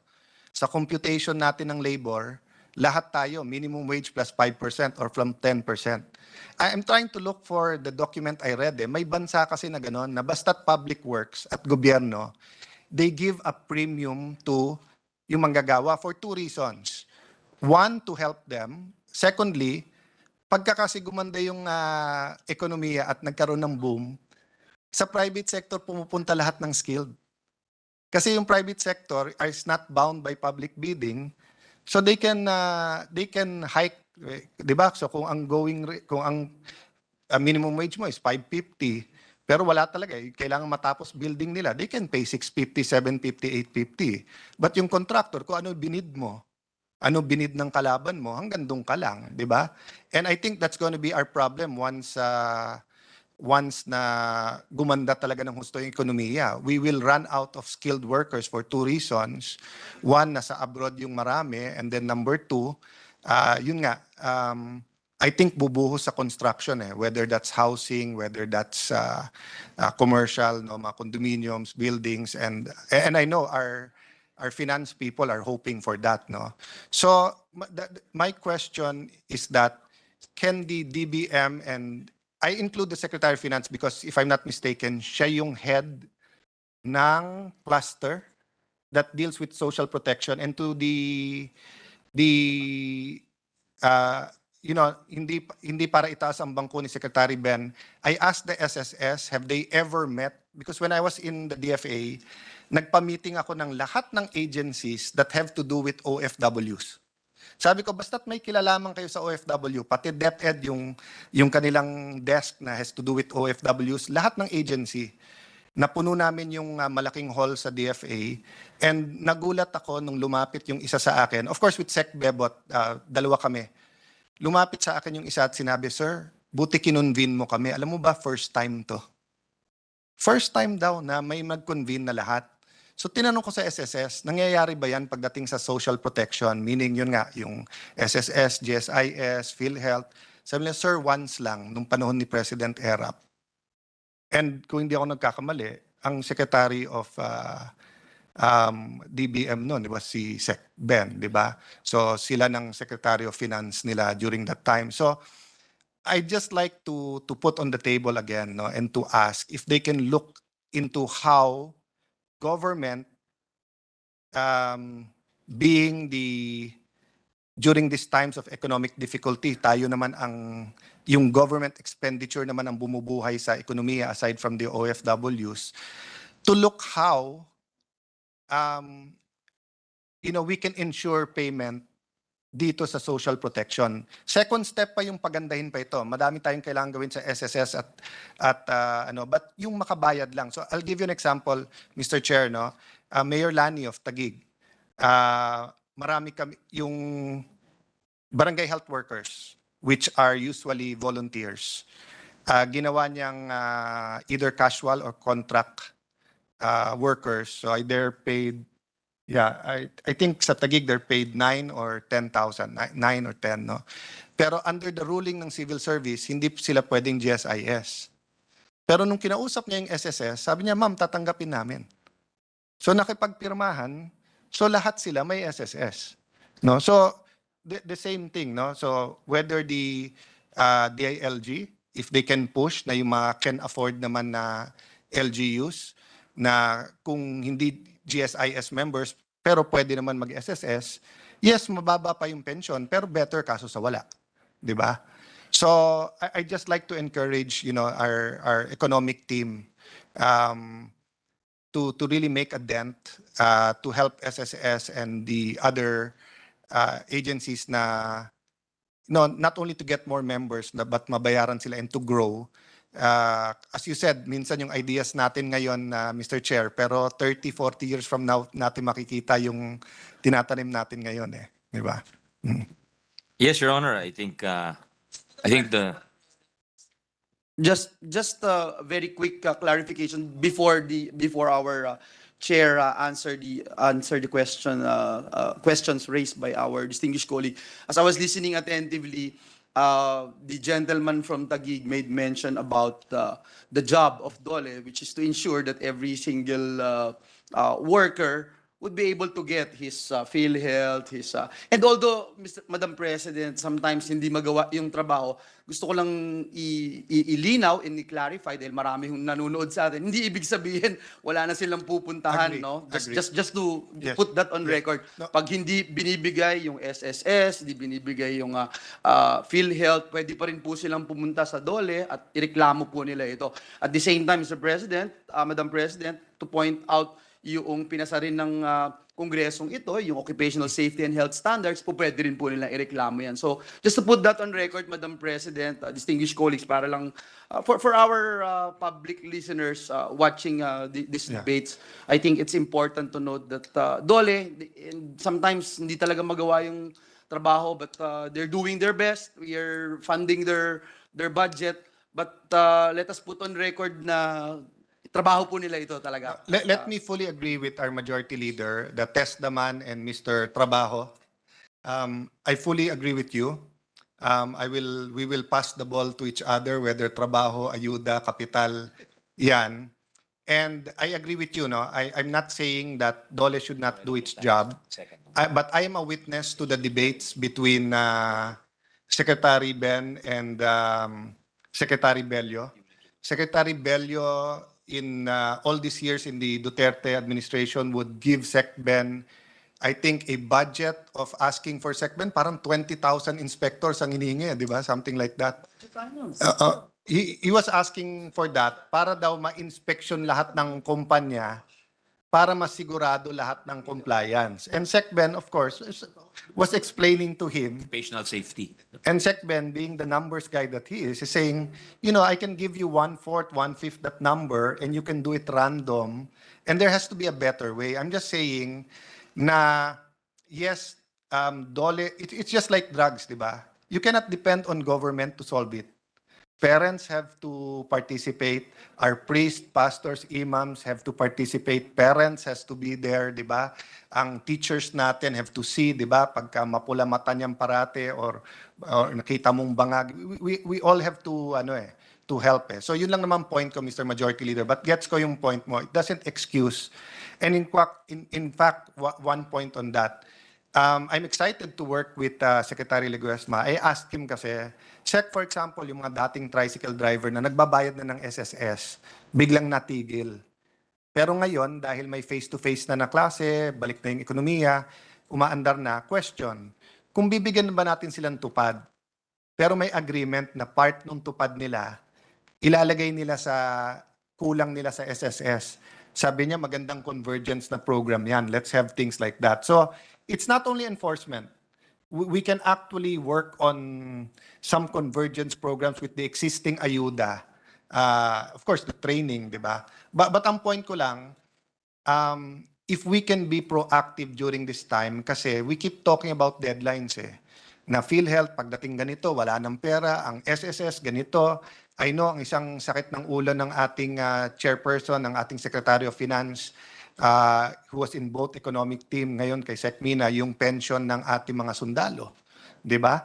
So, and of course, if people like me, who was already in Congress in 98, had brighter ideas then, you might not have that problem now. Di ba? So, that's my point nga na baka we can go the extra mile and, kahit hindi natin theoretically duty, di ba? So, Mr. Chairman, pagdating sa DPWH, meron kasi silang yung IAW, yung nawala naman yung ibang agencies that have to do with the infrastructure. They get 1 to 3% of the project cost to monitor the project. Pero wala yan sa MMDA, wala yan sa classrooms, wala yan sa LGSF, etc. But ang point ko kay Mr. Secretary, instead of arguing with you, saan mo gagamitin yan, pwede bang dagdagan natin ng duties yan? Isang duty niya is to check kung lahat ng empleyado ng contractors are actually following all of our laws, di ba? Oo.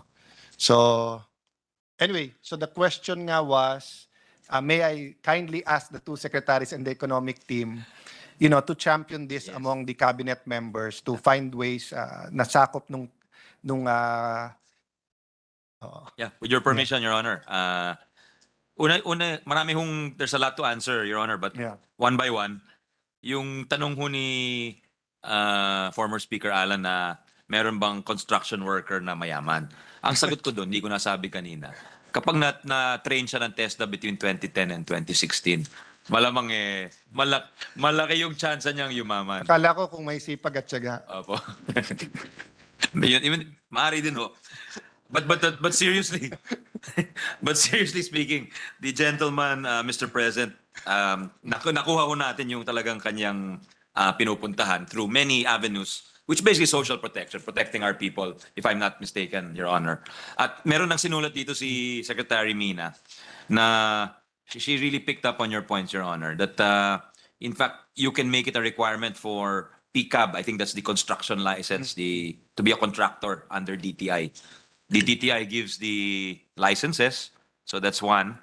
The second is under the GPPB, that's the Government Procurement Board, the IRR on labor contracting. They can also require it for infra projects that there are these arrangements in place. I very much appreciate that, Sec Mina, for simple reason, no? Kung yung contractor at yung maraming korporasyon hindi takot sa SSS, nahabulin sila kasi criminal na yung provision eh. 'Di ba? May criminal penalty yan kung hindi ka magbayad. Hindi sila takot doon eh. Pero takot sila mawalan ng lisensya at mawalan ng kontrata. No, and this goes for any business, 'di ba?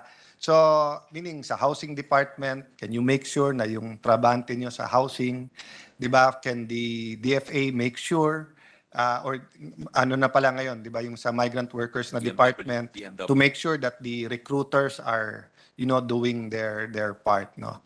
So with that, Mr. Chair, thank you very much. Can I go to the next topic? I just want I know you've discussed this so many times And I just want to give you an opportunity also because nakatutok lahat ng LGU sa atin. Just in a nutshell again, bakit bumaba yung IRA allotment at gaano kalaki ang binaba for 2023? Opo, magandang tanong ho yan kasi theoretically tataas dapat yan. Siguro pag hindi nangyari yung pandemya, tataas ho yan. Kaso, ang basehan ho for 2023 hindi na IRA, dating IRA na ngayon tinatawag na NTA or National Tax Allotment sapagkat hindi na po ang basehan ay hindi na po purely internal revenue taxes but all national taxes kaya naging NTA ay bumaba po yung koleksyon ng taxes at dito sa ilalim po ng local government code yung basehan is 3 years previous to the base year, Your Honor. So yung 3 years previous to 2022 is 2020 or 2023 rather is 2020. So yung what should have been clearly over 1 trillion is now just 800 billion dahil bumaba po yung collection ng national taxes, Your Honor. Gaano kalaki po ang binaba? Uh, ng allocation ng local government? 138 billion, Your Honor. 138. So is it correct that the revenues of 2019 was 2.8 trillion? 2019, ho? 2019. The actual collection? Tama po. Okay. Tama ba na yung actual collection naman ng 2020 was 2.5 trillion? Tama po, Your Honor. So ang binaba is 300 billion, Yes, Your Honor. di ba? So in proportion din lang dapat ang binaba. In proportion but with the because it's 40% of the collection, di ba? 40% goes to LGUs. So yung 40% ng 300 is the approximately 138, 140, Your Honor. Ang binaba. Opo. But some LGUs are complaining na napakalaking percentage. It's also because of yung hatian ng cities at municipalities. May formula ho yun eh. Yung 23 for the provinces. So meaning, the point I wanted to make is that the formula seems to also now be inequitable. Well, I've heard that, Your Honor, because when I was chair of local government back in 2016, we did a local government review. And one of our resource persons was a UP economics professor who said that the formula is not commensurate to the duties we put for the local government. Some perform more but don't get the resources to back it up, Your Honor. So, And I'm talking also about the formula, Mr. Chair, between the cities and municipalities. To give you a concrete example, no, and allow me to use to speak from experience of our city, no. So when Mayor Lani became mayor in 2010, more or less ang income namin is 2 billion. 1 billion there is IRA. So about 50%. Baka 800,000 to 1.2. So something like 55-45 or, you know, somewhere there.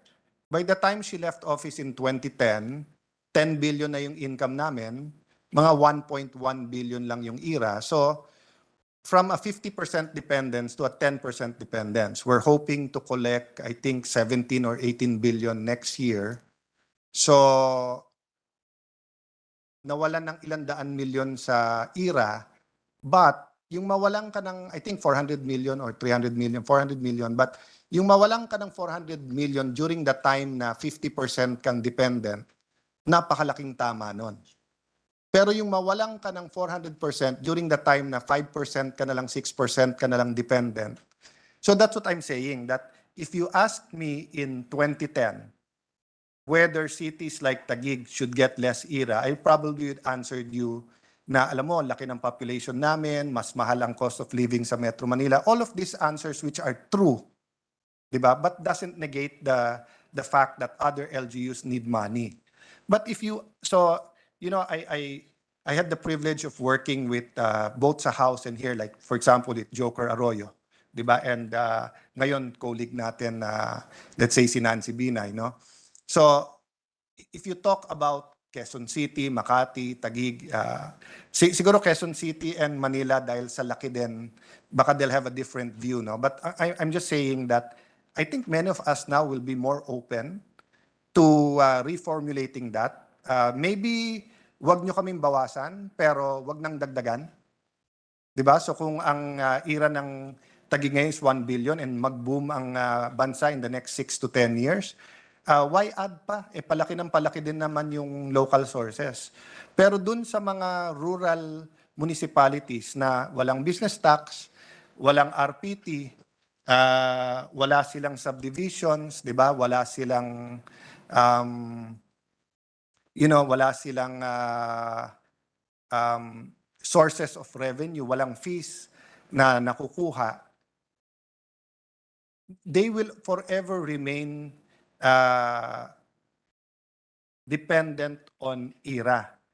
I know that SecBen worked closely with Japan. I haven't researched this deeply, but I was told that there's a program where I don't know if they don't call it LGUs eh. Pero parang for example, kung let's say Aurora, kung ang IRA mo is 1 billion, in the first year they'll give you 1.1. In the second year, assuming 1 billion pa rin yung base, they'll give you 1,250. In the third year, they'll give you 1.5. In the fourth year, pababa ulit, 125. And the fifth year, 1.1. Ang point nila is that if we give you a 5-year increase na parang stabilization fund, equalization fund, pag hindi mo pa ginamit yan para meron kang local income, kasalanan mo na.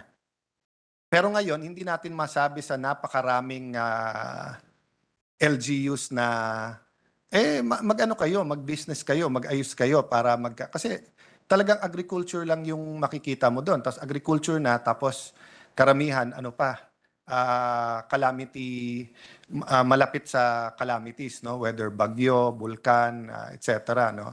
So my point, Mr. Chair, is, as you said kanina doon sa ayuda, we are constricted by or limited by present laws.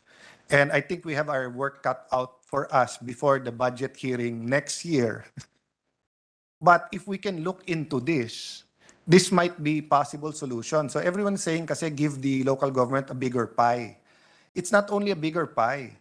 The cities are getting the bigger pieces of the pie. 'Di ba? So kahit lakihan mo ngayon, yung doblehin mo ngayon yung IRA, ang makikinabang diyan yung pinakamalalaking cities. 'Di ba? Pero yung maliliit na municipalities o kahit malaking municipalities na agricultural pa rin, napakaliit, no? So, and since you've answered that question, itatawid ko na. So, since hindi makakapag-generate yung mga municipalities na rural ng pera because wala silang real property tax, wala silang business tax, wala silang all kinds of taxes, hindi ba at the very least tubig, kalye, internet, edukasyon at saka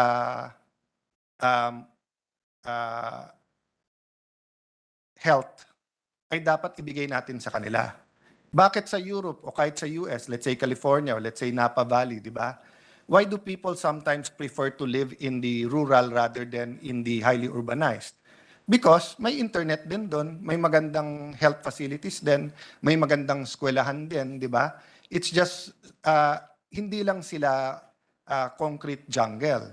Hindi katulad sa atin na hindi, the decision to move to the city is not a choice, but it's because walang trabaho sa rural, walang internet, pangit ang kalye, kung may tubig sa bahan ang gagaling, hindi sa gripo, di ba?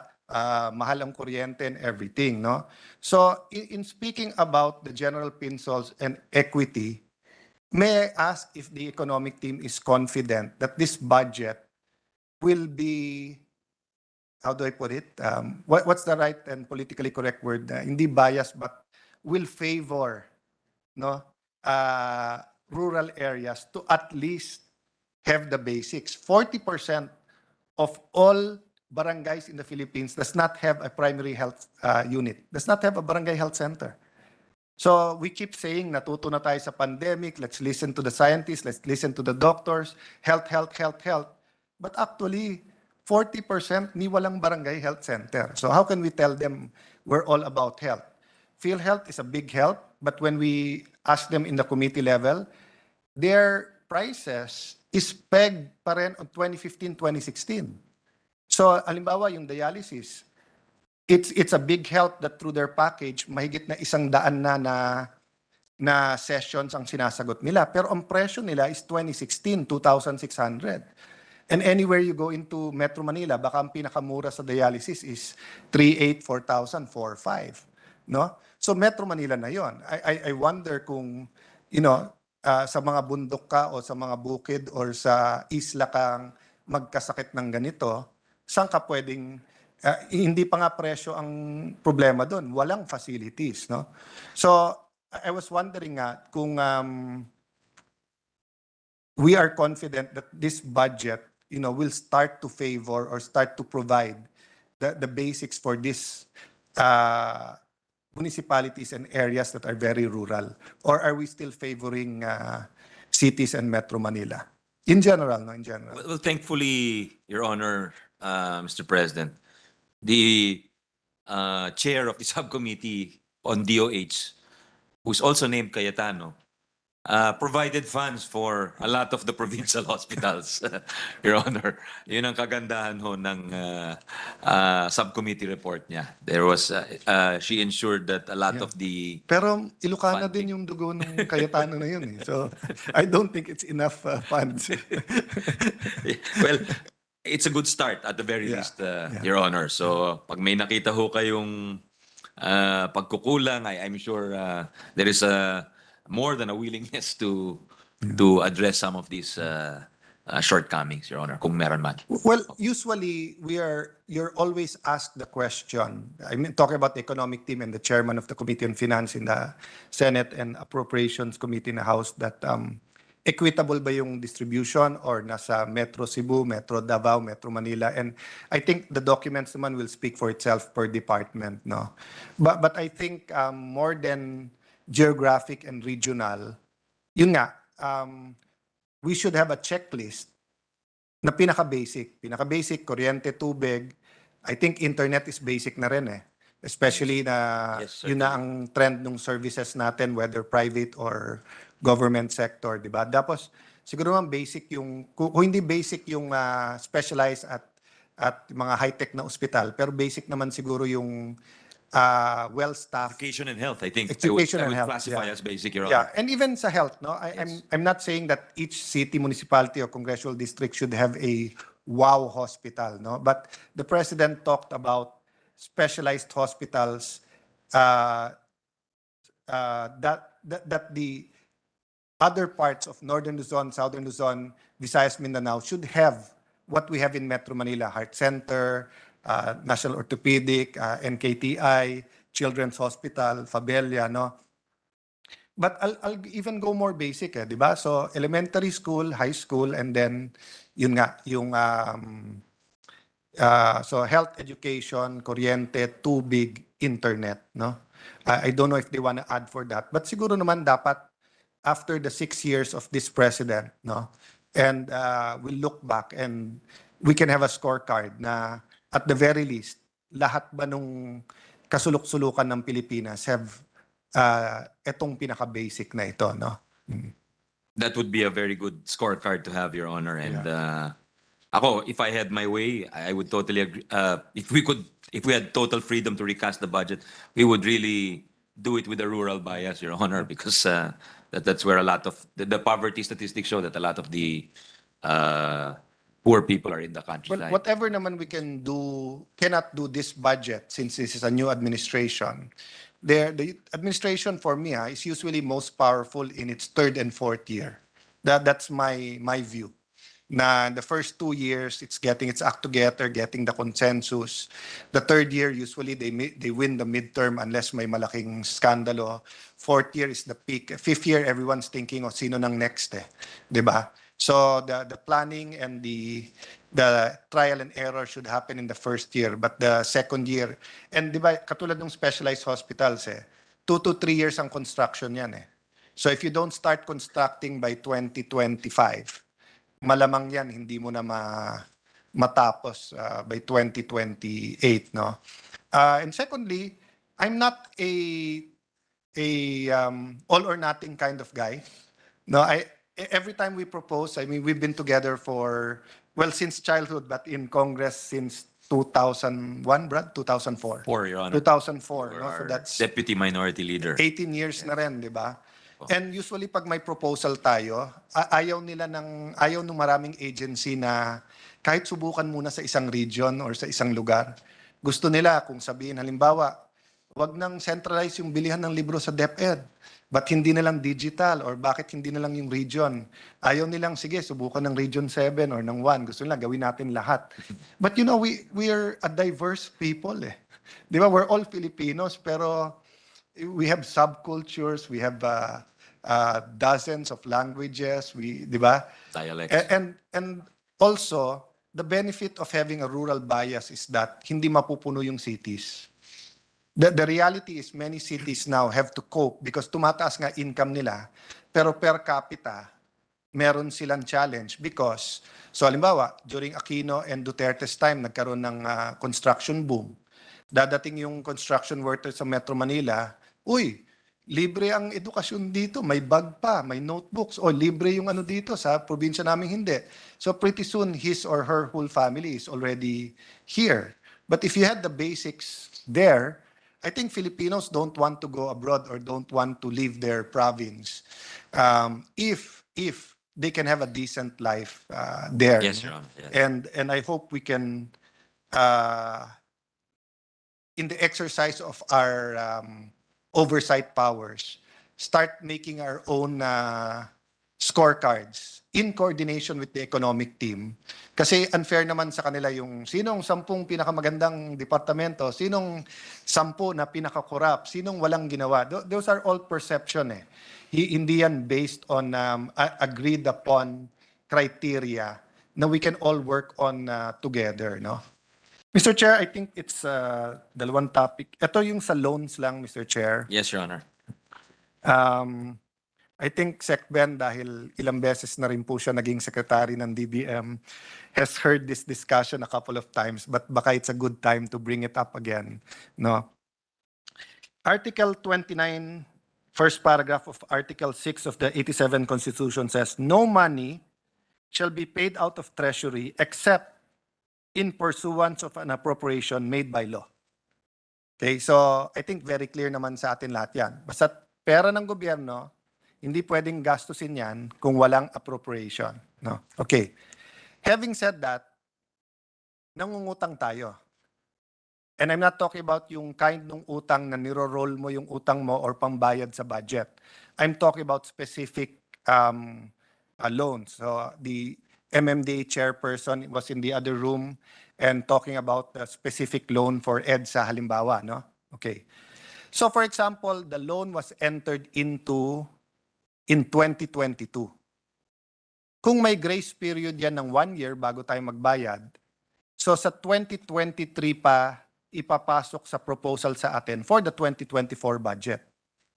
So nung araw, walang problema because pag sinabi ng Congress, no, we don't want to pay that loan, we don't want it, then it's between the lender and the borrower. No, that has its own complications. But right now, natuto na rin most of yung lenders, may arbitration cost dyan. So for example, when President Aquino canceled yung North Trail at saka yung dredging ng Laguna Lake, may arbitration clause dyan. So pag matalo tayo sa arbitration clause, bayad ka pa rin. So ang point ko, Mr. Chair, hindi ba dapat may prior approval ng Kongreso ang loans? Kasi it is public money eventually dahil babayaran natin and it should be covered by an appropriation. Well, that's there's a provision on the Constitution on the contracting of foreign loans, Your Honor. And it says that what is needed is for the president to contract these loans. He needs the prior concurrence of the Monetary Board, firstly, and secondly, whatever limitations are provided by law. And I think we have the automatic appropriations law, which means that these payments for loans are automatically appropriated in the national budget, Your Honor. So yun ang limitasyon dun sa, in a sense, it's a limitation on the powers of Congress, Your Honor. I'm glad you brought that up because that provision is reproduced in the general provisions of the GAA. No, so kung titignan mo yung saan ba to? General provisions nasa NEP, no?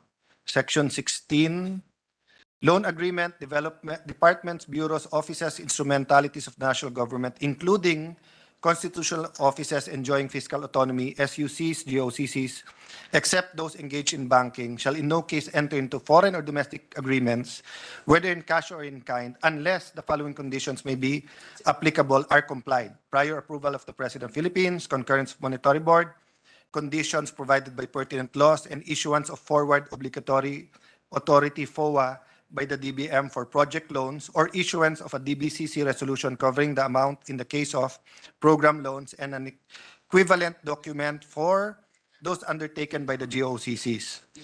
In the issuance of FOA and DBM shall consider budgetary implications of foreign assisted projects. The Monetary Board shall within 30 days from the end of every quarter submit to Congress its report. So I have no doubt that the economic team is doing its job. I'm a witness to Sec Sani, Sec Ben, Sec Pernia, and then yung magagaling natin mga tao diyan, they've been very conservative. Kung hindi talaga nagka-pandemic, no, ang ganda naman ng ating takbo. But one thing that I remembered in high school and college being trained for debate, 'di ba? Yung argumentum ad absurdum, 'di ba? You bring the argument to the absurd to be able to make a point. So ang point ko, what if medyo liberal yung ating economic team? And what if with Japan, China, Australia, Korea, our traditional and new partners in infrastructure but through lending, came up with 700 or 800 million worth of infrastructure loans. That's the same budget ng DPWH. So babayaran ng Congress, babayaran ng tao, nanising ko doon, hindi natin inapprove. It's like a pre-approval because of the automatic appropriations. Yes. So, well, maybe in the period of amendments, I would propose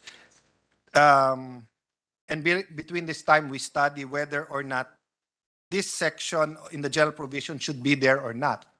Because even if it's not here, it's in the Constitution, but so they need to comply. But my reading kasi of the Constitution, if you put together the provisions on loan and provisions on the need for appropriations, it's not conflicting. Meaning, you still need prior approval, you still need concurrence, but you would need congressional approval. But with this general provision, it seems to say that we're delegating it to the executive department by simply complying with this. Kasi walang letter E, which is a congressional approval. Being a former cabinet member, I do not also want to keep coming to Congress to ask for approval for each and every loan. But again, you ask Sec Mina, you ask Sec Ben, you ask the former secretaries, you ask NEDA Secretary Balisacan, what if lang, you had a very liberal or irresponsible economic team? Do you want to see the day na inutang nila lahat and then magugulat na lang tayo? I know it's unlikely that you'll have an irresponsible monetary board, an irresponsible DBCC, an irresponsible ganyan. But again, argumentum ad absurdum, no? So I think there should be a middle ground, no? Some kind of congressional approval, but at the same time, not difficult. So right now, I was listening to the minority leader and he was talking about mega projects, but he was also talking about 20 million, 25 million, 50 million. Minsan mangungutang tayo 5 billion eh. For example, ang subway, that's what, 100 billion peso project? Oh, so, inutang yan. So, I don't think anyone will say no, but kung duman sa Kongreso yon, you'll have 24 senators and more than 300 members of Congress scrutinizing, is it the best deal that we can get, di ba? So, anyway, maybe during the time of period of amendment or before that, Mr. Chair, we can take a look at this and maybe the secretaries, maybe we can exchange shoes. If I was the Secretary of Finance and not wanting congressional approval for each, what would I propose? And may I ask Sec Ben if he was Senate President, what would he propose? So that maybe we can come up with we probably won't come up with a solution for this budget. But maybe whether it's reviewing PD 1177 or reviewing the general provisions, we should come up with Raise the cost of borrowing. with something that's more palatable in the long term, no? Yeah, I appreciate the logic again of the distinguished gentleman, Your Honor, whose experience is so vast that he sees it from different angles, mountains. Some see it from only the ground, but he sees it from the mountain tops and different areas. But I think what the executive would probably say, I'm trying to surmise, is that it might raise the borrowing costs if we inject the. I know the gentleman is saying that it increases accountability by placing, because we are the representatives of the public and we would be assiduous. But again, taking your logic, the reductio ad absurdum, what if we had an irresponsible Congress who would hardball the executive and give them a very difficult time and hold hostage these loan payments? Then we would be in trouble, Your Honor. Then if of course, I don't think that will happen, Your Honor. I think looking at the composition of Congress, I wouldn't allow it to happen for that matter, Your Honor. But the problem is it may raise borrowing costs, Your Honor, especially if the creditors see that there are additional risks to marami palang levels of decision, meaning the decision to borrow is contingent, or the payment of the borrowing is contingent on many decisions, decision makers, rather than kausap mo lang ang Department of Finance, kausap mo pa pala yung 24 senador at 300 I very much legislators. appreciate your point of view. And tama ka rin naman. If you use argumentum ad absurdum on one side, use it on the other side. Opo. However, there might be a middle ground. For example, if Congress authorizes through the GAA or a joint resolution, you can borrow this much this year, but only for this, transportation, ganito, ganyan. Diba? So, I mean, I'm trying to reconcile kasi the provisions on the requirement for loan was a reaction to the FM senior time, no? Not only to him, but the times of with the IMF, World Bank, and many of the problems that came with that. But so is the Section 29, Article 6, which no money shall be paid out of Treasury. I'm trying to reconcile that. But I think the present system of just putting these requirements, or ang nangyayari ngayon, for example, sa 2023, kung meron payment na dyan ng inutang ng Aquino or Duterte administration, yan na yung legislative authority kasi pumayag na tayo. Di ba? Ang problema, if I pick out one now, if I look at the budget and say, Sec Mina, I don't agree with this loan, she can tell me, pero sir, may arbitration cost yan. Mas mahal pang babayaran natin.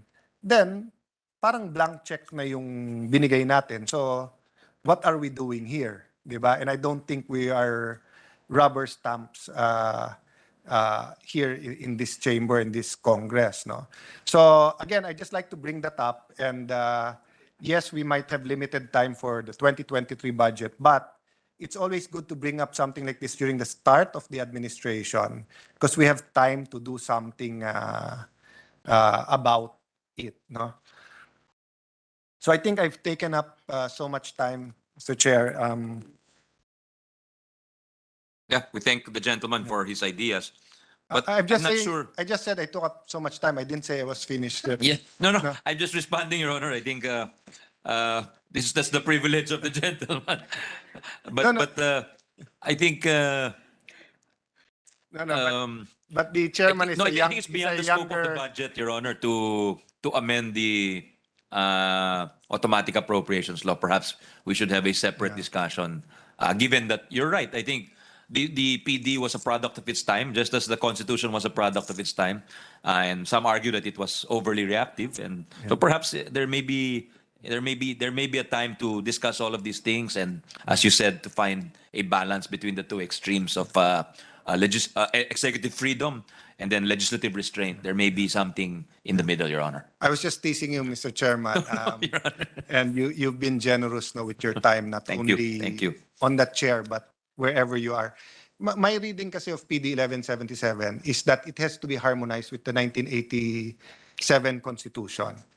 So, yes, kapag kasweldo, automatically appropriated. Yes, pag yung inuutang mo to pay the deficit, yes, ano yan, automatic mong babayaran. Pero per project inuutang mo, yes, babayaran mo. Pero dapat, hindi mo nga nang utang yan na wala kang appropriation.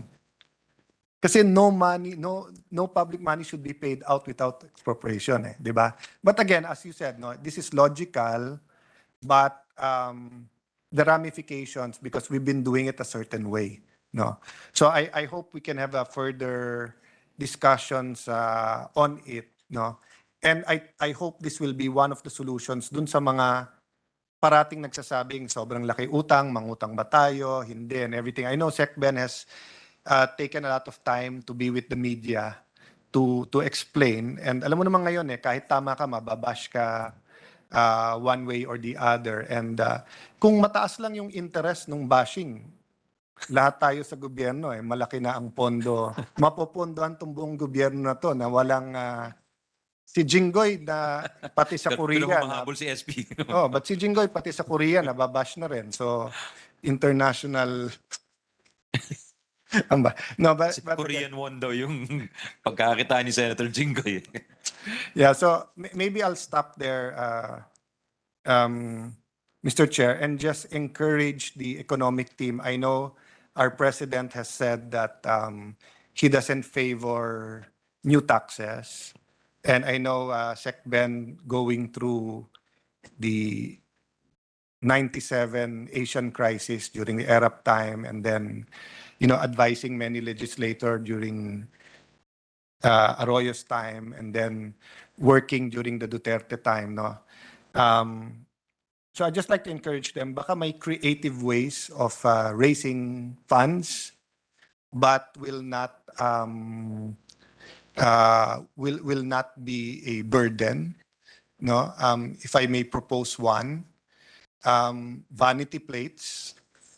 A lot of people, like say in Hong Kong, I remember as a young man, may libreng half-day tour, di ba? Pag bumili ka nung araw dun sa Hong Kong, at tinuro nila yung isang Rolls Royce na ang plaka was 9 or 9999. Tapos sabi niya, do you know that that's the most expensive? And of course, everyone in the bus, lalo Pilipino, na mahilig sa Mercedes-Benz, 80s yun eh. So sabi yes, Rolls Royce is the most expensive. No. The plate is more expensive than the car. Because the owner wants that number. Ang naging problema sa Pilipinas noon is kung special plate ka, akala nung police o nung traffic enforcement, special ka rin, hindi ka pwedeng hulihin. Kaya nagkakaproblema. Pero kung sasabihin mo naman dun sa enforcer, mayaman yan, lalo mong hulihin. Ay, kung sasabihin mo naman na regardless of anong itsura ng plate at yung number, treat them equally. Diba? Anong mali doon? Diba? I mean, unfortunately, young people don't know what a stamp is anymore because email and WhatsApp, Viber, Facebook na tayo, di ba? But I found it very creative na yung PhilPost na pwede kang magbayad if may, basta i-customize yung stamp mo. So kung wala sanang electronic ngayon, di ba, for organizations, whether it's the Rotary or the Sigmaro, di ba, or whatever, the JAL, pag anniversary could do that. Pero wala nang gagamit masyado ng stamp. But I think, pwedeng pagkakitaan yung vanity, no? So I think they could be, so let me just encourage Sec Mina and Sec Ben, although your hands are tied at least now on certain things, and I know you're reviewing everything and you're trying to increase the tax base and tax efficiency, but I think meron mga non-tax na pwedeng medyo pag in itself baka hindi ganun kalaki, pero pag sinama-sama mo, I think can help our finances. Thank you and good afternoon, Mr. President and Madam President and Sir Chair. That's certainly very creative, Your Honor. I hope they're listening. Eh, kasi- Problema yung normal plates, hindi pa natatapos. Kaya Minsan kasi baka yung vanity plates, baka lalong matagal, no? minsan kasi pag nagle-lecture ako na wag maging vain, wag ano sa Tagalog, wag Banid, hindi banidoso. wag banidoso, etc. Tatanong yung ibang pare o pastor, hindi ka ba napapagod na mag-preach, mag-talk about, not being vain, being simple, ganyan. Sabi ko, sandali, baka pwedeng mapagod ka pero pwede rin pagkakitaan niya. Kasi tignan mo tong pareho kami ng minority leader na yung Moonwatch ng Omega at ng at bigay ng hindi ito pero binigyan din ako ng majority leader nito. I think the original price is what? $200 ata? 10,000 pesos ata or 12? The original I price think is 250 or something like that, Your Honor. 13,000. Ganon, parang ganon. 13,000 sa Makati, but it's 30,000 sa Aurora. No, so it's 13,000, but since it's marketed so well and so hard to find, Yes. it's between $400 to $1,000. And I've been in tables na naka-Patek, naka-Omega, Grand Seiko, naka-Rolex, pero hindi tinatanong sa kanila, meron kayo nan? Ako ang tinignan, tapos, huy, meron ka niyan? Diba? So I mean, the creativity, the marketing in government. But I agree with you, no? So kung sasabihin ng LTO, it's a good idea. Bilisan nyo naman yung paggawa ng diba? But for a lot of people love symbols and numbers, ha? If you can choose your passport number or national ID number and you're willing to pay 50,000, 100,000, why say no? I mean, kung wala naman difference na ang number ko is, di ba, is 1111 or 7777 and I'll pay 50 and someone's willing to pay for that. Why say no? Ang masama kung sasabihin mong, oy, lahat ng one ang dulo, may special yan. Ha?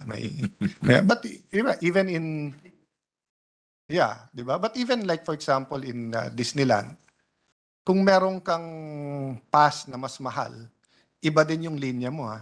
So I mean, anyway, I won't go there, but ang point ko, there are so many things that we can do with test demand. Yes, Your Honor.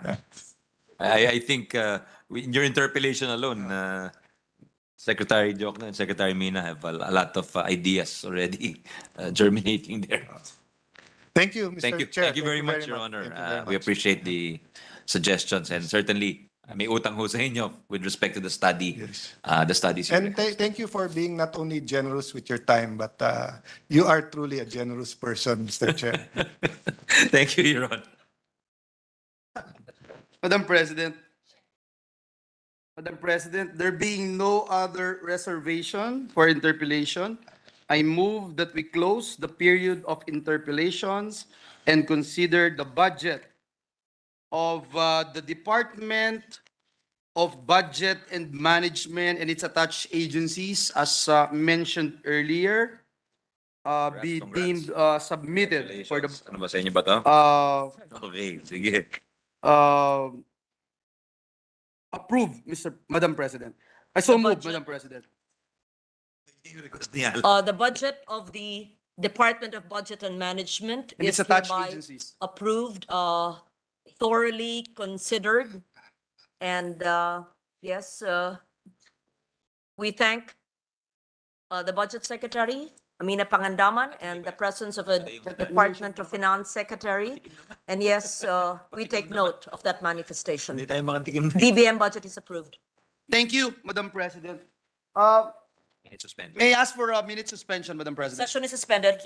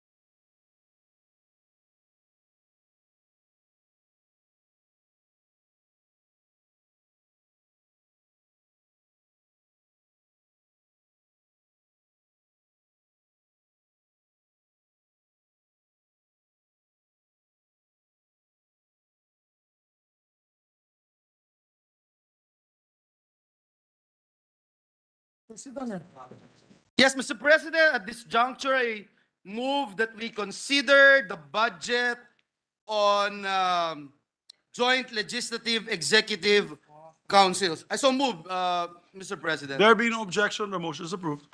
Mr. President, I move that we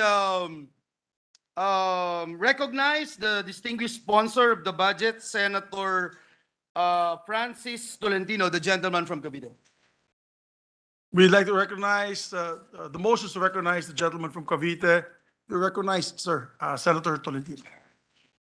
Mr. President, I think the good gentleman would just like to inform the body of the budget for 2023 of the legislative, Or the other closer. joint legislative executive councils, Mr. President. Yes, Mr. President, Please proceed. the budget of the LEDAC as approved is just 3.088 million, which is 28.5% lower than the budget requested by the LEDAC, and it will just involve, Mr. President, 2 permanent personnel, Mr. President, and it requires just 2.879 million new appropriations and 209,000 as automatic appropriations, Mr. President. So this is a meager funding allocation for the LEDAC, Mr. President. Write it down. Thank you, Mr. President. Thank you, Senator Tolentino. There being no member who wish to interpolate, I move, Mr. President, that we close the period of interpellations and debates and consider the budget on joint legislative executive councils deemed submitted, Mr. President, for the body's consideration. I so move, Mr. President. There's a motion by the majority floor leader. There being no objection, the budget of the LEDAC is deemed submitted. Congratulations. Thank you, Mr. President. Thank you. Hindi pa nadagdagan, nabawasan pa.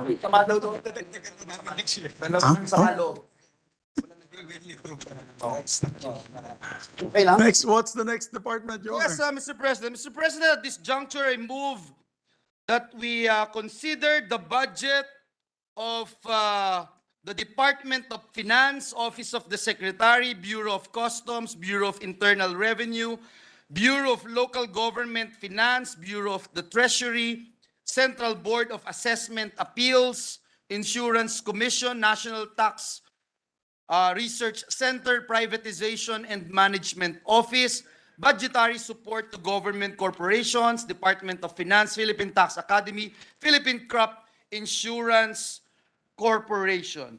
I so move, Mr. President. Approve yan? Approve, consideration. There being a motion, the motion is approved. There being no objection. Thank you, Mr. President. Mr. President, I move that we recognize the distinguished sponsor of the budget of the said department and its attached agencies, Senator Sani Angara, and to interpolate is the distinguished lady from Las Piñas, Senator Cynthia Villar. I move that they be recognized, Mr. President. Yes, the distinguished lady senator from Las Piñas, our colleague Senator Cynthia Villar is recognized, and the sponsor, the distinguished gentleman from Aurora, Senator Sani Angara, is recognized as well. Thank you, Mr. President. We're ready to accept questions from our colleague, the Vice Chair of our committee, Senator Cynthia. Thank you, Mr. Chairman and Mr. Senate President. I just want to be updated with regards to the Philippine Crop Insurance Corporation, because this was an agency of the Department of Agriculture. And during the last administration, there were reform that of the DOF in the operation of Philippine Crop Insurance System. It was transferred under the tutelage of DOF. And because they wanted to operate as a real insurance company, not just a government agency. So I just want to know what has happened to the reform that you have made for the Philippine Crop Insurance Corporation.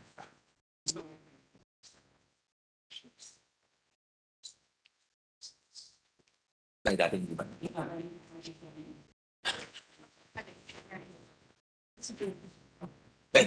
Brad. Hey. Ongoing.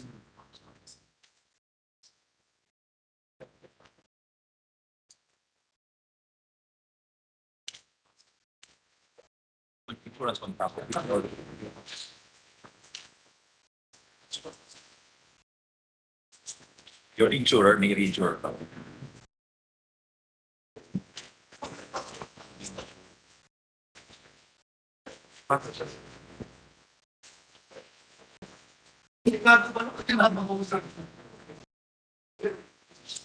Dati. You're correct, Mr. President, distinguished Vice Chairperson, that there is an expansion of coverage. And I think I was told that from 3.2 million farmers, they're seeking to expand their coverage to 3.9 million, as well as to increase their reinsurance, Your Honor. So yun yung iba sa, yun yung ilan lamang sa mga binabalak po nilang reforma. So I just want to get a briefer on what Yes, Your has Honor. happened to the Philippine Crop Insurance Corporation and to introduce to me the now head of the Philippine Crop Insurance Corporation. So I will understand him better. Kasi before, parang hindi marunong sa insurance yung naghe-head. It's just a government agency. So I want to understand them better para naman kasi malaking implication nito sa mga farmers natin. And I think even in my what do you call this, the Coconut Farmers and Industry Development Fund, Senator Kiko Pangilinan forced me to put 4% of the fund to the Philippine Crop Insurance Corporation. So that he will not ask any more question.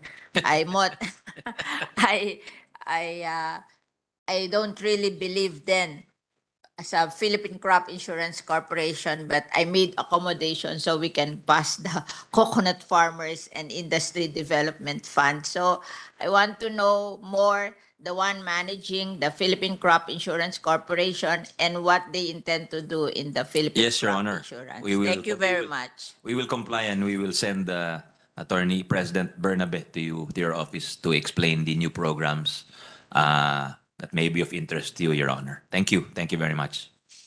Thank you very much to our distinguished colleague, Senator Villar. Next on the list. Mr. President, next on the list is our distinguished Minority Leader, Senator Coco Pimentel. I move that he be recognized. Our distinguished colleague and the Minority Floor Leader of the Senate, Senator Coco Pimentel, is recognized. Thank you, Mr. President. I'll take advantage of ang tawag mo doon, the presence of the PCIC already next to our sponsor. So, with the permission of our sponsor and chairman. Of course, Your Honor. Thank you, sir. Is the PCIC asking for any amount from the 4.5 billion, Your Honor. 4.5 billion? Where is that found? It's under the section pertaining to the budgetary support for government corporations, Your Honor. Page 7. Okay, 4.5 billion pesos.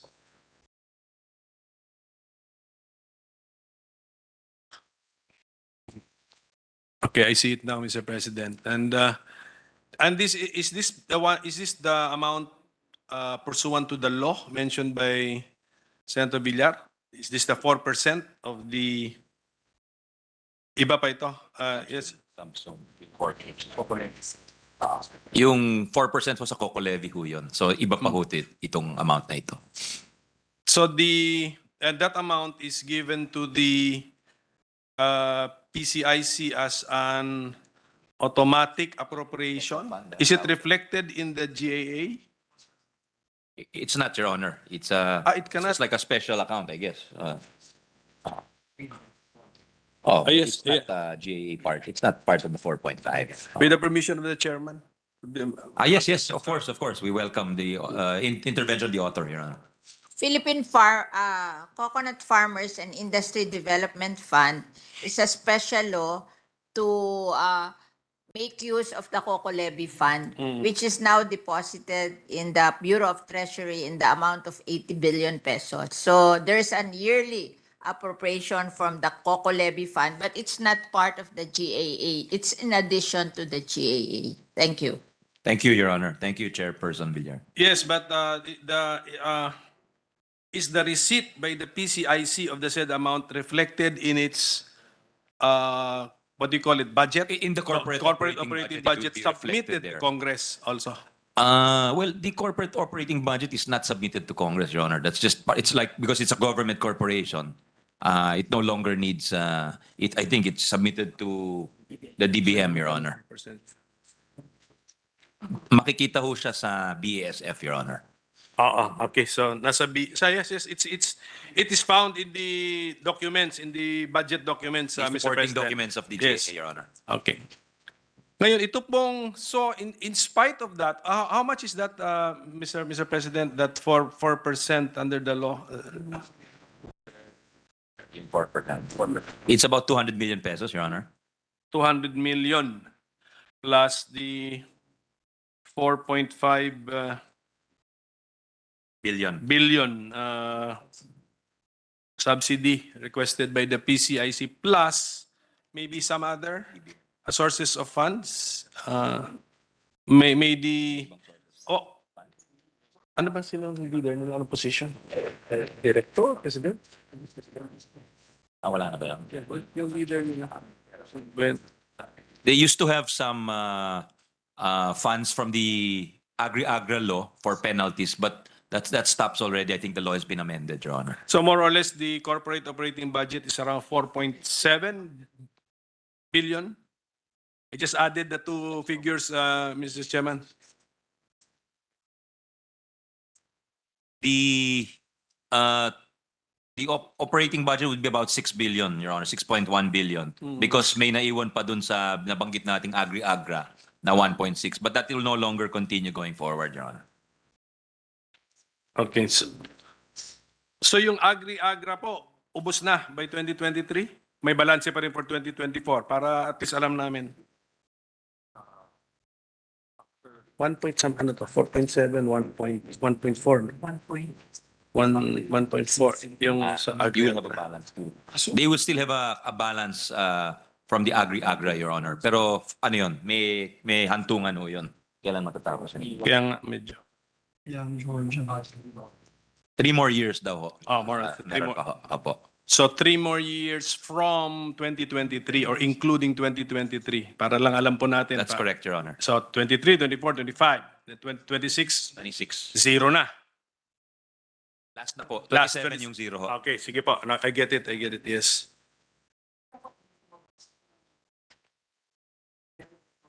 Hindi kasi sir, yung Mr. President, yung paeng, yung, di ba? Magkano damage ni paeng? Estimated damage ni paeng? Agricultural 66%. value, 3 billion pesos. Napapag-usapan po ulit yung insurance of our agricultural crops.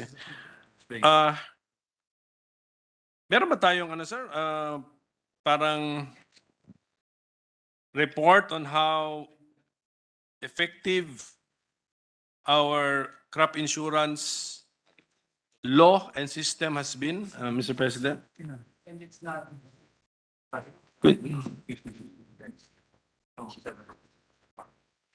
Well, I don't think there's a study, if that's what you mean, Your Honor. But last year, I was told that they paid around 4 billion pesos to approximately 750,000 beneficiary farmers, Your Honor. Ilan mo? 660,000? 50,000. Yeah. So, for example, sir, we will apply it now to the Typhoon Paeng. So, 3 billion in crop losses pesos. So, how much of that do you think is insured?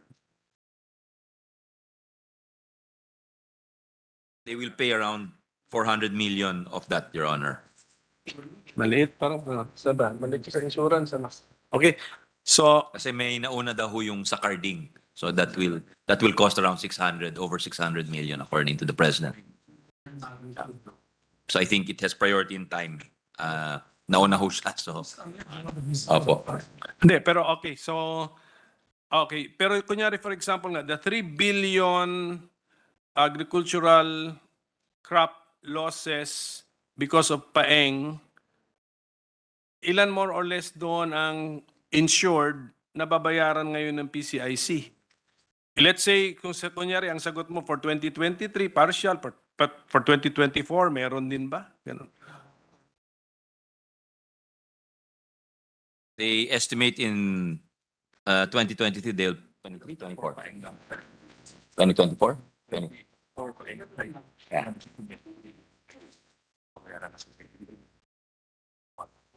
And then, tinatanong niya yung next year. Hindi, wala pa for the saving year. Yun na yun, yung 350. If I understand your question, Your Honor, you're asking if subsequent to this year, there will be another round of payments for Paeng? Is that what you're asking? Yeah, yung kunyari, diba 300 billion losses of our farmers due to paeng. So, how much of that do you think is insured under PCIC so that they expect some insurance payment? Estimate.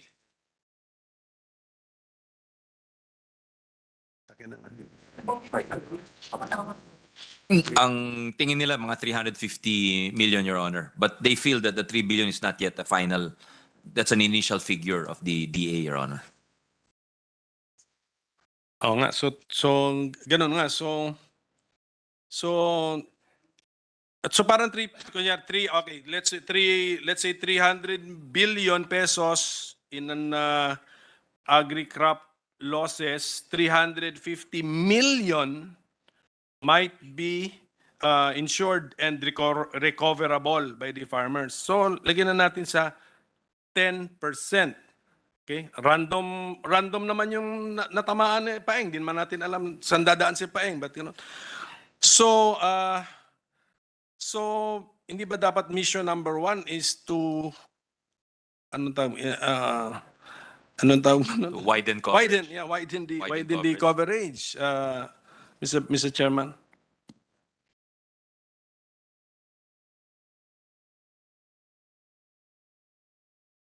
Yes, Your Honor. That's why I think if you look at the numbers, their coverage, the PCIC is seeking to expand their coverage going forward, Your Honor. Actually, sir, kaya kami nagtatanong, we want to help the PCIC on how to...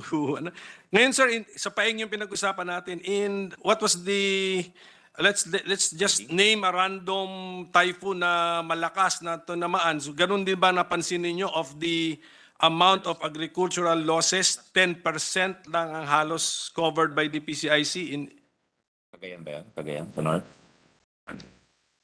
Ano natin ito? Typhoon Carding was the one previous to So, Typhoon. anong example doon, sir? Ilan ba yung losses doon, estimated losses, tapos ilan doon yung estimated covered by the PCIC insurance system?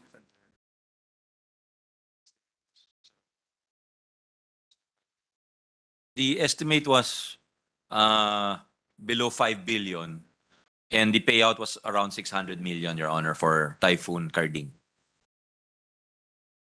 Mas malaking percentage yun, di ba? 5 billion na. According to the president, sometimes the estimate of DA for damage includes damage to infrastructure, Your Honor. That would not be covered by Correct. crop insurance. Oo nga, so doesn't the PCIC come up with its own estimates? Diba? Para matulungan niyo po kami kasi otherwise sa PSA kami pupunta kukuha kami ng data sa PSA. Galit naman yung isa namin kasama rito na sa PSA. Paano yan? Ilan yan? Total of how many?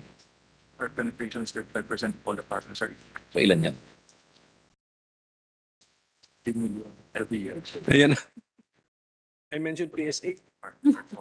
And that's your database. I just mentioned PSA, and here comes Senator Tolentino immediately. He Mr. thought you were going to President. pass the budget, and he rushed at full speed, Your Honor. So, Your Honor, regarding your earlier question about the coverage, according to PCIC, they have a database, but it only covers those insured by them. So, and according to the president, of the 10 million or so farmers, it's around 3 million ang coverage po nila. Yun, may database po sila nun. So parang ano no, parang may listahanan kayo, 3 million lang pero sa tingin niyo 10 million ang possible Universe of... the universe of farmers who can insure their crops with PCIC. Ganun Yes, ba? Your Honor. Yes. Sige, ganun na lang, sir. I will just join Senator Villar in asking the PCIC with additional information, ano bang strategies natin to help you. Itong tanong namin talaga is actually to help you and to help you help our farmers kasi una sa lahat, yung ating bang mga marginal farmers or subsistence farmers, small-scale farmers, are they aware that we have a crop insurance program? Number one, the system, are you transparent enough na alam yung requirements sa system? And then, once a claim is made, hindi ba pahirapan to receive the indemnity, the insurance benefits? So yun po yun. Please, just ano lang, and then let's set up a meeting kung paano natin how to help you in the 2024 budget. Start tayo ng maaga. Your Honor, he's willing to pay you a visit if that's all right with you. Yes, sir. So you can discuss in greater detail the for- information and the details that you're seeking, Your Honor, if For that's all right. 2024 na, for the 2024 cycle. For the 2023 budget, wala naman yata na silang wish list o reklamo or request for ano. Kasi nasa sa capacity rin to absorb the funds. What they are seeking is not in the 2023 budget, but they're seeking an amendment to their charter, Your Honor. But that's for another day, Your Honor. Thank you, Mr. Chairman. I'll move on to the other agencies that we are tackling. The 2023 DOF's budget includes 4.365 billion pesos for digitization and modernization initiatives. Una sa lahat, sir, tama ba yung figure ko na? And then what programs, activities and projects would be funded by this 4.365 billion for modernization and digitization?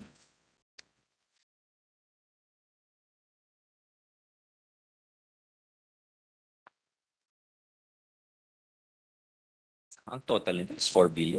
Yes. For digitization alone? Yes. Okay. Hindi kasama sa customs dito, hindi. Yes, the larger items belong to the Bureau of Customs and the Bureau of Internal Revenue, Your Honor. The digitization of the Customs Bureau has a 1.57 billion budget, and the BIR digitization has a 2.22 billion budget, Your Honor. So there would be around 600 billion pa po na ano. So kanino po to? That's spread out. Sa Office of the Secretary, it's 146 Okay. million.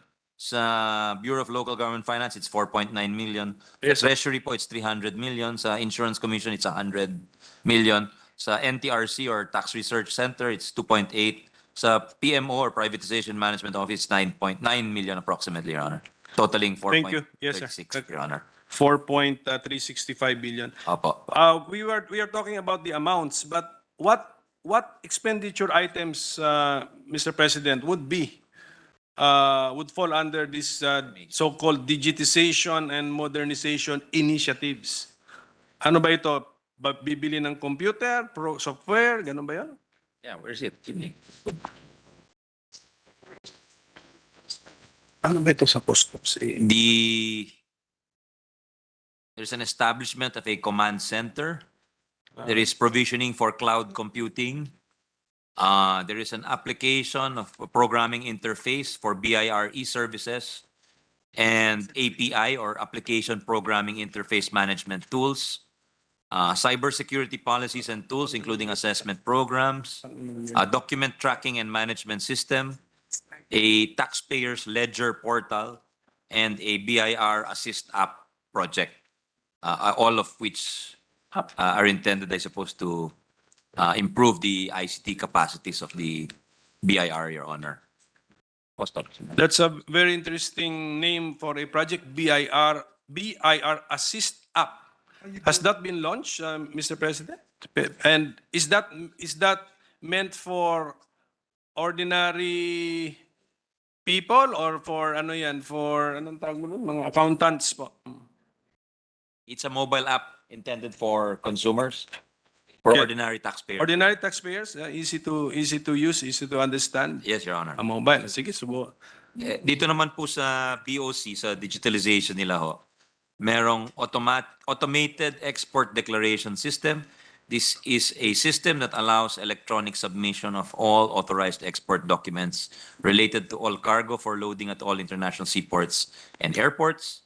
Pangalawa po, yung document management system. This is an electronic system used to capture, track, and store electronic documents. Pangatlo po, yung electronic certificate of payment in E2M, which allows sending of ECP or electronic certificate of payment to the Land Transportation Office once payment of duties and taxes has been made by the importer. For vehicles, yeah? For vehicles? For vehicles, ma'am. For vehicles. I suppose that's for vehicles, Your Honor. Kaya kasama po yung LTO. Yeah. Pangapat po yung paperless accreditation. This is the enhancement of the client profile registration system module by allowing e-documents needed for accreditation. Fifth is the PEZA input data to integrate the data with PEZA to cater to the submission of import permits approved by PEZA, Your Honor. Kasi I suppose may exemptions dun sa, maybe a part of the incentives is certain exemptions, I believe. Pang-anim po, yung e-auction system. Ito po ay isang web portal that allows ACDD users across all ports to manage auction processes and automatically transmit disposition and status of auction cargo to central office. At pang-pito po, yung ASEAN Customs Declaration Document System to be used as an advanced information to enhance customs risk targeting and profiling activities, Your Honor. Yan po yung digitalization projects nila for implementation. Thank you, Mr. Chairman. Of course, we support the modernization of our customs and of course BIR para mas madaling maintindihan ng taong bayan. Because we also entered into treaties eh. May mga treaties tayo na which ako when I was chairman of the Committee on Foreign Relations, yun na lang yung justification ko sa sarili ko na let's enter into this treaty to force customs to modernize. If they do not, if some of our laws require them to modernize, ang reklamo yata, they are not following some of our laws. Sabi ko, the treaty, so that the affected parties in a treaty are states. Diba? So this will be other states now complaining to the Republic of the Philippines if we are not compliant with the treaty. So I'm glad to hear that may mga components itong ating modernization and digitization program of the customs. Pero just for the information of the customs, is the acting commissioner here or who is the representative, Mr. Chairman of the customs? Okay. Assistant Commissioner Maronilla is here, Your Honor. Sige. Anyway, I know we cannot please everybody. Lalo na kami nasa politika, we cannot please everybody. Pero meron din ako mga friends pa rin na negosyante, they're complaining na although you have an online portal, they take advantage of the online presence, but the response tagal daw. So they feel that although you look like you're automated, but at the other end would be manual reaction to an online input. Yun po yung feeling nila. So I'm just relaying to you hindi ko na kunin yung details, but I can get the details. Pero ganun lang po tayo na keep on modernizing, but also to lessen human interaction, siguro human discretion. Pero the expectation of the user is also speed. Di ba? The speed in the feedback or in the reaction. Yes, Your Honor. Okay. Thank And you. then, Mr. President, I have been informed that the BIR has a 10-year digital transformation roadmap. Tama po ba ito? And if yes, nasa pang ilang year na po tayo? Yeah. This is the second year, Your Honor. Second year. So this roadmap should have parang an estimated budget na or cost for the entire roadmap, Mr. Chairman.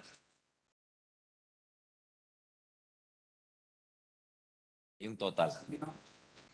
Sa second year lang tayo.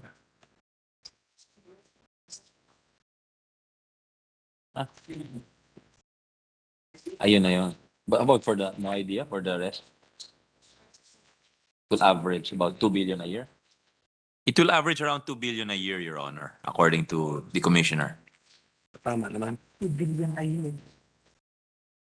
So 2 billion a year. So for next year, 2.22 billion. So more or less, andun po sa area na yan. Yes, Your Honor. Okay, thank you. So, the entire roadmap would cost us 20 billion, more or less, yeah, after 10 years. Tama po, ma'am? Ma'am, Tama po, Your Honor. So, binalikan ko po yung ating revenue collection, which was our discussion earlier.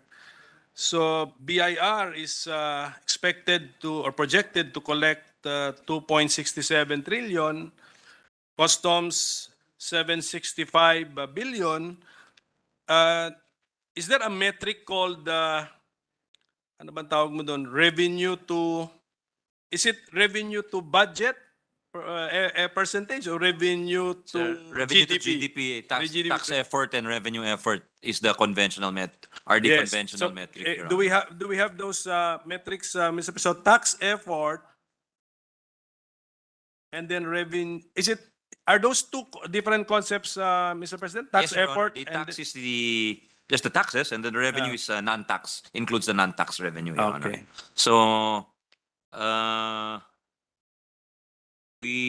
I'm looking for the figure, Your Honor, that the tax effort as a percentage, or the tax revenue as a percentage of GDP is at for expected is 14.5 for this year and 14.6 projected for next year, Honor. And this is relatively high compared to previous years because in 2011, our tax effort was 11.8.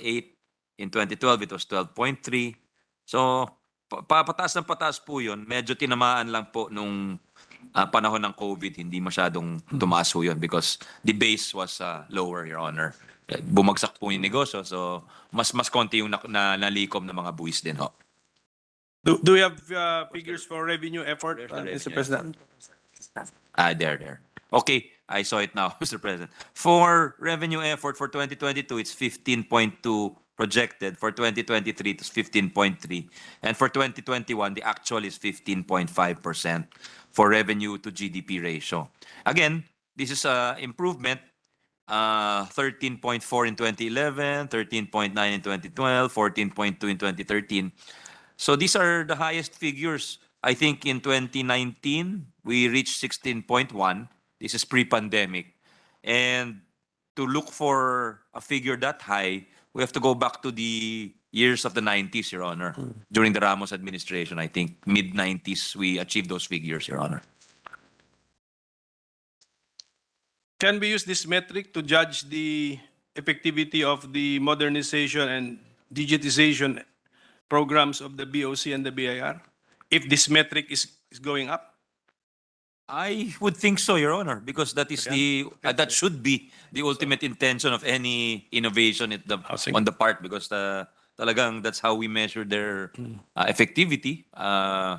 objectively or numerically. Of course, there are some subjective measures like perception index, perhaps. But I would think that's one very important metric, Your Honor. So in next year's budget cycle, balik ulit tayo naman sa for ang tanong is kung na-achieve ba?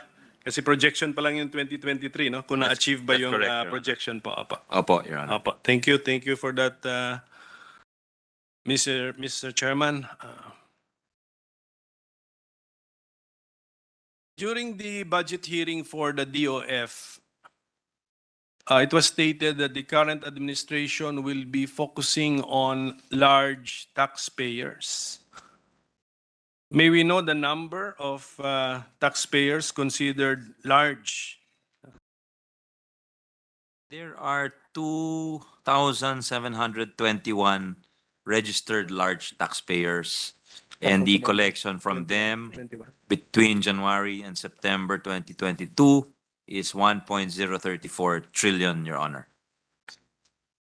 Ano sabi? January to September 2022. Thank you. That was you. The chairman already answered my next question. Thank you. Thank you, Your Honor. So in the MTFF, I think there's a mention of a plan to tax online sellers or online entrepreneurs. Are we? Is the administration pursuing this by, let us say, submitting to Congress a draft legislation? And then what is our anticipated revenue if we do so, Mr. President? Should we? Should we?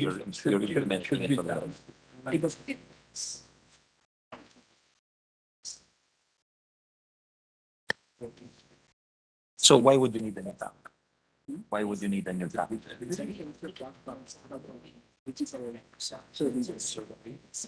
You want to tax the non-resident doing business in the Philippines. They're headquartered. Your Honor, it's a bit of a nuanced answer that they're already actually taxing online sellers and the so-called social media influencers. But they need that new law to tax non-resident taxpayers, meaning companies who are headquartered abroad, but have digital platforms in the Philippines and benefit from Philippine consumers, Your Honor. Right. Digital platforms in the Philippines or accessible from the Philippines. Yes, Your Posible Honor. yun, di ba? Yes, So yes. that their goods are consumed by Filipinos. patronized by Filipinos here. So Yes, Your kaya Honor. nga, that's I think that could be addressed in the Internet Transactions Act, because one of the ideas there is for the online platforms, yung mga sikat, to register all of their anong tawag mo dun? Businesses or the businesses availing of the platform, whether or not located or headquartered in the Philippines. So Yes, ganun that's the idea, That's the Your Honor. idea. So, okay. So, tama, kasi kung brick and mortar, pero yung social media influencers, how can we put a value sa nila? I mean, that's parang,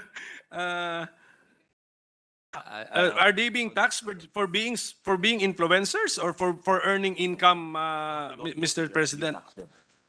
Di ba income nun? No income. Learning. The influencer. Yeah. Well, they use available metrics, Your Honor, like YouTube statistics, and they Oo nga, pero they try to research what the earnings are for a certain number of subscribers. Tapos yun po ang pinagbabasehan. Of course, it's not a perfect science as of now, Your Honor. equal income ba yun? Well, anyway, hindi ako masyadong familiar dyan, sir, kung number of views equals income, pero just be reasonable because basically we want to tax the income, no? Income po ito, no? Yes, The opo, income. opo.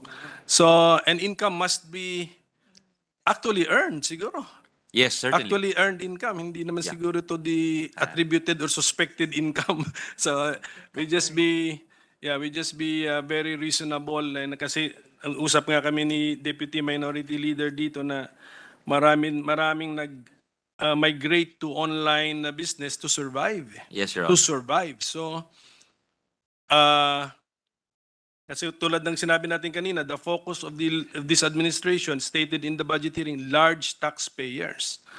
Although nabanggit ko lang itong online because it's in the MTFF, one of the proposals. So, well, most likely, mga nagkapit patalim na sa brick and mortar, ang hirap na mag-exist, nag-online sila. So anyway, tama ba ako na that's under the control of the commissioner of the Bureau of Internal Revenue to be reasonable in in the idea of taxing our online sellers.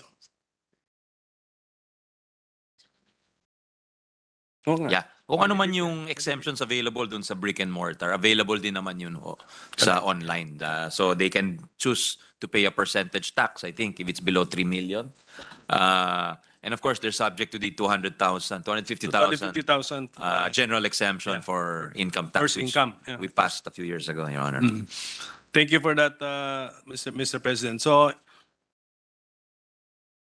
okay, that's why the new law is needed for those not For the non-resident, I think. for the I non-resident, guess not it's- domiciled in the Philippines, siguro. Okay. Yes, Your Honor, it's to tighten up the system, I think. Thank you, Mr. President. Can I now go to Pogo? Yes, Your Honor.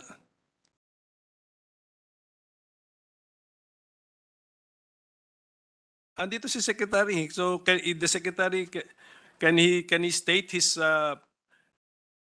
position on Pogo? Is that a personal or a department position? Then I'll have a follow-up question after we hear the position of the Secretary. You're the one you gave in the committee. Ano ba ito tanong niyo rito? Ano ba ito? It's both the personal and the official statement, Your Honor, because as Secretary of the Department, he feels there are social costs to having the pogos here. So he's amenable to if we change our policy regarding pogos.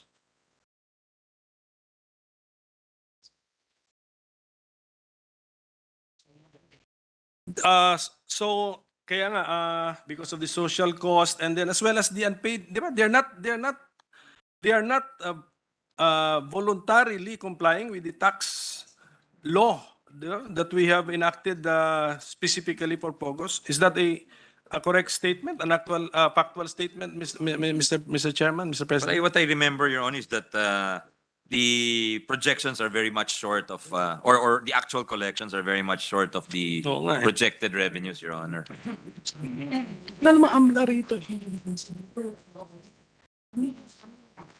So the next question is, if that is the department's position, and the DOF is actually parang primus inter pares yan among the departments. Isn't the DOF moving to make this as the administration's position? It has not gone that far, according to the Secretary. Exact words, Your Honor. Kaya nga, but that's already the DOF stating its position sa Pogo. Yeah.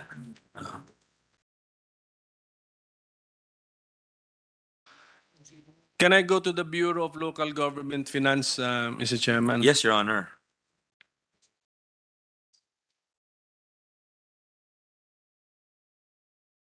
Ano to? The BLGF has an allocation of 304.9 million to fund the local governance reform project. It is a foreign-assisted project that seeks to support the upscaling of local government revenue mobilization. Project started in the first quarter of 2021 and is expected to end in the second quarter of 2024. The total project cost is 1.56 billion pesos, and it will be sourced from loan proceeds of 1.39 billion and government counterpart of 172.5 million pesos. So the project name is Local Governance Reform Project. So may we know more details about this project and how does it enhance the real property tax administration of LGUs, if that is the goal, Mr. President? Yes, Your Honor. The Local Governments Reform Project, or LGRP, is a ADB-supported project costing around $31.5 million, or about 1.6 billion pesos, of which 84%, or 26 million dollars, is supported by the ADB, and almost $5 million is the counterpart of the Philippines. Its duration is 4 years. It started last August 2020. It will end in June 2024. And it is a project that seeks to improve local government revenue mobilization, to upscale local public service delivery, and strengthen local governance. The project will focus on improvements in the real property tax, or RPT, administration and management reforms of LGUs through the following: strengthened institutional arrangements and developed policies on property valuation. Second, developed and implemented property tax valuation database and information systems. Third is the enhanced RPT administration for selected local government units. And fourth is the professionalized local assessors and strengthened LGU's capacity on property appraisal and assessment, Your Honor.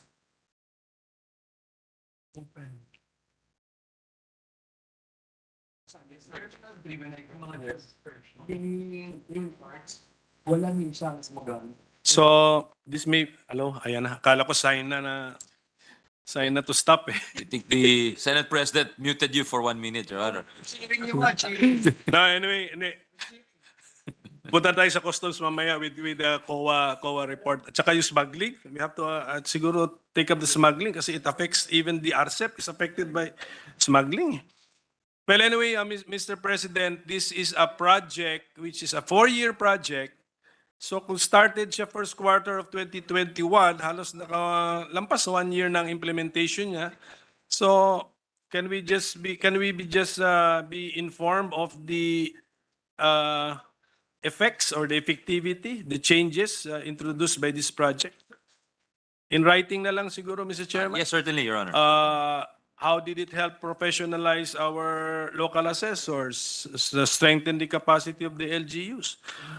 Yes, Your Honor. Or is it too early to ask this? Do we ask these questions after the end of the 4 years, or can we ask it now while it's being implemented more than a year already? Well, we can ask it, and it's up to them to sige. to state if it is too early to make any definitive conclusions. But certainly, there must be some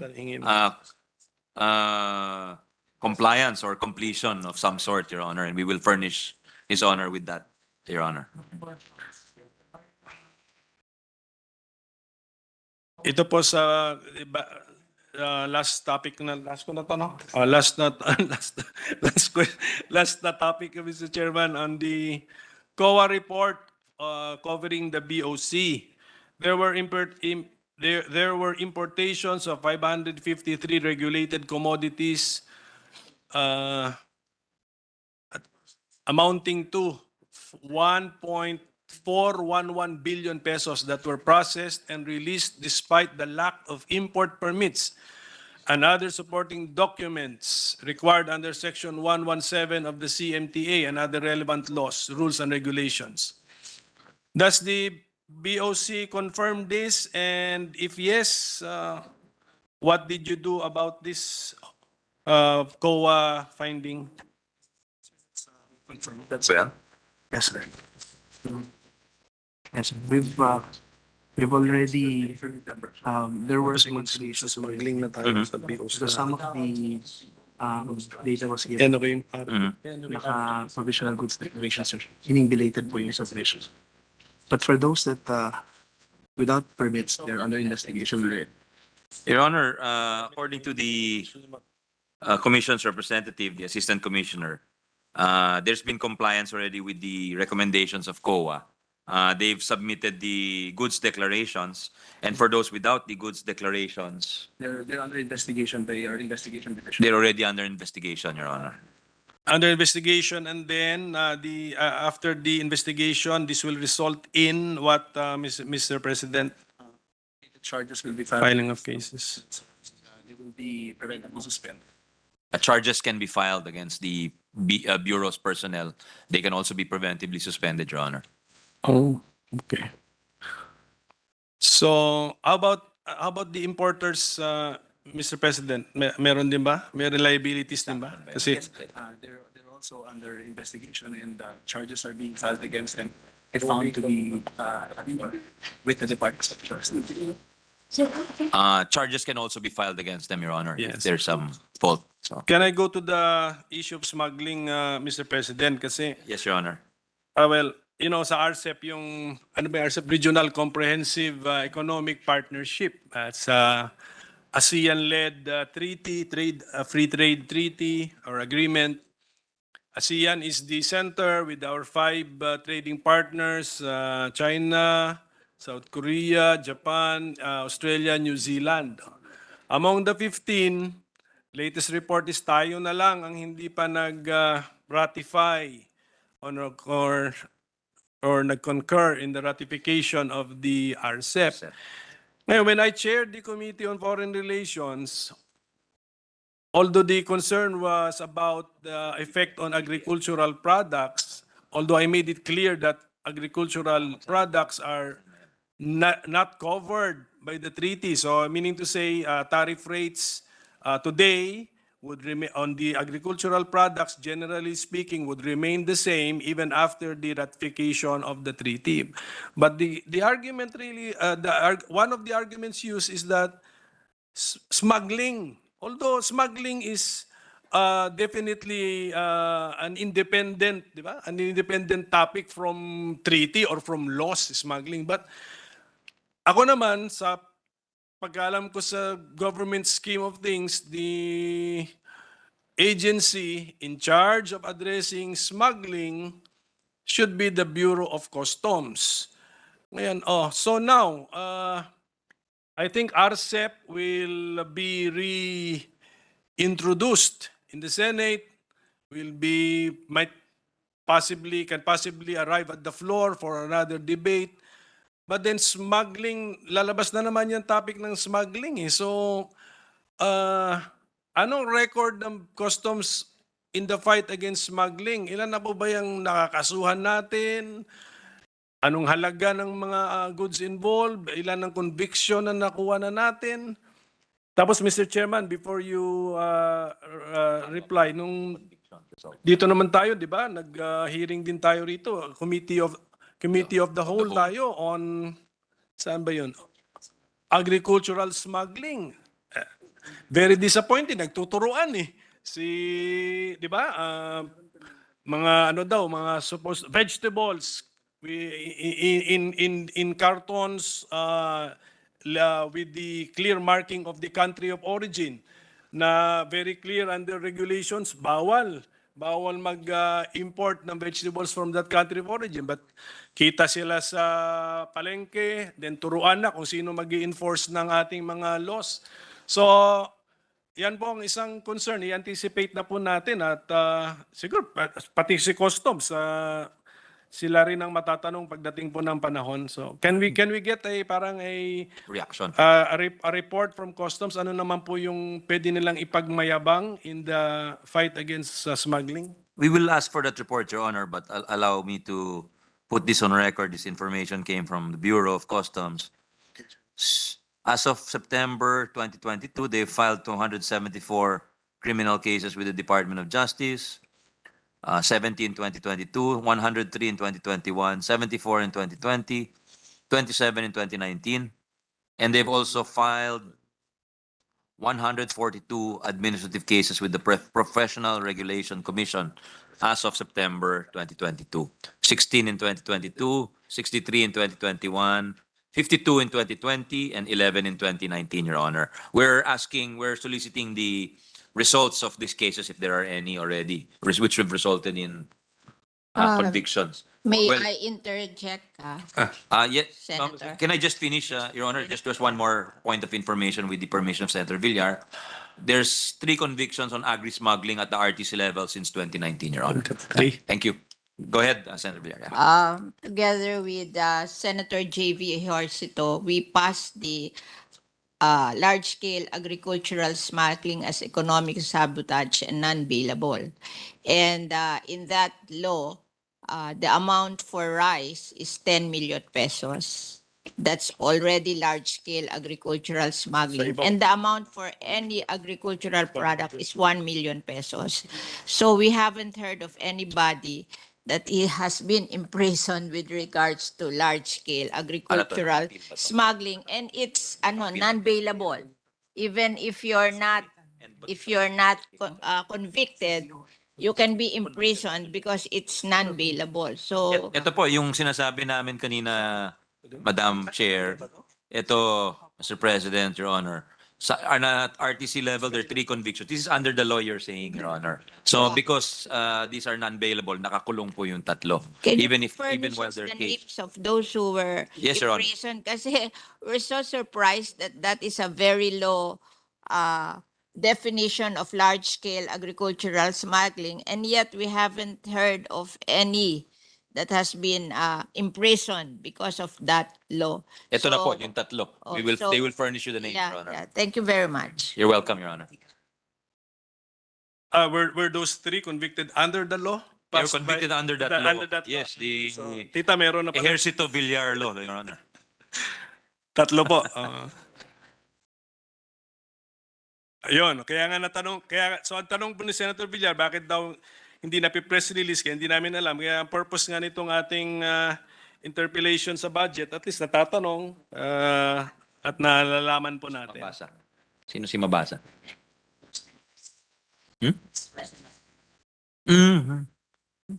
Yes. Sige po. The Bureau said they released a Okay. a press release. Yes. Opo. So ito pong napag-usapan natin kanina, modernization and digitalization project of the BOC. Makakatulong din po ba ito sa laban sa smuggling? Meron din, Yes. aside from revenue, the impact ng revenue collection, so, sa smuggling din po. Yes, Your Honor. Okay, so maano rin natin yan, masusukat din natin yan. Opo. Sige po. Mr. Chairman, may last question na lang ako. Pero ito palang unprogrammed operation natin sa non-payday property na pinag-usapan kanina. That's I do not know the proper term, but that's the responsibility of the DOF. The DOF will be the one to, if ever we release that amount, it is released to the DOF and the DOF pays the concerned Lagay sa program. entity. Ayun po ba? Yes, Your Honor. Okay. I was told may history pala ho yan. I just found out now. In the 2014 budget, it was placed in the programmed appropriations. But since hindi pa na-decide since then, nilipat na lang sa unprogrammed para yung space, yung fiscal space, mabigay sa ibang item, Your Honor. Okay, pero yung ano kaya, because the wording of the item is refund of service development fee for the non-payday, for the Republic of the Philippines non-payday property in Tokyo, Japan. So siguro na lang, I'm assuming that the DOF knows the history, even the dispute, siguro, even the dispute, even the... They have the history and they can furnish Yun you na lang, history, okay, Your in writing na lang po para Yes, Your mapag-aralan po natin ito. So, ano. Opo. Okay, so thank you for that, Mr. Chairman. Okay na.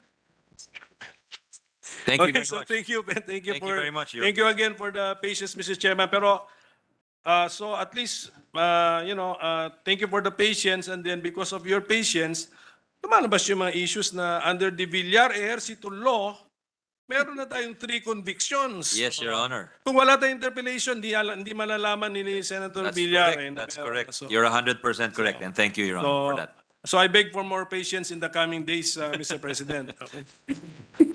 Yes, Your Honor. The coming days, it's the other vice chairs who will need to be patient. Thank you very much to our minority leader, Senator Coco Pimentel. May I just ask one question to the distinguished sponsor? And it's not a question, actually. and this is close to the heart of Senator Coco Pimentel because he was the sponsor of this. On the issue of RCEP, had a short discussion with the secretary earlier in my office. Apparently, there have been no formal letters or endorsement of RCEP with this administration, Yes. except that the president was the one who asked me to pass it. Unfortunately, I guess his underlings have not sent us a formal notice to tackle this particular treaty. That is what the Senator Amy Marcos is asking. And I think this is also under the realm of the DBCC because they want this. NEDA wants this. The DOF wants this. Baka pwede nilang isindi yung ano mo, ilalim ng upuan ng dalawang ahensya na dapat ay as compared to the last administration, we would see Mon Lopez here of He the would DTI text us. all He the would time. text us every day, Mr. President. Yes, to to pass it. approve that treaty. This time, no one is following it up with us, and I'm the one that's nahihiya na. Yeah, clearly, the sa ball is ating in the court of presidente. the executive branch, Your Honor. They have to Yes. make that request. We can't act on formally. anything that's Yes, not yes. on our table. Senate President, Yes. you miss Secretary Mon Lopez? I miss Secretary Mon Lopez I join you, of the DTI. Mr. Senate President. He was a breath of fresh air. I join you, Mr. President. That's on the record. On the record. But yeah, so yun lang. It's not a question, but maybe a request to the DOF if they can act on it, because apparently we're the only ones left in the region that has not signed it, and everybody who we talk to that are parliamentarians from this ASEAN and other countries are wondering why we have not concurred on the ratification here in the Senate. Yes, Secretary Jokno says he will confer with his cabinet colleagues, Your Honor, to accelerate the process. Thank you very much. Thank you very much. Mr. President, before we close the period of interpellations and debate, I would just like to make manifestation and just one question to the department, Mr. President. This representation together with Secretary Jokno were together yesterday. Was it yesterday? I don't remember anymore. I think yesterday at the Manila Hotel for the Extractive Industries Transparency Initiative Conference.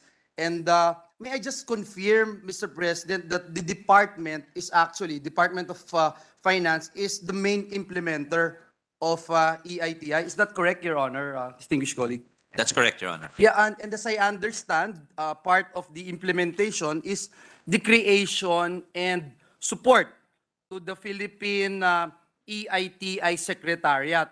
I just wanted to find out briefly, is the funding of the Philippine EITI Secretariat staff and operation included also in the 2023 budget of the Department of Finance, Your Honor? It's included, Your Honor. Okay, thank you, Mr. President. I just wanted to confirm the Senate Minority Leader is asking and agreeing with this representation that it is important that we have this Philippine Extractive Industries Transparency Initiative. And as a champion and sponsor of the EITI bill here in the Senate, together with Senator Risa and all of our colleagues here, I just wanted to put on record that we are assured by the department that we will financially support the Philippine EITI implementation and required membership fee while we have not legislated the initiative, Mr. President. And I thank our good secretary for affirming that commitment. Thank you, Mr. President. Thank you, Mr. Leader. There being no member, no other reservation for interpellation, I move that we close the period of interpellations and consider the budget on the Department of Finance, Office of the Secretary, Bureau of Customs, Bureau of Internal Revenue, Bureau of Local Government Finance, Bureau of the Treasury, Central Board of Assessment Appeals, Insurance Commission, National Tax Research Center, Privatization and Management Office, Budgetary Support to Government Corporations, Philippine Tax Academy, Philippine Crop Insurance Corporation, deemed submitted for the body's consideration. There being no objection to the motion, Senator Risa? Okay? Yeah, yes, there Mr. being President. no objection to the motion of the majority floor leader, all the Department of Finance, together with all its attached agencies mentioned by the good majority floor leader, is hereby deemed submitted. Congratulations. On Mr. your President, may I ask for We suspend for 1 minute. that we recognize Okay. Senator Risa May we- Ontiveros for a Yes. short manifestation, Mr. President. Yes, Senator Taveros, our Deputy Minority Floor Leader, is recognized. Salamat, Mr. President, Majority Leader. Just a brief manifestation dun sa isang huling binanggit in the interpellation of the DOF budget and related agencies. Una, gusto ko pong i-appreciate yung pagpapadala ni Chair Angara nung briefer dun sa mining fiscal regime na galing din sa Department of Finance. I think these are very important issues that we will continue to discuss, gaya ng binanggit ni Majority Leader, in relation din sa mga earlier initiatives tulad ng Alternative Minerals Management Bill. So very important issues raised in the briefer on the intersection between mining, fisheries, groundwater resources, and food security in relation to agriculture and aquaculture. And how the fiscal regime for mining might be corrected given the current fiscal regime, certain problems, wrongs perceived in the current situation, and some emerging proposals about how we will fix the current situation. Lastly, Mr. President, Mr. Chair, in fact, meron bukod po dun sa executive order kaugnay ng mining na inisyu ng nakaraang administrasyon and the pending Alternative Minerals Management Bill, there is in fact even a pending case in the Supreme Court para nga gawing mas makatarungan yung fiscal regime sa mining, specifically to give a greater share in the proceeds from mining to local government units and even to indigenous peoples dun sa ancestral domains o sa LGU jurisdictions na pinaka-mineralized na mga lupain dito sa ating bansa. So just that note of appreciation, Mr. President, Mr. Chair, both for the briefer itself and yung better possibilities na binubuksan niyan for bringing the discussion forward kung ano yung dapat na policy framework natin on extractive industries in general and mining in particular. Salamat po, Mr. Chair. Salamat po, Mr. President. You're very welcome, Madam Vice Chair, Deputy Minority Leader, and we appreciate the sharing of the info. I did not know there was a pending case on that. Thank you. Thank you very much. May I ask for 1 minute suspension to change, to ask to excuse the Department of Finance and to ask Tineda to come into the plenary. 1 minute suspension.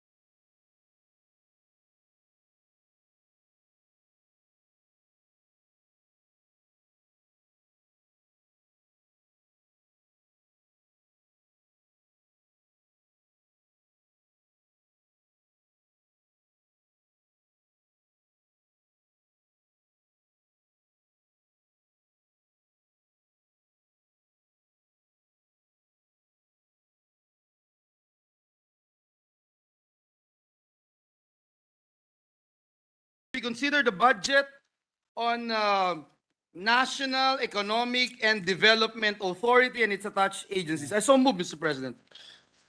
There being no objection to the motion is approved. And by the way, we'd like to greet the Secretary. Happy birthday, Secretary. You did not tell us it was your birthday kanina. Happy birthday. Mr. President, we opened the session today And in greeted him. greeting Okay. him. And the first question, as I recall, is when Secretary Balisacan would treat the members of the Senate. But Ay. anyway, Mr. President, it's May, up to, may CA pa siya, so pwede pa mag-tweet. it's up to him, Mr. Pwede pa President. mag-tweet. Yes, Mr. Okay. President, to start the ball rolling, may I move that we recognize to ask questions the distinguished lady from Las Piñas, Senator Cynthia Villar, and to defend the budget of NEDA and its attached agencies. Please, may I move that we recognize the good chair of the Senate Committee on Finance, Senator Sani Angara. So move, Mr. President. Thank you again, Mr. Thank you, President. Majority Leader. Senator, please proceed together with Senator Angara. Thank you, ma'am. Thank you, Mr. President, Mr. Majority Floor Leader, and Mr. Chairman. I just want to ask a few questions. I just want to know the organization of the Tariff Commission and its mandate.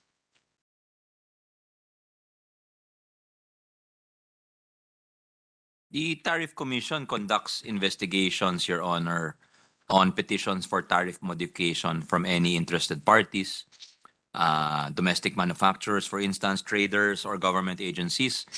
And their investigation involves the conduct of public hearings, ocular inspections, data verification. And the Commission submits evidence-based reports of findings and recommendations to the NEDA composition. The reports of findings and recommendations are deliberated upon by the Committee on Tariff and Related Matters. And upon approval by the NEDA Board, the Commission prepares the necessary implementing executive order for signature by the President, Your Honor. Thank you very much, Mr. Chairman. I just want to report to the Tariff Commission the findings of different sector of agriculture with regards to the importation of meat. Oo. Kasi yung mga sector na agriculture, they get report from outside, yung foreign, on the amount of meat that comes to the Philippines as imports. Palagi na lang na ang dami nung good meat, pero pagdating sa customs sa Pilipinas, mas marami yung offal. Kasi yung good meat, ang tariff is 30%, ang offal 5%. So I just want to report that maybe we can make some reforms na idikit na lang natin ang tariff ng Para wala nang leverage, wala nang walang kalokohan, 'di ba? Kasi magi-import sila ng good meat.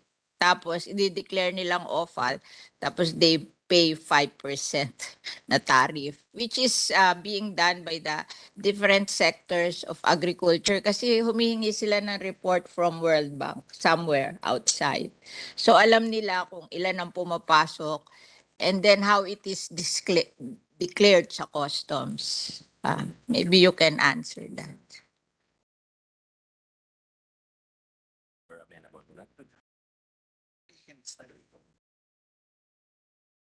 they can study that, make a recommendation, Your Honor. Yeah, Opo. yeah, because palagi na lang yan ang findings namin whenever we have hearings with regards to meat imports. So, kasi ang layo-layo eh. I Yes, Your think Honor. ang meat import is something like 30 to 35% yung good meat, tapos 5% yung opal. Kaya dapat wala na sigurong ganun, pare-pareho na para walang ganung ginagawa yung mga importer. That's Okay? a good point, Your Honor. Okay.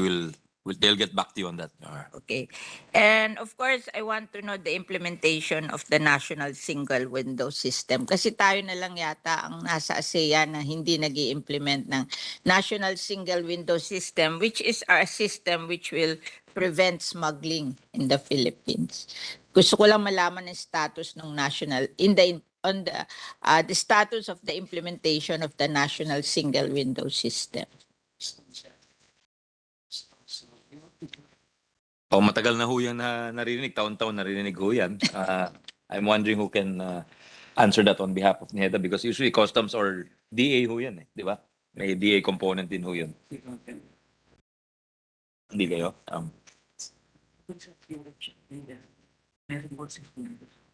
Hingin na lang ho natin sa DOF, kaso nakalis na sila.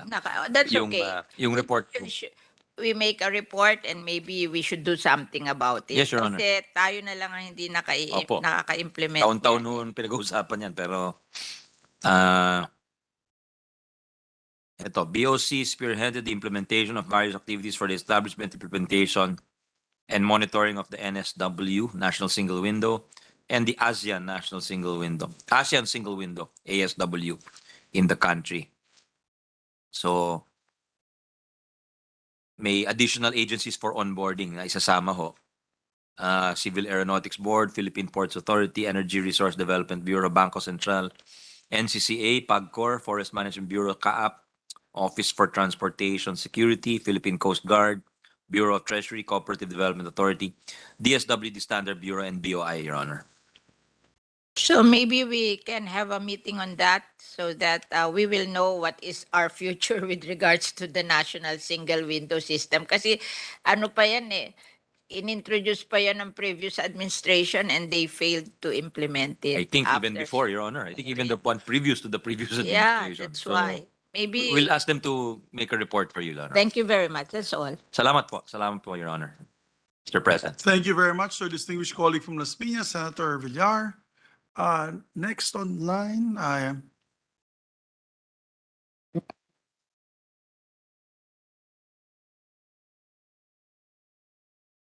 We'd like to recognize our minority floor leader, Senator Coco Pimentel. We recognize, sir.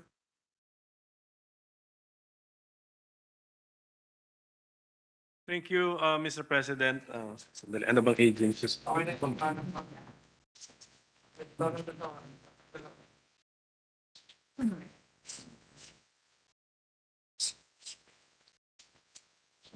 Since we are deferring the PSA, so I'll just have a few questions on the attached agencies to NEDA. Mr. President, with the permission Of course, Your Honor. Most welcome. Can I ask about the Philippine Development Plan? Kasi I think this covers a cycle yata, a number of years, 2017 to 2022 is the last Philippine Development Plan. Is that correct? That's correct, Your Honor. And they're completing one by December. By December, they'll have one for the next cycle, Your Honor. Since the first cycle is about to end, 2022, kapit na, one more month. The goal of the 2017 to 2022 is to enable Filipinos to attain a matatag, maginhawa at panatag na buhay. And then there are some targets, if I may be allowed to read the targets.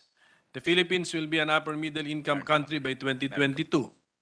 Growth will be more inclusive as manifested by a lower poverty incidence in the rural areas from 30% in 2015 to 20% in 2022. The Philippines will have a high level of human development by 2022. The unemployment rate will decline from the current 5.5% to 3 to 5% in 2022. Mga written ito in 2017, sir, no? Yes, Your Mr. Honor. President. There will be greater trust in government and in society. Individuals and communities will be more resilient. Filipinos will have a greater drive for innovation. So may I ask if we have achieved all, some, or any of the targets mentioned in the PDP for 2017 to 2022? We were actually on track, Your Honor. But the pandemic unfortunately derailed us. So I think in terms of poverty, we were on track. Incomes, yeah, the middle income status, we were also on track, Your Honor. But the 2 years of the pandemic, 2.5 years were really harmful for us, Your Honor. So we have to recover from that.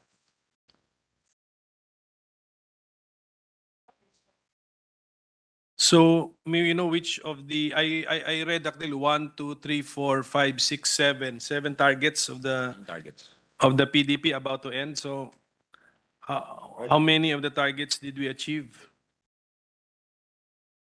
I don't think we achieved any, Your Honor, if I'm not mistaken, from what you read. But we were on track in 2019, Your Honor. Because I think poverty went down to 18%. Ano to? Poverty hit 18%, if I'm not mistaken, Your Honor. Unemployment, I'm not sure if we have, what was the unemployment? What was the lowest?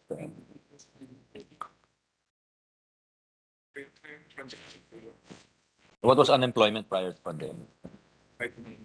Yeah, we were 5.2 prior to pandemic for unemployment, Your Honor. So not far from the goal of 3 to 5%. Ano pa ho yung iba? Ngayon, ano po ang unemployment po natin? 5.8, Your Honor. PSA is the one providing us the Senator Tolentino's favorite agency, Your Honor. 5.8%. Yes, Your Honor. Okay, so at least, although we were debating earlier, or discussing earlier ni Senator Tolentino, when we discuss the PSA budget na lang on maybe did they tweak the definition of who is unemployed or who is underemployed? So, saka na lang po yan para mas may excitement pa tayo sa PSA natin. I don't think they tweaked it according to him. The last tweak was during the Arroyo administration, I think, Your Honor. That was the last tweak of the Parang tweak, when you say tweak, redefinition is that also... we were following actually the ILO, Your Honor, apparently. Kunin na lang natin yung wording, exact wording of the how an unemployed person is defined.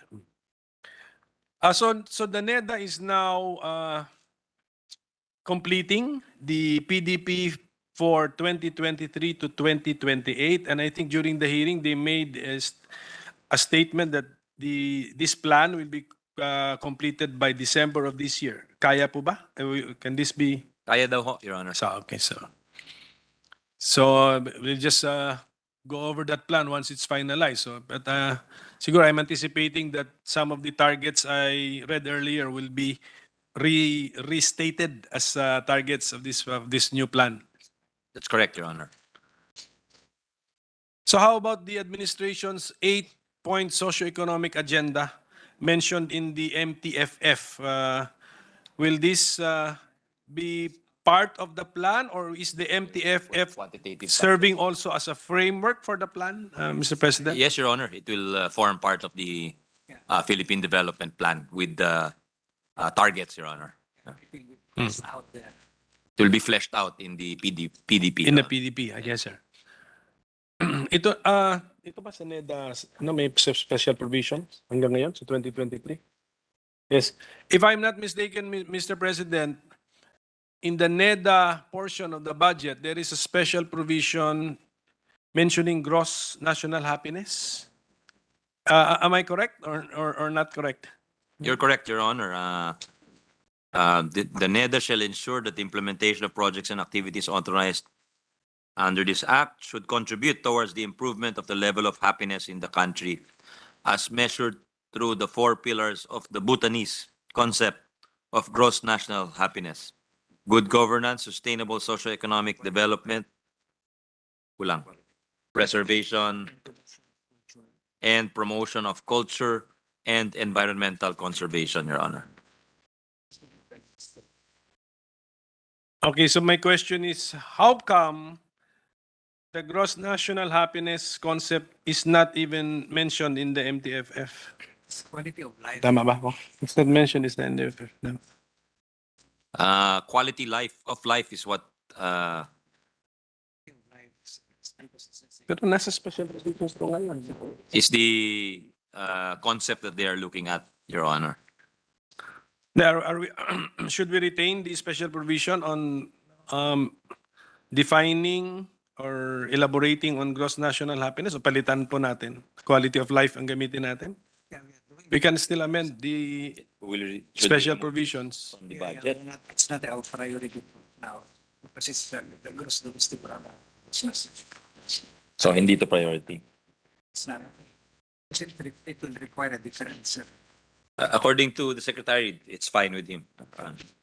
So we can revisit, no? We can revisit that kasi parang kasing kinalimutan bigla eh. It's mentioned sa special provision and then no other document government document mentions it ever again, Mr. President. So, sige.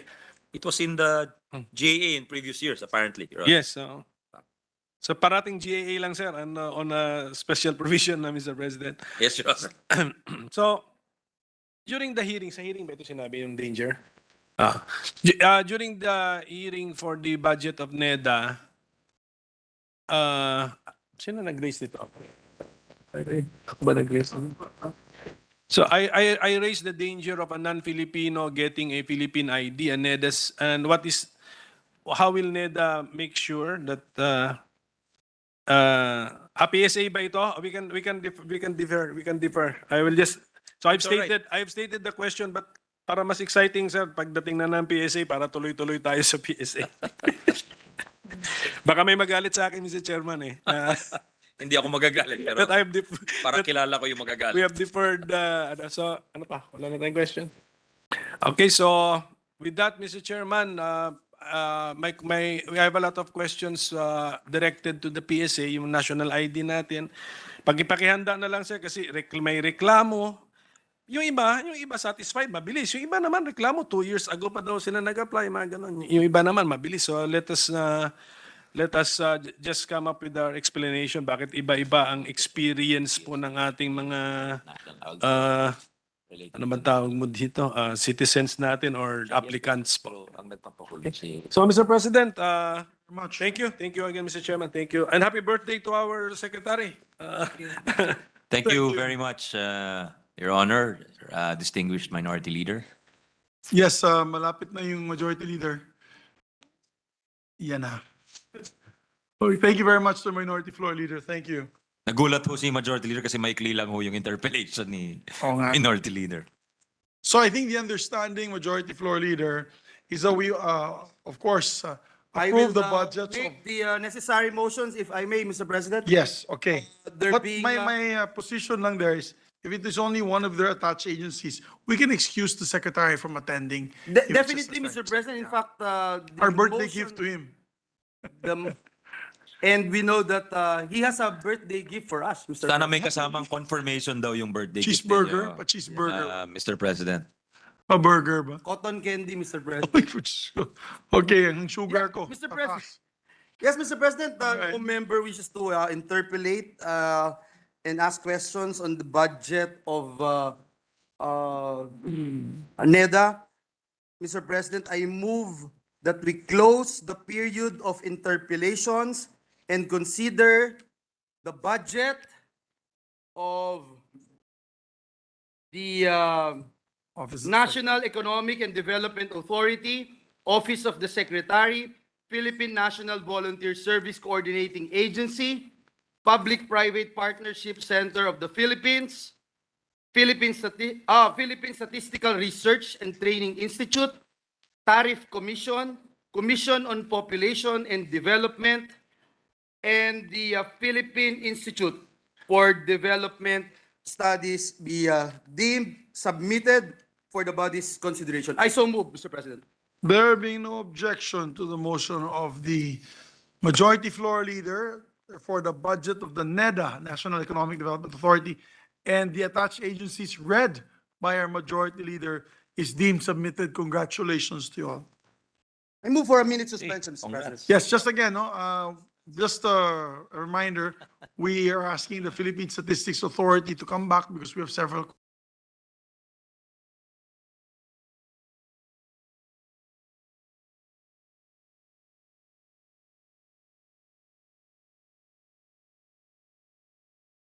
It's okay. Thank you very much. Session suspended.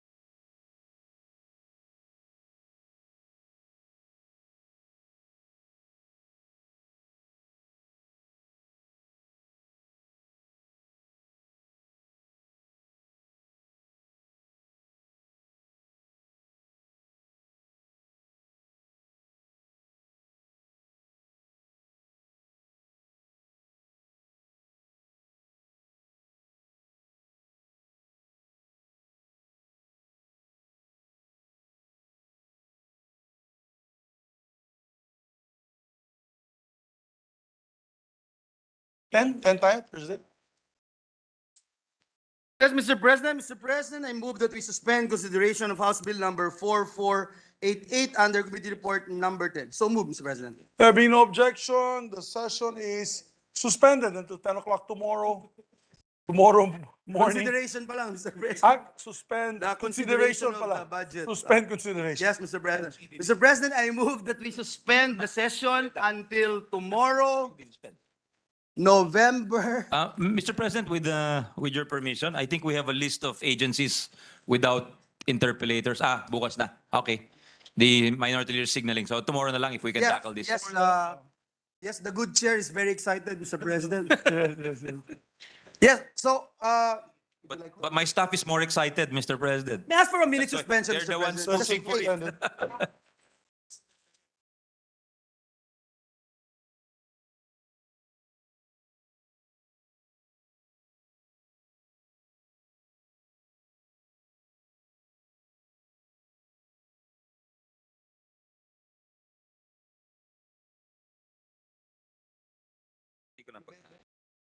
Any of our agencies.